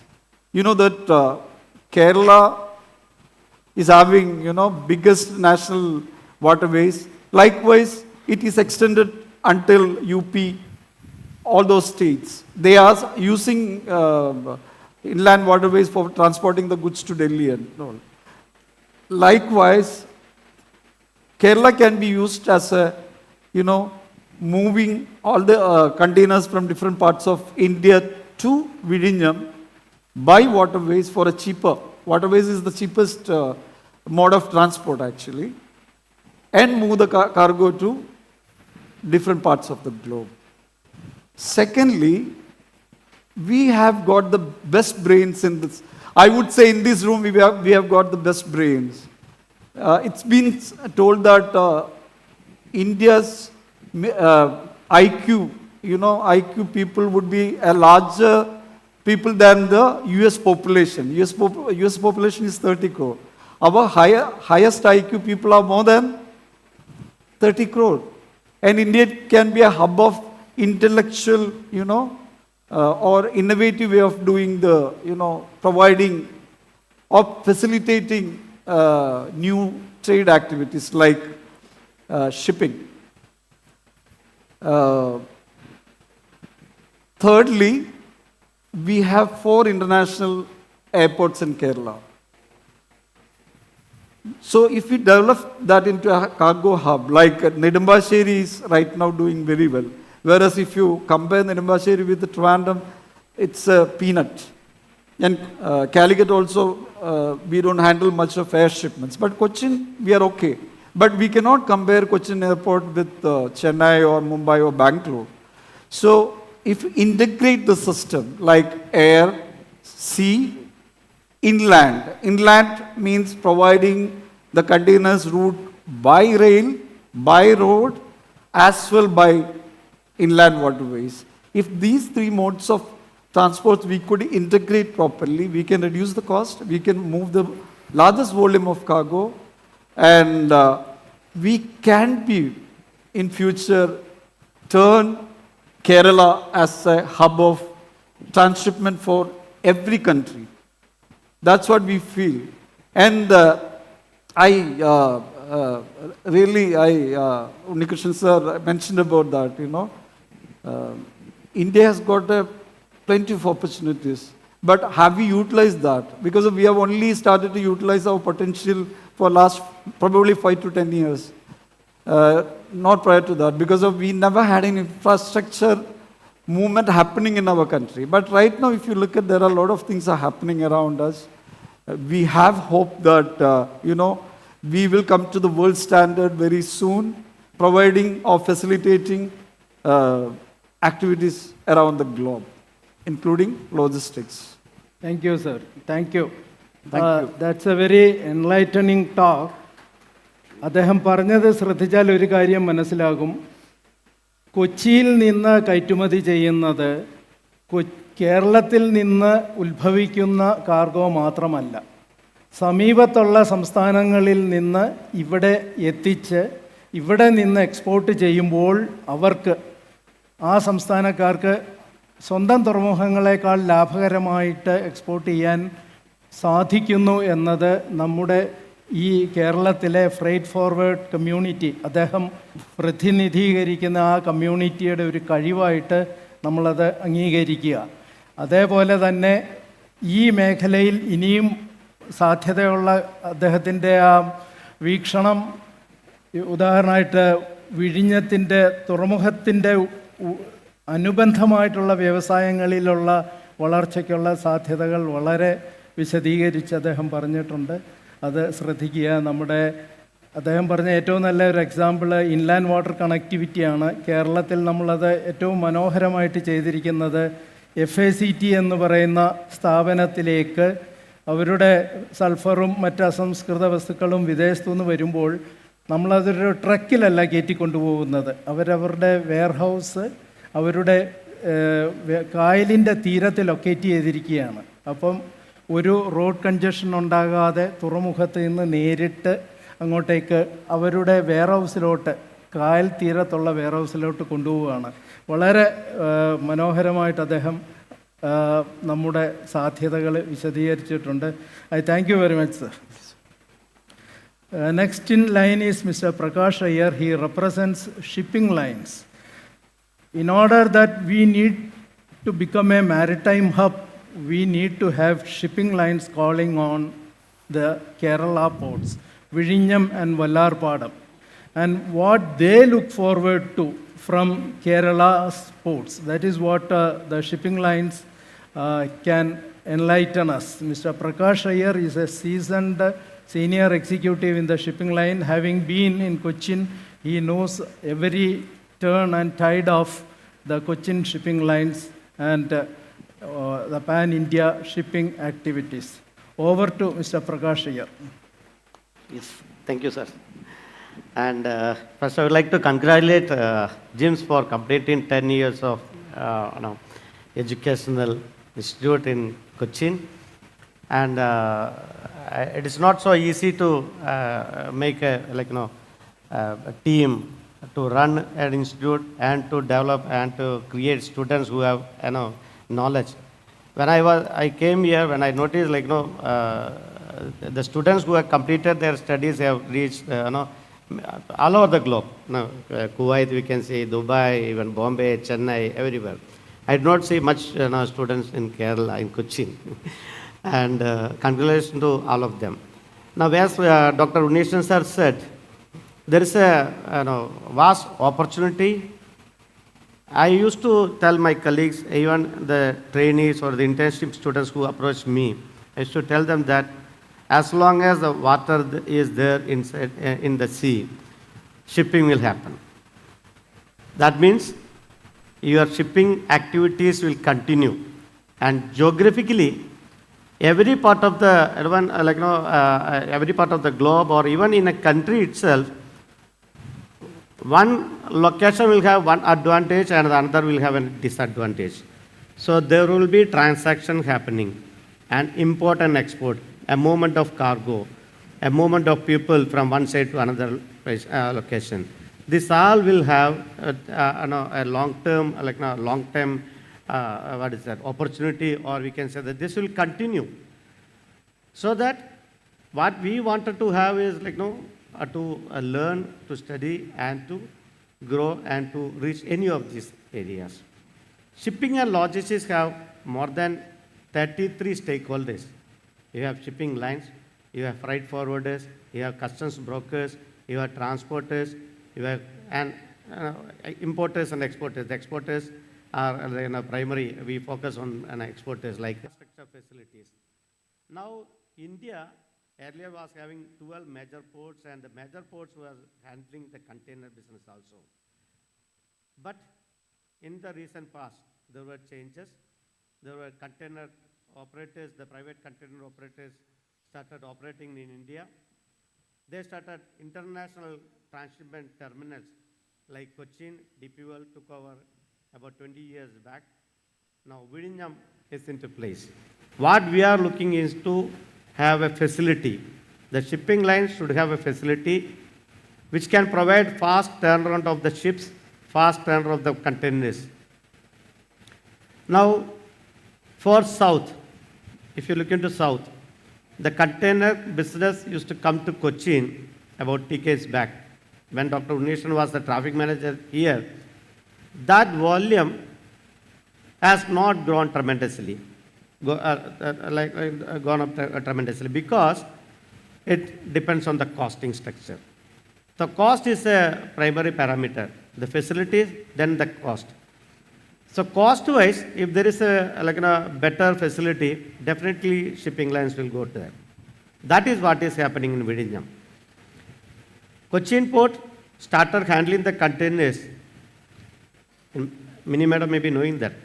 The first container landed in Cochin port almost 4 decades back. And where we stand now, we are the least container handling port in India now. We can highlight that we are doing 8 lakh TEUs per annum. But if you look into that, the actual productivity is only 50% of that. Rest are empty container handling. Handling of empty is a cost for the shipping lines. So what a shipping lines needs is cargo. A cheapest facility with better services and very cost-effective and fast turnaround system. Kerala, as an emerging state in India, is covered with inland waters and national waterways here, plus road and rail network here. Whereas the road has developed, the state highways and national highways in Kerala is developing very fast. We can see the connectivity from Kasaragod to Trivandrum will completing by 2025, December. Whereas the rail network is still limited. We don't have a network connectivity from other states of India to Vizhinjam or to Vallarpadam. Vallarpadam there is a rail network, but there is no cargo because of the cost. So all these parameters has to be looked into so that we can develop any port or terminal by bringing shipping lines into that. Cochin port handling average about 50 ships a month. Vizhinjam is handling more than 60 ships a month now. How it happened? Why it is happening? The cost. A large port, deep draft facility with almost 19 meters is the draft in Vizhinjam now, can give faster turnaround, can handle containers with cheaper cost, and the ships will come there. So as a shipping line, we wanted cheaper cost tariff, better facilities, and cargo as well. Now you will be wondering, Colombo has 4 transshipment terminals. And where is the cargo coming from? Colombo as such do not have their base cargo, very limited. Cochin also, if you look into Colombo, Cochin is better, far better. The spices or all commodity are expensive commodity in Cochin. Seafood or coir or rubber mats, anything. Now we used to get cargo from the cotton yarn and garments from Tirupur and Coimbatore area. So as such, Cochin port handles expensive cargo, whereas Colombo do not have that cargo. But they have a facility which gives the lowest cost among any other ports in the world. A vessel which is calling at Colombo incurs about $20,000.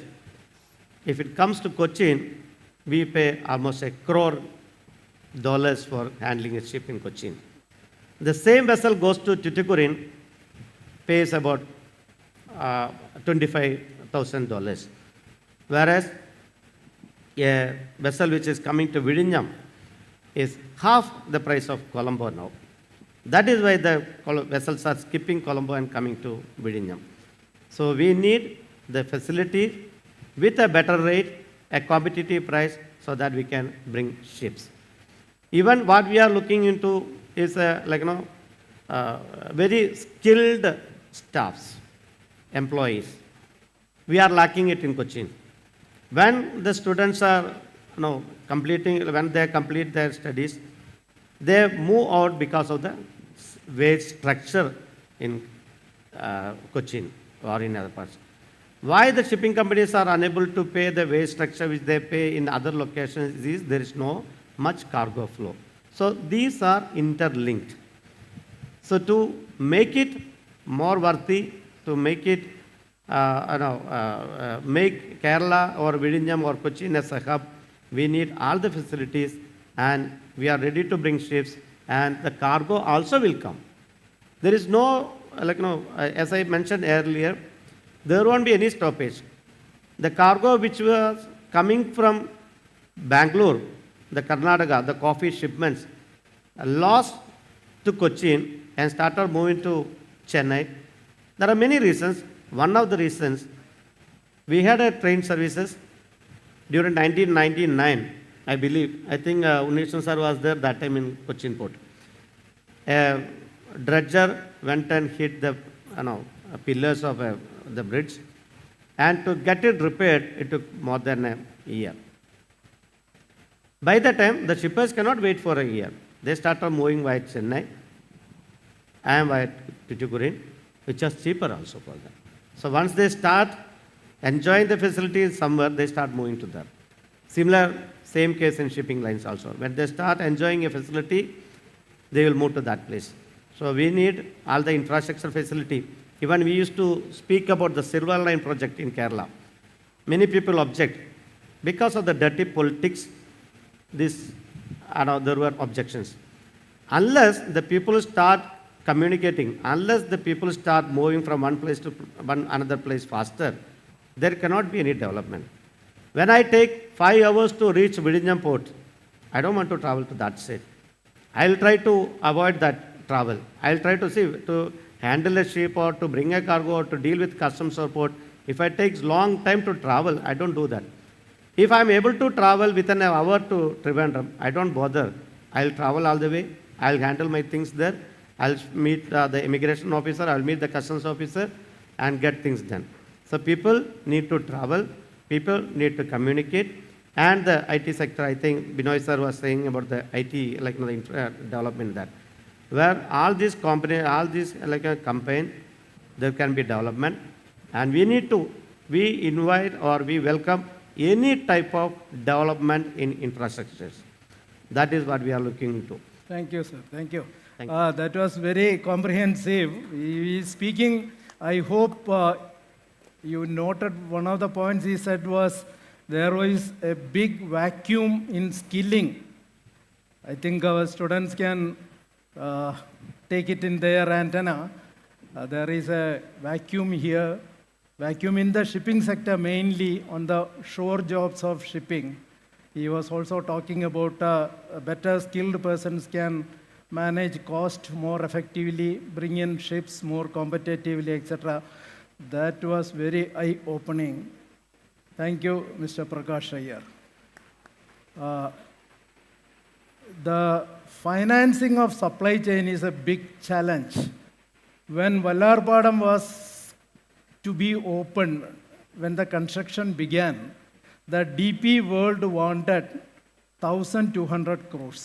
1,200 കോടി രൂപ വേണം Vallarpadam project പൂർത്തീകരിക്കാൻ, നിർമ്മിക്കാൻ. ഞാൻ എൻ്റെ വീട് നിർമ്മിക്കുമ്പോൾ ഞാൻ ബാങ്കിൽ നിന്ന് ലോൺ എടുക്കുകയാണെങ്കിൽ എൻ്റെ ഉടമസ്ഥതയിലുള്ള പറമ്പ് ഞാൻ ജാമ്യം കൊടുക്കും. ആ ജാമ്യത്തിലാണ് അവരെനിക്ക് ലോൺ തരുന്നത്. ഇവിടെ DP വേൾഡിൻ്റേതല്ല ലാൻഡ്, കൊച്ചിൻ പോർട്ട് അതോറിറ്റിയുടെ അല്ലെങ്കിൽ കേന്ദ്ര ഗവൺമെൻറ്റിൻ്റെയാണ് ലാൻഡ്. അവർക്ക് 1,200 കോടി രൂപ അവിടെ സ്പെൻഡ് ചെയ്യണം. അവർക്ക് ജാമ്യം കൊടുക്കാൻ ഒന്നുമില്ല. സപ്ലൈ ചെയിനിലെ മിക്ക അവസ്ഥകളും ഇതുപോലെയായിരിക്കും. അപ്പോൾ വളരെ ഇന്നോവേറ്റീവായിട്ടുള്ള, വളരെ പുതുമയുള്ള ലോൺ സിസ്റ്റംസ്, ഫൈനാൻസിങ് സിസ്റ്റംസ് വേണം സപ്ലൈ ചെയിൻ നിലനിർത്താൻ. സപ്ലൈ ചെയിനിലേക്ക് ഫിൻടെക്കിൻ്റെ ആവിർഭാവം പറയാൻ we are inviting Nimisha J. Vadakan. She is the founder of Radiant Ace Money, a very successful SME. Going by her age, I will say she is the MD. Being a founder, she looks very young to be a founder, but all the best. Over to you, Nimisha. Thank you, sir. So good afternoon, everyone. Very happy to be here today, joining GIIMS in its 10th anniversary celebrations. Congratulations to you all on that. So as Binoy sir was telling, when I got the invitation to the panel, even I was thinking like, okay, പൊന്നൊരുക്കുന്നിടത്ത് പൂച്ചയ്ക്ക് എന്താ കാര്യം എന്ന് ഒരു second ഞാനും ആലോചിച്ചു പോയി. I have nothing to do with logistics and all. I'm like, I have very little knowledge about the supply chain and logistics and all. But let me ask you something, like when do you feel, from a company's perspective or from a logistics company's perspective, when do you think that a cargo is successfully delivered? When do you feel that a cargo is successfully, that consignment is successfully delivered? Is it when you give it successfully to the customer, customer കയ്യിൽ കൊണ്ടുപോയി safe ആയിട്ട് എത്തിച്ചു കഴിഞ്ഞോ? No, right? It is when the last penny comes into your bank account. That is only when the that consignment is successfully delivered to the customer. So that is where we come into place. Radiant Ace Money is a fintech company, and I represent the fintech sector here today. So the traditional ഞങ്ങളൊരു പ്രഥമ ദൃഷ്ടിയ ഇതിൽ നിന്ന് അകലെയാണെങ്കിലും we play a major role in this in every industry, not only the logistics, in every industry. And fintech is nothing but the technology part of the financials which you do. So to do a financial transaction, obviously you will need a bank account, something, regulated authorities, bank account and all. But using technology, how you can make your payments seamless is what we offer to the industry basically. So I was just going through, even after I got the invitation, I was just Googling, okay, let me see what are the challenges which the logistics industry is facing in case of when it comes to payments. So they were listing me many challenges for which the traditional banking system is now gone. Like ആരും ഇപ്പം traditionally banking system focus ചെയ്തിട്ടൊന്നും ചെയ്യാറില്ല. So fintechs or the modern financial institutions offer you lot of opportunities to make your payments seamless. So ഞാൻ ഇതിൽ നോക്കിയപ്പോൾ കണ്ട ഒരു 2-3 കാര്യങ്ങൾ ഇതായിരുന്നു. First one which you face is like your cross-border payments. When it is a multinational company, always the cross-border payment is a headache sometimes, because in India it will be some other regulation. When you are going to the other countries, it is some other regulations. And this foreign exchange rates and then all the currency exchange and everything is a headache. But there are many fintech companies which makes the cross-border payments very seamless now. Like, I don't know whether you have heard of like multi-currency wallets. Now everything is digital, right? You are all familiar with the word wallets. We have Paytm wallet, we have MobiKwik wallet. So we have many multi-currency wallets where you can keep multiple currencies of multiple countries in a single wallet, and you can make your cross-border payments without any delay, or you don't have to wait for another 1 day or 2 days. It is like instant transaction. And then there are something called stable currencies, where like cryptocurrencies, even though it is not applicable in India we have not regulated it as of now, but there are stable coins, we call it, where we can purchase and keep coins with us, and these coins will not have a fluctuation in its value. Or USD, there is something called USDT, which is a stable coin. So USDT the value will be equal to 1 USDT equal to 1 USD. Throughout the transaction or that value will be fixed, which makes the payments again easier. Fluctuations so that is one of the things when coming to cross-border payments. Another thing is that the delay in getting the final settlements. You have to, from the beginning of the transportation of the cargo, you will have to wait a long time for getting it delivered. Sometimes there can be possibilities of some delays or downtime and everything. So as a customer, we don't have to wait for all this time to get our payment also done. അവസാനത്തെ ഡെലിവറിയും കഴിഞ്ഞിട്ടേ നമുക്ക് payment കിട്ടുള്ളൂ എന്നുള്ളത് പണ്ടത്തെ concept ആയിരുന്നു. Now we have many options. We have something called smart contracts. Maybe നിങ്ങൾ കേട്ടിട്ടുണ്ടാവും. Smart contracts, which is basically done using the blockchain methodology. Blockchains, we develop a code, we put it in the blockchain, and we define certain milestones there. Like first milestone can be the picking of the cargo, pickup of the cargo.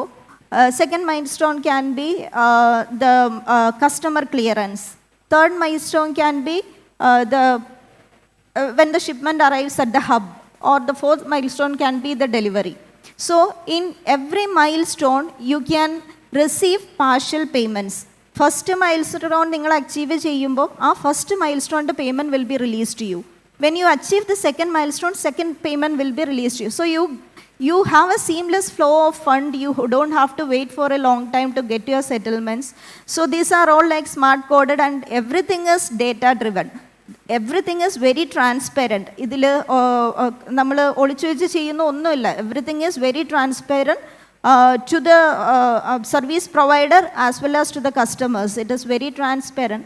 So you can define your milestone and set payment milestones in every step as you go. And this will make it more easy. And the third one which I saw was the insurance claiming problems. Like for the, if the cargo is lost or it is decayed or some kind of shipment delay comes, you have an option for the insurance claim. But you will have to, walk behind all the insurance agents or the company to get the claim. It is a difficult task for us now. Here again, new fintech companies are offering insurance platforms where you can actually, they say pay as you go. Like only when you load the particular shipment, you will start paying the insurance. Not like നമ്മൾ നേരത്തെ ഒരു വർഷം മുന്നേ insurance അടച്ചിട്ടിരിക്കല്ല. As you start loading the ship or you start the first step of the picking up of the cargo, then you can do the insurance, pay the insurance only for the quantity which you are transporting at that particular time. നമുക്ക് 10,000 കാര്യങ്ങൾ transport ചെയ്യാനുണ്ട് and we are doing only 100 now means you will have to pay only for that 100. So അങ്ങനത്തെ pay as you go എന്നുള്ള ഒരു insurance scheme ഇപ്പോൾ ഉണ്ട്. And also there also the insurance payment also it can be automated, like based on the risk. Even the insurance companies do the risk analysis for you. They tell you that this weather will be a risky weather if you do the cargo shipping now. They will tell you this route will be risky for you based on many geopolitical or weather conditions or whatever it is. They do the risk analysis for you. They give you better options where you can securely take your cargo. And even the claims are now automated, where you can just, it is all, as I told you, it is all data driven. Once the data is properly, they take the data based on this GPS tracker and all. And once a condition occurs, like a weather is not good and somehow you lost your shipment, or once a condition occurs, once the data is validated, they immediately automatically release the payments for you. So all this kind of new technologies which are coming in finance has to be used in every industry to make that payment process so seamless, so that we all can make it easy. Like Kerala got a first position in ease of doing business this year, right? So when we say that it is ease of doing business, it is not just the business, it is everything related to the business, which includes payments also. So be smart and choose the smart payment methods. Thank you very much. She was speaking on the blockchain advantages, the insurance advantages, the cross-border payments, and how the fintech technology makes it very, very user-friendly for this end as well as the other end. Thank you, Nimisha, for that new piece of information.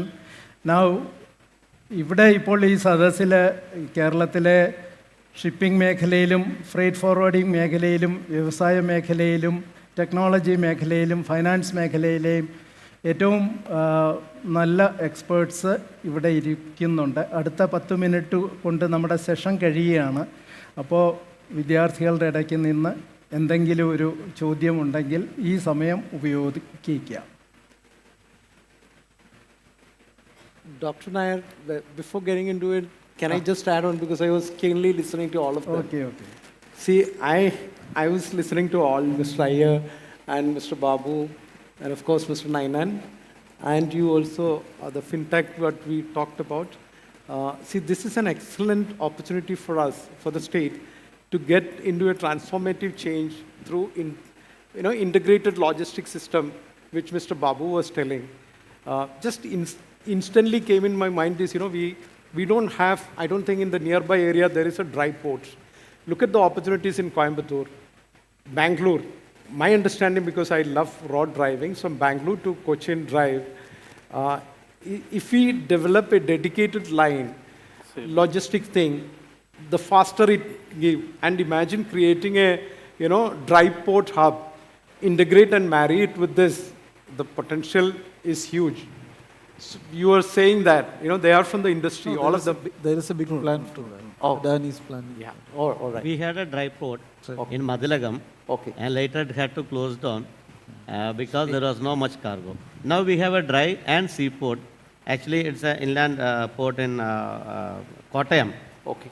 They are doing better considering the previous years, and maybe after Vidinyan takes over, there will be opportunity for them. See, basically, we all should be having the conviction, the drive in. We used to say, no, fire in the belly. If that is not there, it doesn't happen. And this is a huge opportunity. As rightly, I don't remember who spoke about the kind of IT, I think you spoke about, the IT creative across the world. We are the best. Why don't we think about, are we still talking about camera and all?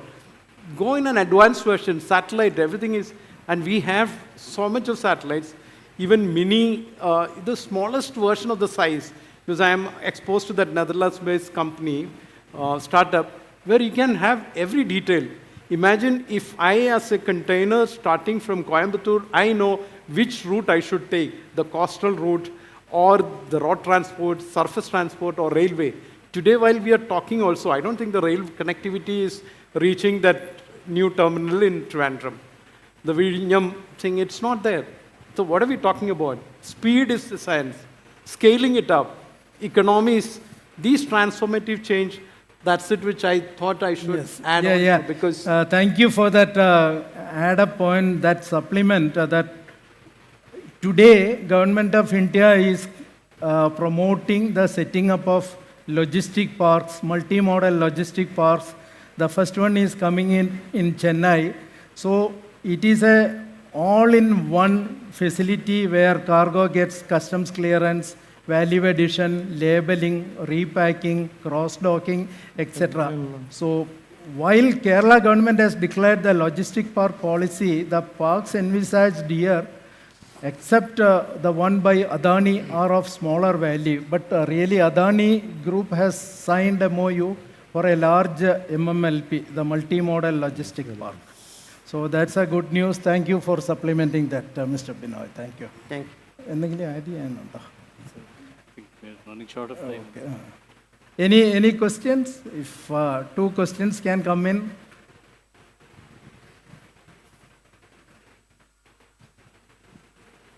I think the students are not enjoying it. Actually, students should have some questions. I don't think, but I should congratulate the people behind.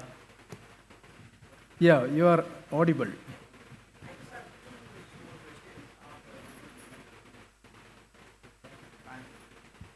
Yes. One is about the findings which Madam was just saying. Not audible. Hello. Okay. See, I run a company called Relive Logistics. We are both into domestic and international. Now, what happens is that the international business, the recoveries are much, much easier than what we are facing in the domestic business. Now, as Madam says that a lot of things are inbuilt and then your payment comes in seamlessly, that's what they're trying. But taking the experience what we have, it is true that we don't have much of a problem in the international recoveries, whatever payments has to come to us. But in the domestic, it is killing us. So it affects our international business. For example, we handle big customers like Flipkart, Amazon, Myntra, part of Flipkart, etc., Reddington, etc. What happens, they hold our payments if the entire payment, even if a issue happens in one single shipment. So it's been killing us for the past many years. And a lot of our money is stuck over there. So that is one thing. I'm just giving a feedback. That is one thing. And then we always been talking about international logistics.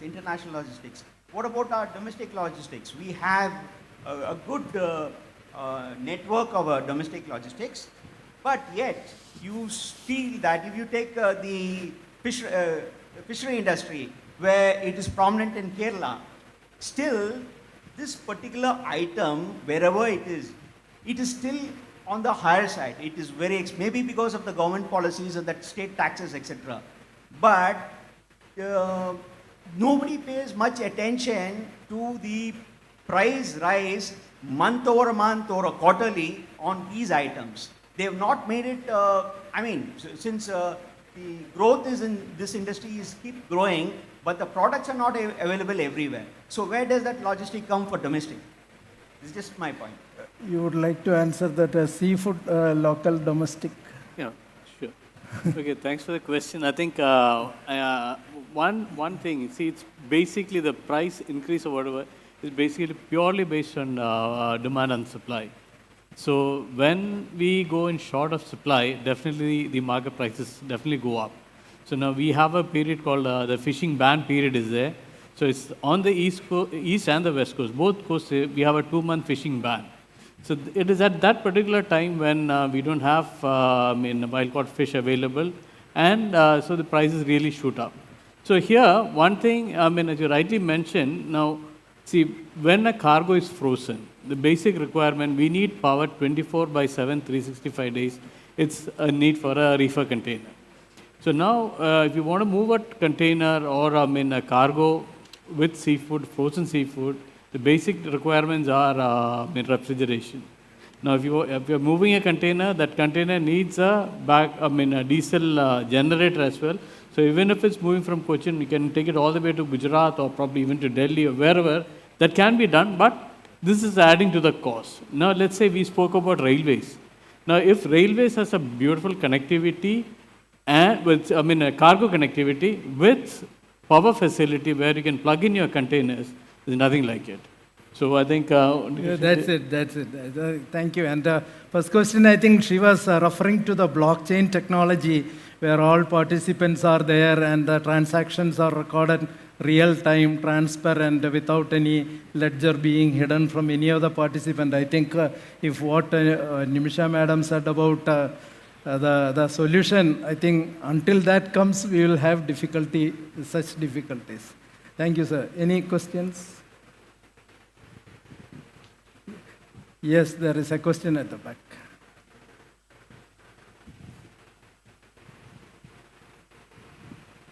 Good afternoon, panel. So I'm Shishira K. Kumar, representing the first year MBA batch of GIIMS. So as we know, as Kerala has become, Kerala strives to become a global maritime hub. So, and also behind that it also faces many challenges too. So as Mr. Binoy B. sir has mentioned about some political challenges and some political issues and its after effects, I'm reminded of the major political challenges behind the Vizhinjam Port project. So what do you think are the major political challenges behind the Vizhinjam Port projects, and what are the major measures being taken to address this challenge? Question is to me? I think I can answer that question. I think you will be the right... When a new project comes, especially a port project comes, there can be disturbance to the coastline. For Vizhinjam, it is said that Mudalappozhi, about 45 kilometers away from there, have a disturbance in their erstwhile hydrological movements.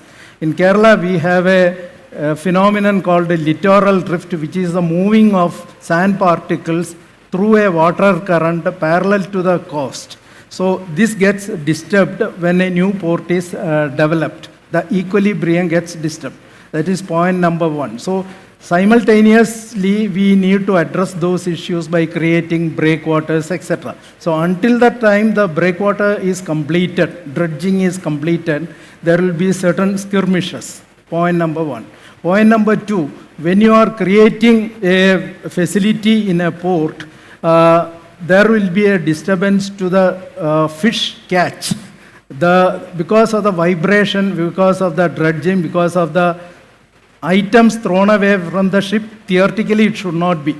There will be vibration and there will be disturbance to the habitat, and some fish might go off. The fish chain might get disturbed, and there could be a ballast water issue. A ship bringing ballast water means water filled in reserve tank when the ship is moving empty to maintain stability. So when they take cargo from here, they throw out the water. If it is without radiation, there can be some invasive species coming into our water, and that also can affect the maritime inhabitant. So there will be loss of job for the sea fishermen. So this need to be addressed. Plus, there could be some land evictions. This need to be addressed. Usually this is addressed by providing them alternate employment. For example, there's a port project in Maharashtra called Vaduan, and it's going to be India's biggest port. It is about 9 kilometers, not the deepest. The deepest still continues to be Vizhinjam. So there they are trying to bring in, something called a skill upgradation for the children of the fishermen. That is, they are being trained in processing of sea fish. So the parent fisherman is happy that my son is going up in life. Similarly, they should be given land in some other area appropriately. Now, these three are the port coastal community upgradation is one of the key element in the Sagarmala project of Government of India. That is to reduce the inconvenience due to or minimize the inconvenience to the civil population around following a project. A project gives a large impetus to, for example, Vallarpadam can create savings to the cashew export, 30,000 families in the cashew processing in Kollam, whereas adversely affected are about 120 families here. So a man with a long vision will match this, provide some support, but create a larger, long-standing project. Thank you, sir. Good answer. Good afternoon, panel. My name is Mary Shreya. I'm representing the second batch of MBA. So my question is, what will be the future of Vallarpadam Port when Vizhinjam Port takes place? Vallarpadam, see, we are not losing any importance for any of the port. Only the thing we need to, bring in more business. Vizhinjam is more kind of focusing on the transshipment from different parts of India and maybe globe. Vallarpadam could be more focusing on the cargo movement within the state and other states too, means closest area.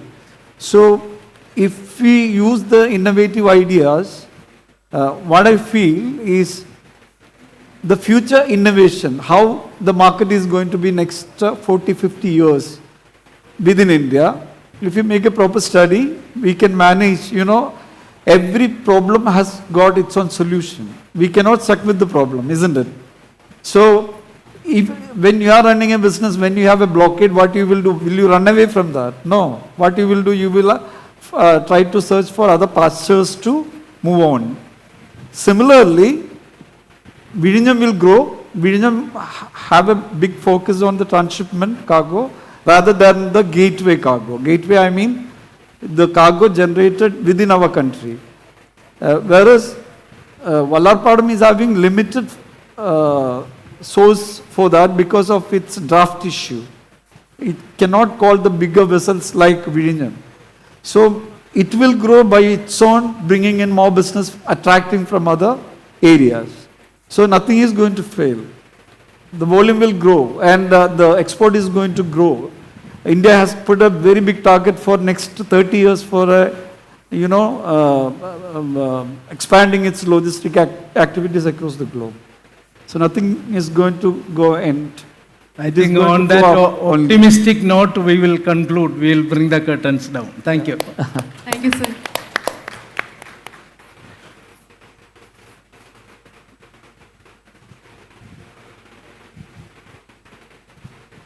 I think we can conclude this.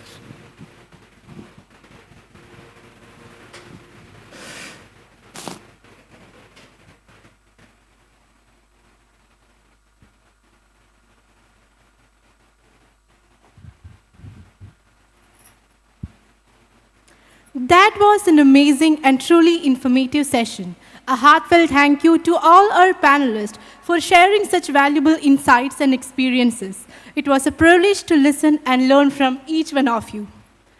Now I kindly request the panelists to please stay back. To express our sincere gratitude, we would like to now present a token of appreciation to our distinguished panelists. I invite Mr. S.S. Sreejith, CEO, Mr. Matthew Abraham, COO, and Mr. Tom Joe, CIO, GIIMS, to please do the honors.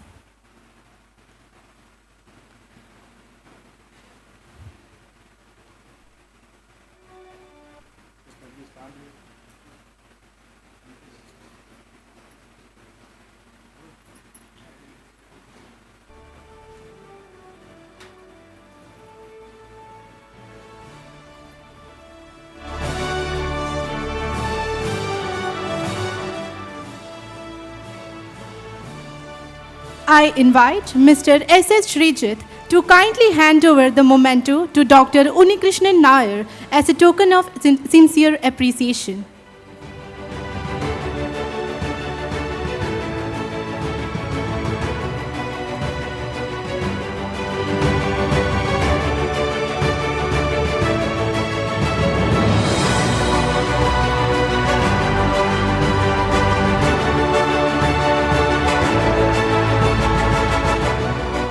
I now request Mr. Matthew Abraham to present the memento to Mr. Alex K. Nainan in recognition of his valuable contributions.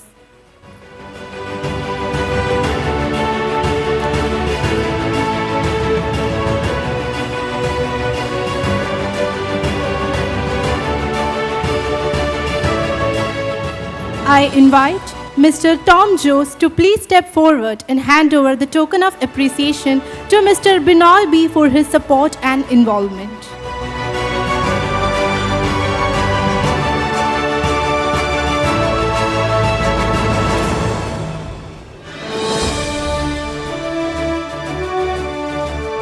Now I invite Mr. S.S. Sreejith to come forward and present the memento to Mr. Girendra Babu with our heartfelt thanks.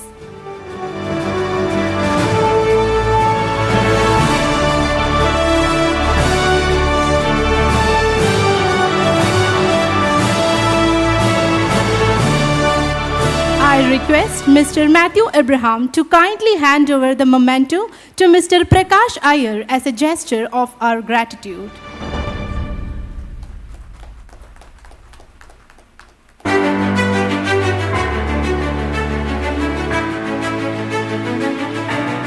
And now I call upon Mr. Tom Joes to present the token of appreciation to Ms. Nimisha J. Vadakan for being an integral part of this special gathering.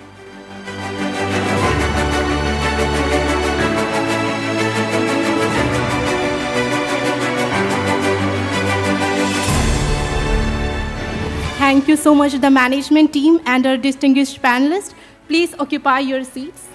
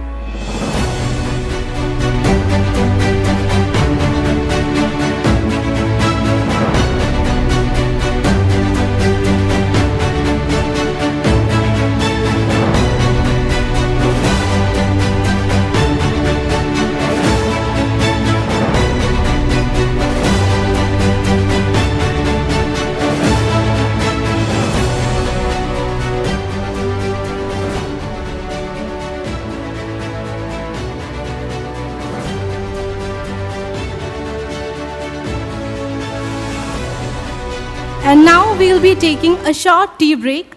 Please feel free to refresh yourself and network. And please be back within 10 minutes because we have some exciting performances from here. So thank you.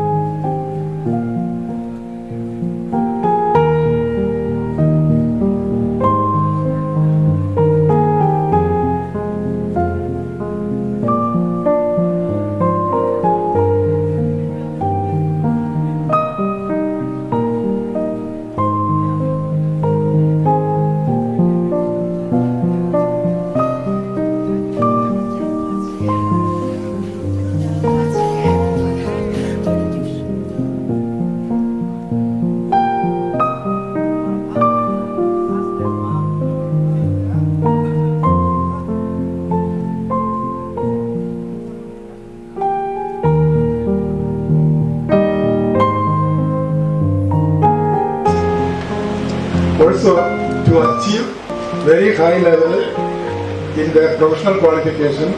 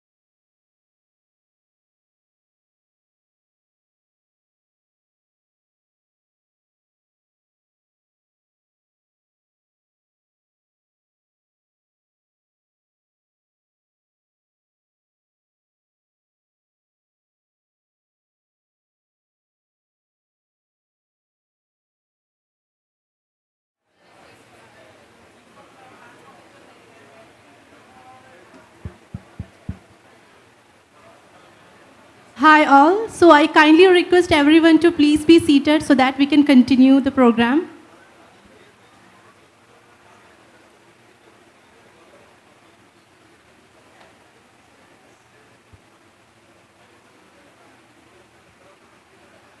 Up next, we have a special performance by the talented staff and students of GIIMS.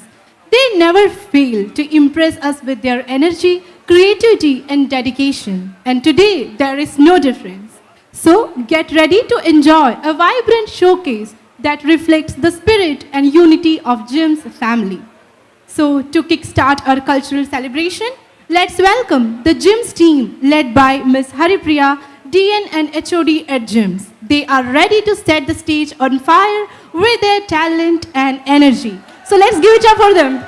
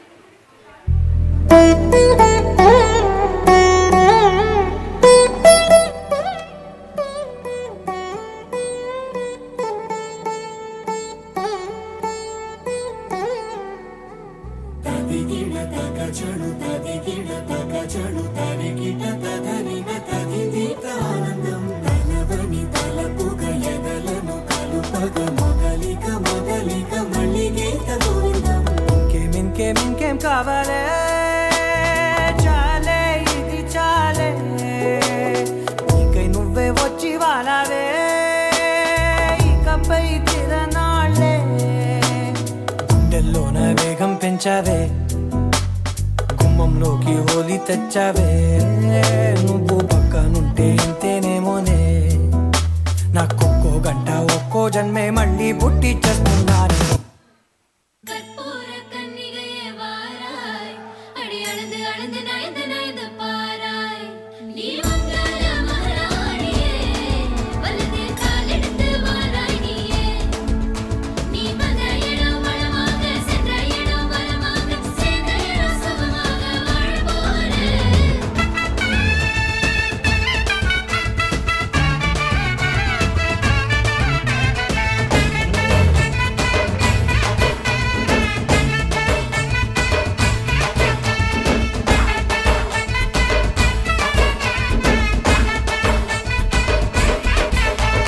மதுரைக்கு போகாதடி அங்க மல்லிப்பூ கண்ண வைக்கும் தஞ்சாவூர் போகாதடி தல ஆட்டாம பொம்மணிக்கும் தூத்துக்குடி போனா சில கப்பல் கரை தட்டும் கொடைக்கானல் போனா அங்க மேகம்னு சுத்தும் அசருது அசருது ஊர் மொத்தமா அது என்ன ஓ குத்தமா मेरा चैन वैन सब उजड़ा जालिम नजर हटा ले मेरा चैन वैन सब उजड़ा जालिम नजर हटा ले बर्बाद हो रहे हैं जी बर्बाद हो रहे हैं जी तेरे अपने शहर वाले मेरा चैन वैन सब उजड़ा जालिम नजर हटा ले बर्बाद हो रहे हैं जी तेरे अपने शहर वाले हाँ मेरी अंगड़ाई ना टूटे तू आजा मेरी अंगड़ाई ना टूटे तू आजा कजरा रे कजरा रे कजरा रे तेरे कारे कारे नैना कजरा रे तेरे कारे कारे नैना ओ कजरा रे तेरे कारे कारे नैना कजरा रे तेरे कारे कारे रंगीला भारो ढोलना ढोलना वे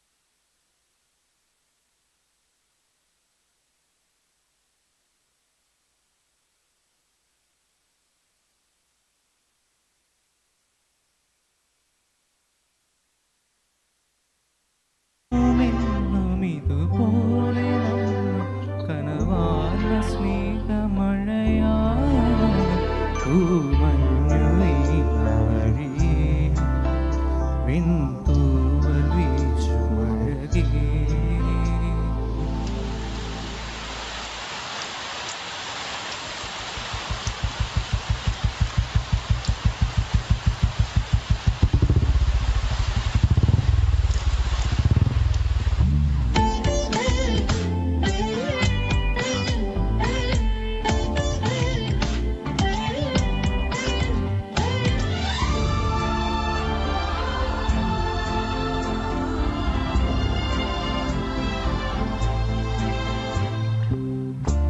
സാന്ധ്യമേഘം ചൂടി നിൽക്കും ദൂരെ ശാരോൺ പ്രണയവനിൽ.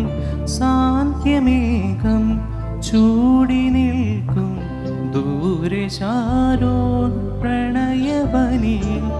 മാലാഖമാർ വരും വഴി താരയിൽ കണ്ടിന്നു ഞാൻ ആരും തൊഴും പൊൻതാരമായി. മാലാഖമാർ വരും വഴി താരയിൽ കണ്ടിന്നു ഞാൻ ആരും തൊഴും പൊൻതാരമായി. മെല്ലെ മെല്ലെ എന്തോ ചൊല്ലും കാമനകൾ തൂമഞ്ഞു വീണ വഴിയേ വെന്തൂവൽ വീശുമഴകേ.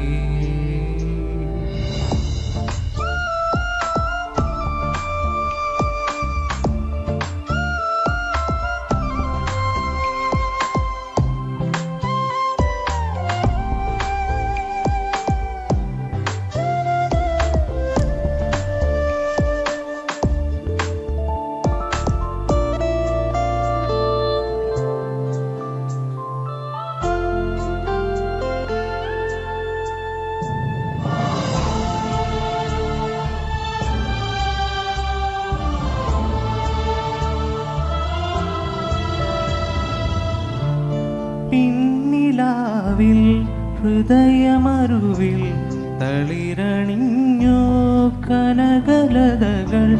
പിന്നിലാവിൽ ഹൃദയമരുവിൽ തളിരണിഞ്ഞോ കനകലതകൾ. പ്രേമാമൃതം തരും ഇളം ചുണ്ടിൽ തേനോറുമാ നറും പനീർ പുഞ്ചിരികൾ. പ്രേമാമൃതം തരും ഇളം ചുണ്ടിൽ തേനോറുമാ നറും പനീർ പുഞ്ചിരികൾ. വരൂ പ്രിയേ ഉള്ളിൽ കൊഞ്ചും പൈങ്കിളിയാൻ തൂമഞ്ഞു വീണ വഴിയേ വെന്തൂവൽ വീശുമഴകേ. ഇനി എന്നുമെന്നും ഇതുപോലെ നമ്മൾ കനവാർന്ന സ്നേഹമഴയായ തൂമഞ്ഞു വീണ വഴിയേ വെന്തൂവൽ വീശുമഴകേ. Thank U.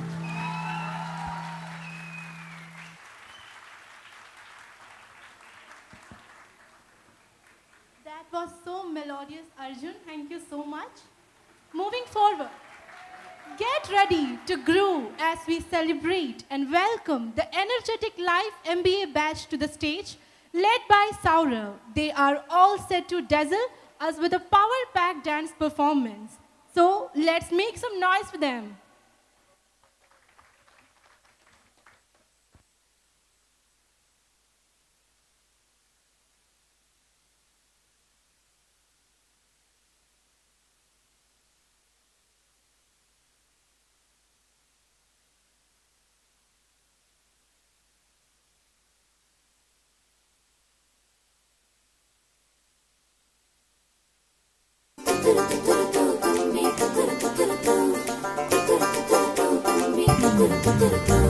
ചുണ്ടത്ത് ചെത്തിപ്പൂ ചെണ്ടു വിരിഞ്ഞു പല്ലാക്ക് മൂക്കുത്തി കല്ലു മിനുങ്ങി ഇനിയും വരാത്തതെന്തേ എന്തുമ്പി നീ അരികിൽ വരാത്തതെന്തേ.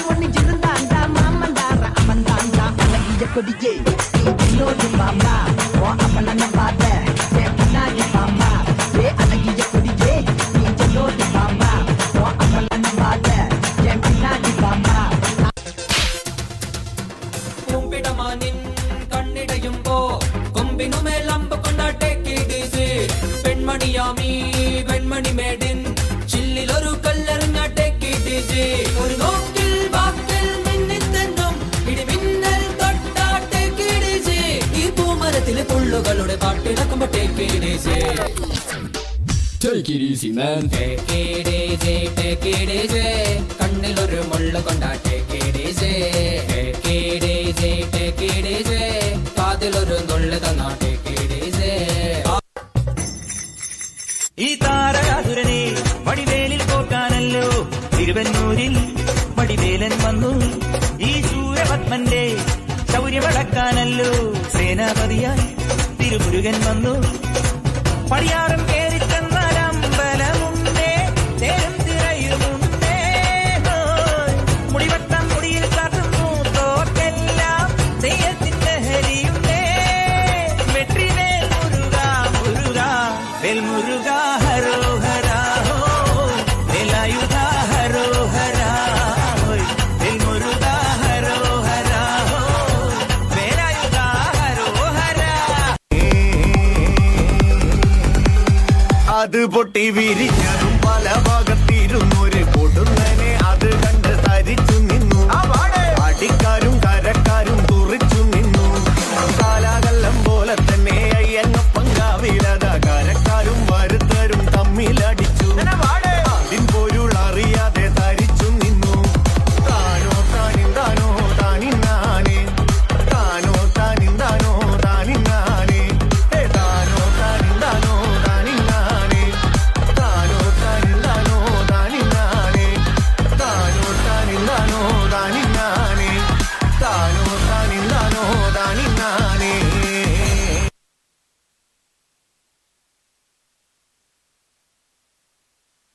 What an energy, guys. What an energy.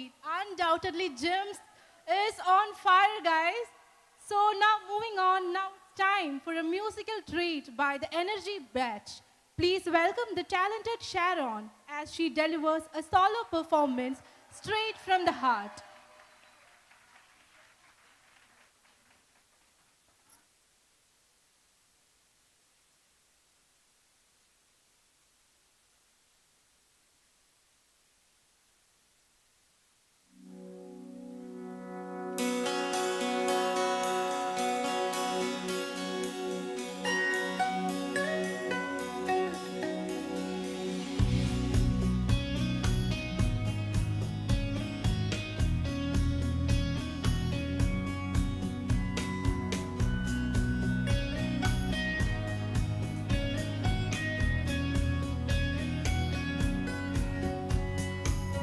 I wanna drive until my cell phone runs out of range and every bar is gone. Cut through the woods another 100 miles and disappear for a while. I wanna hear raindrops falling down on an old tin roof. I wanna find a front porch railing proper my traveling boots. See your silhouette in that twilight. Feel your body lying next to mine. Spend a few days together alone and just lay low.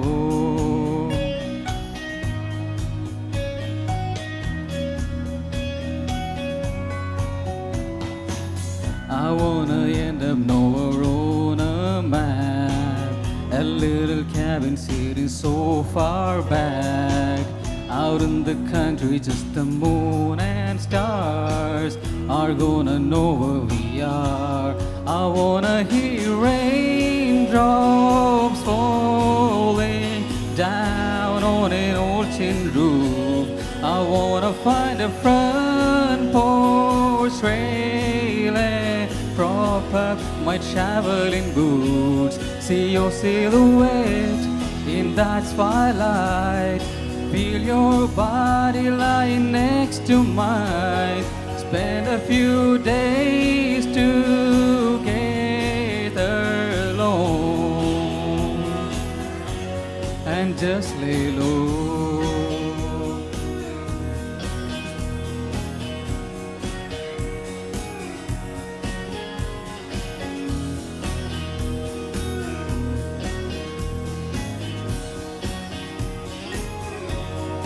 Just lay low. go and get out of town. I wanna hear raindrops falling down.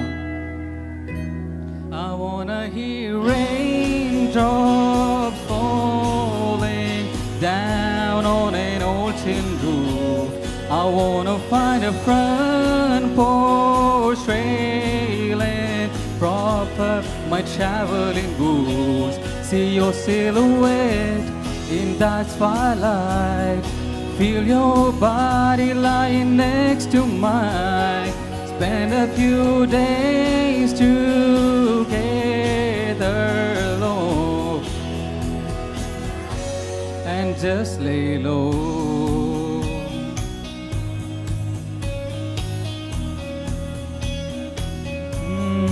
Just lay low.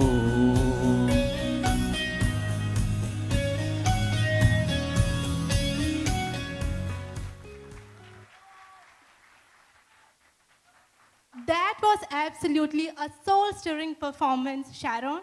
I must say that today the floor is overflowing with the GIIMS talents. Moving forward, and now to keep the rhythm going, let's welcome the Energy Batch to the stage for a dynamic group dance performance led by Dyuti. So let's get ready for some serious moves and infectious energy.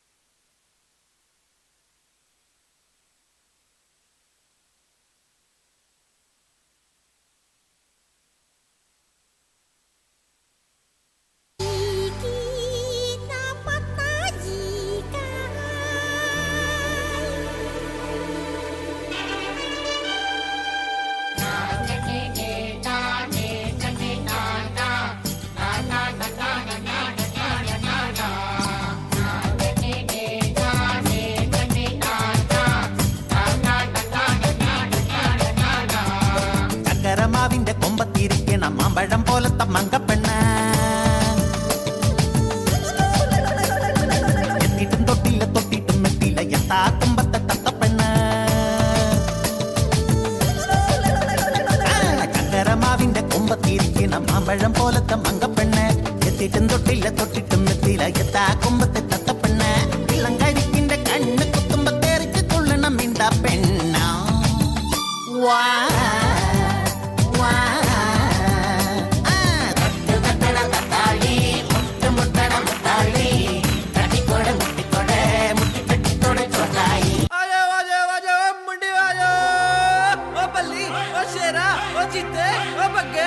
गीत खुशी ते गाइए होए रल मिल के पंगड़ा पाइए साडा शहर जितया त्रिता ता ता त्रिता ता ता धूम तिनक दिंदा धूम तिनक दिंदा ता ता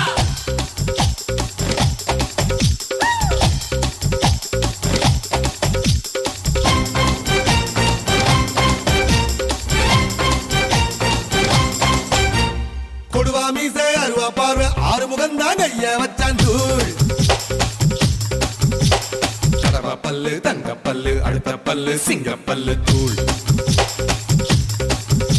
ஏ போடா வெண்ண போட்டி நான் சொல்லி அடிப்பேன் தூள் போடா இன்று யாரும் வந்த தோட கொடுப்பேன் தூள் ஏ போடா வெண்ண போட்டி நான் சொல்லி அடிப்பேன் தூள் போடா இன்று யாரும் வந்த தோட கொடுப்பேன் தூள் ஏ ரசக்கே பாட்டா நைனா தூள்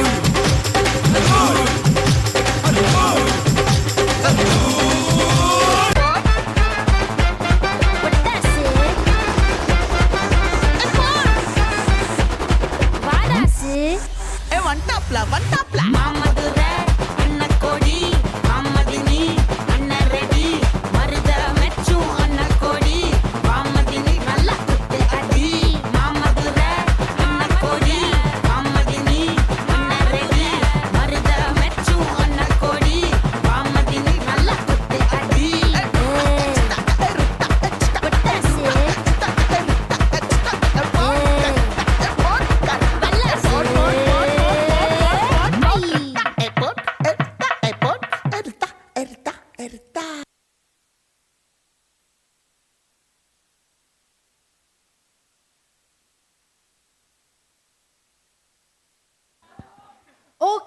So now I know why they are called the Energy Batch.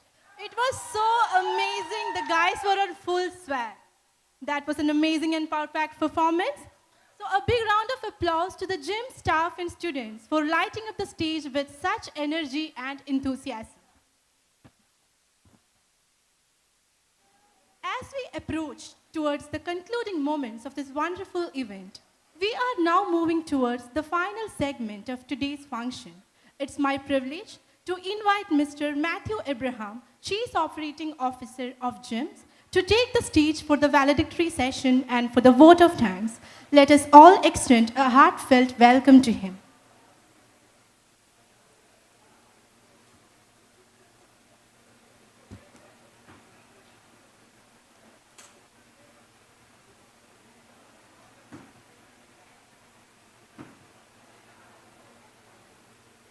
It was a wonderful performance.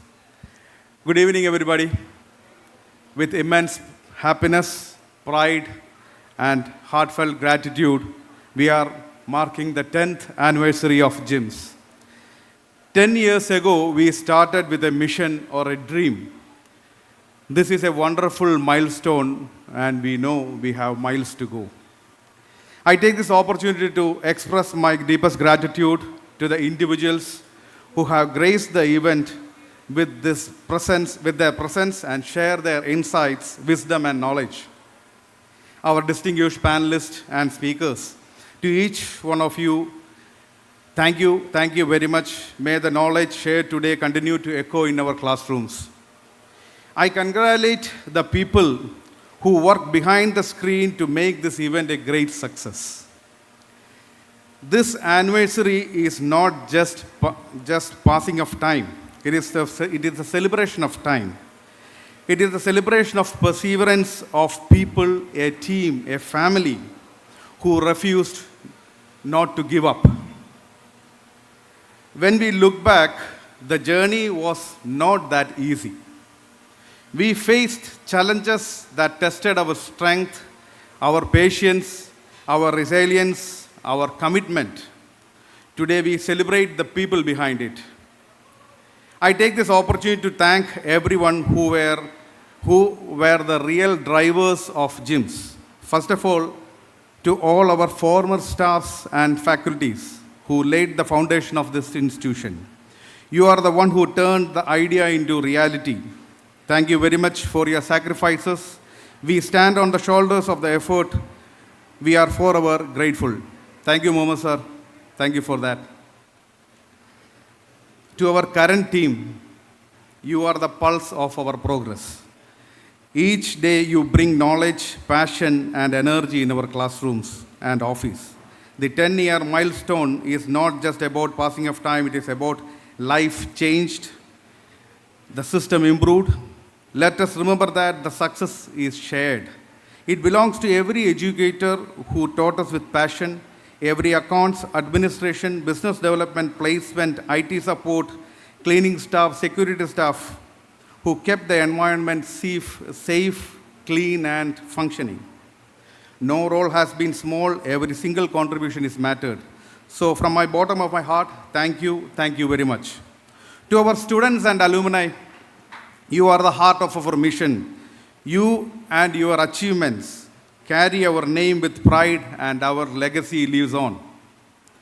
To our industrial partners, certifying bodies, we thank you for being a part of this journey. Your trust and collaboration have been vital in bridging the gap between the theory and the real world experience. By giving our students an opportunity to learn, grow, and lead. To our families, thank you for your patience and unwavering support. Your sacrifices has not gone unnoticed. Most importantly, we thank God for His grace and guidance through every twist and turns of this journey. As we celebrate this 10th year, let us not only look back with gratitude, but also look forward with hope to the next chapter filled with new opportunities and fresh goals. From my bottom of my heart, thank you all being a part of this incredible journey. Thank you very much. God bless you all.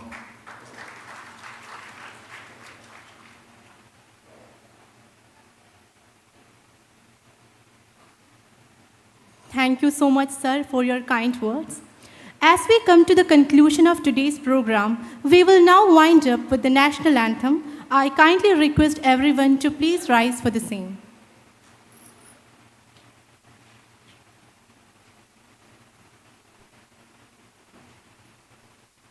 जनगण मन अधिनायक जय हे भारत भाग्य विधाता पंजाब सिंध गुजरात मराठा द्राविड उत्कल बंगा विंध्य हिमाचल यमुना गंगा उच्चल जलधि तरंगा तव शुभ नामे जागे तव शुभ आशीष मागे गाहे तव जय गाथा जनगण मंगलदायक जय हे भारत भाग्य विधाता जय हे जय हे जय हे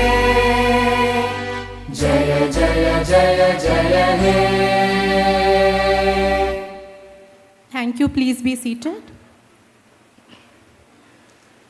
So,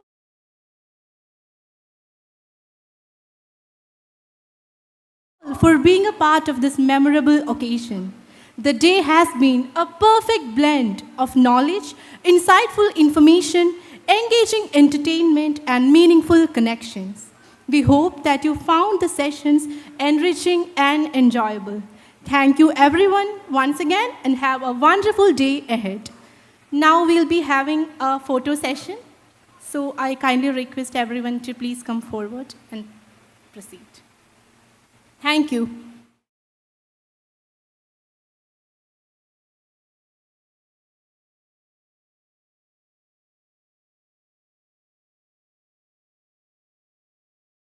Event. I hope you know she is our faculty, Shilpa's sister. Thank you so much. It was really delightful to have you here as an anchor. Thank you.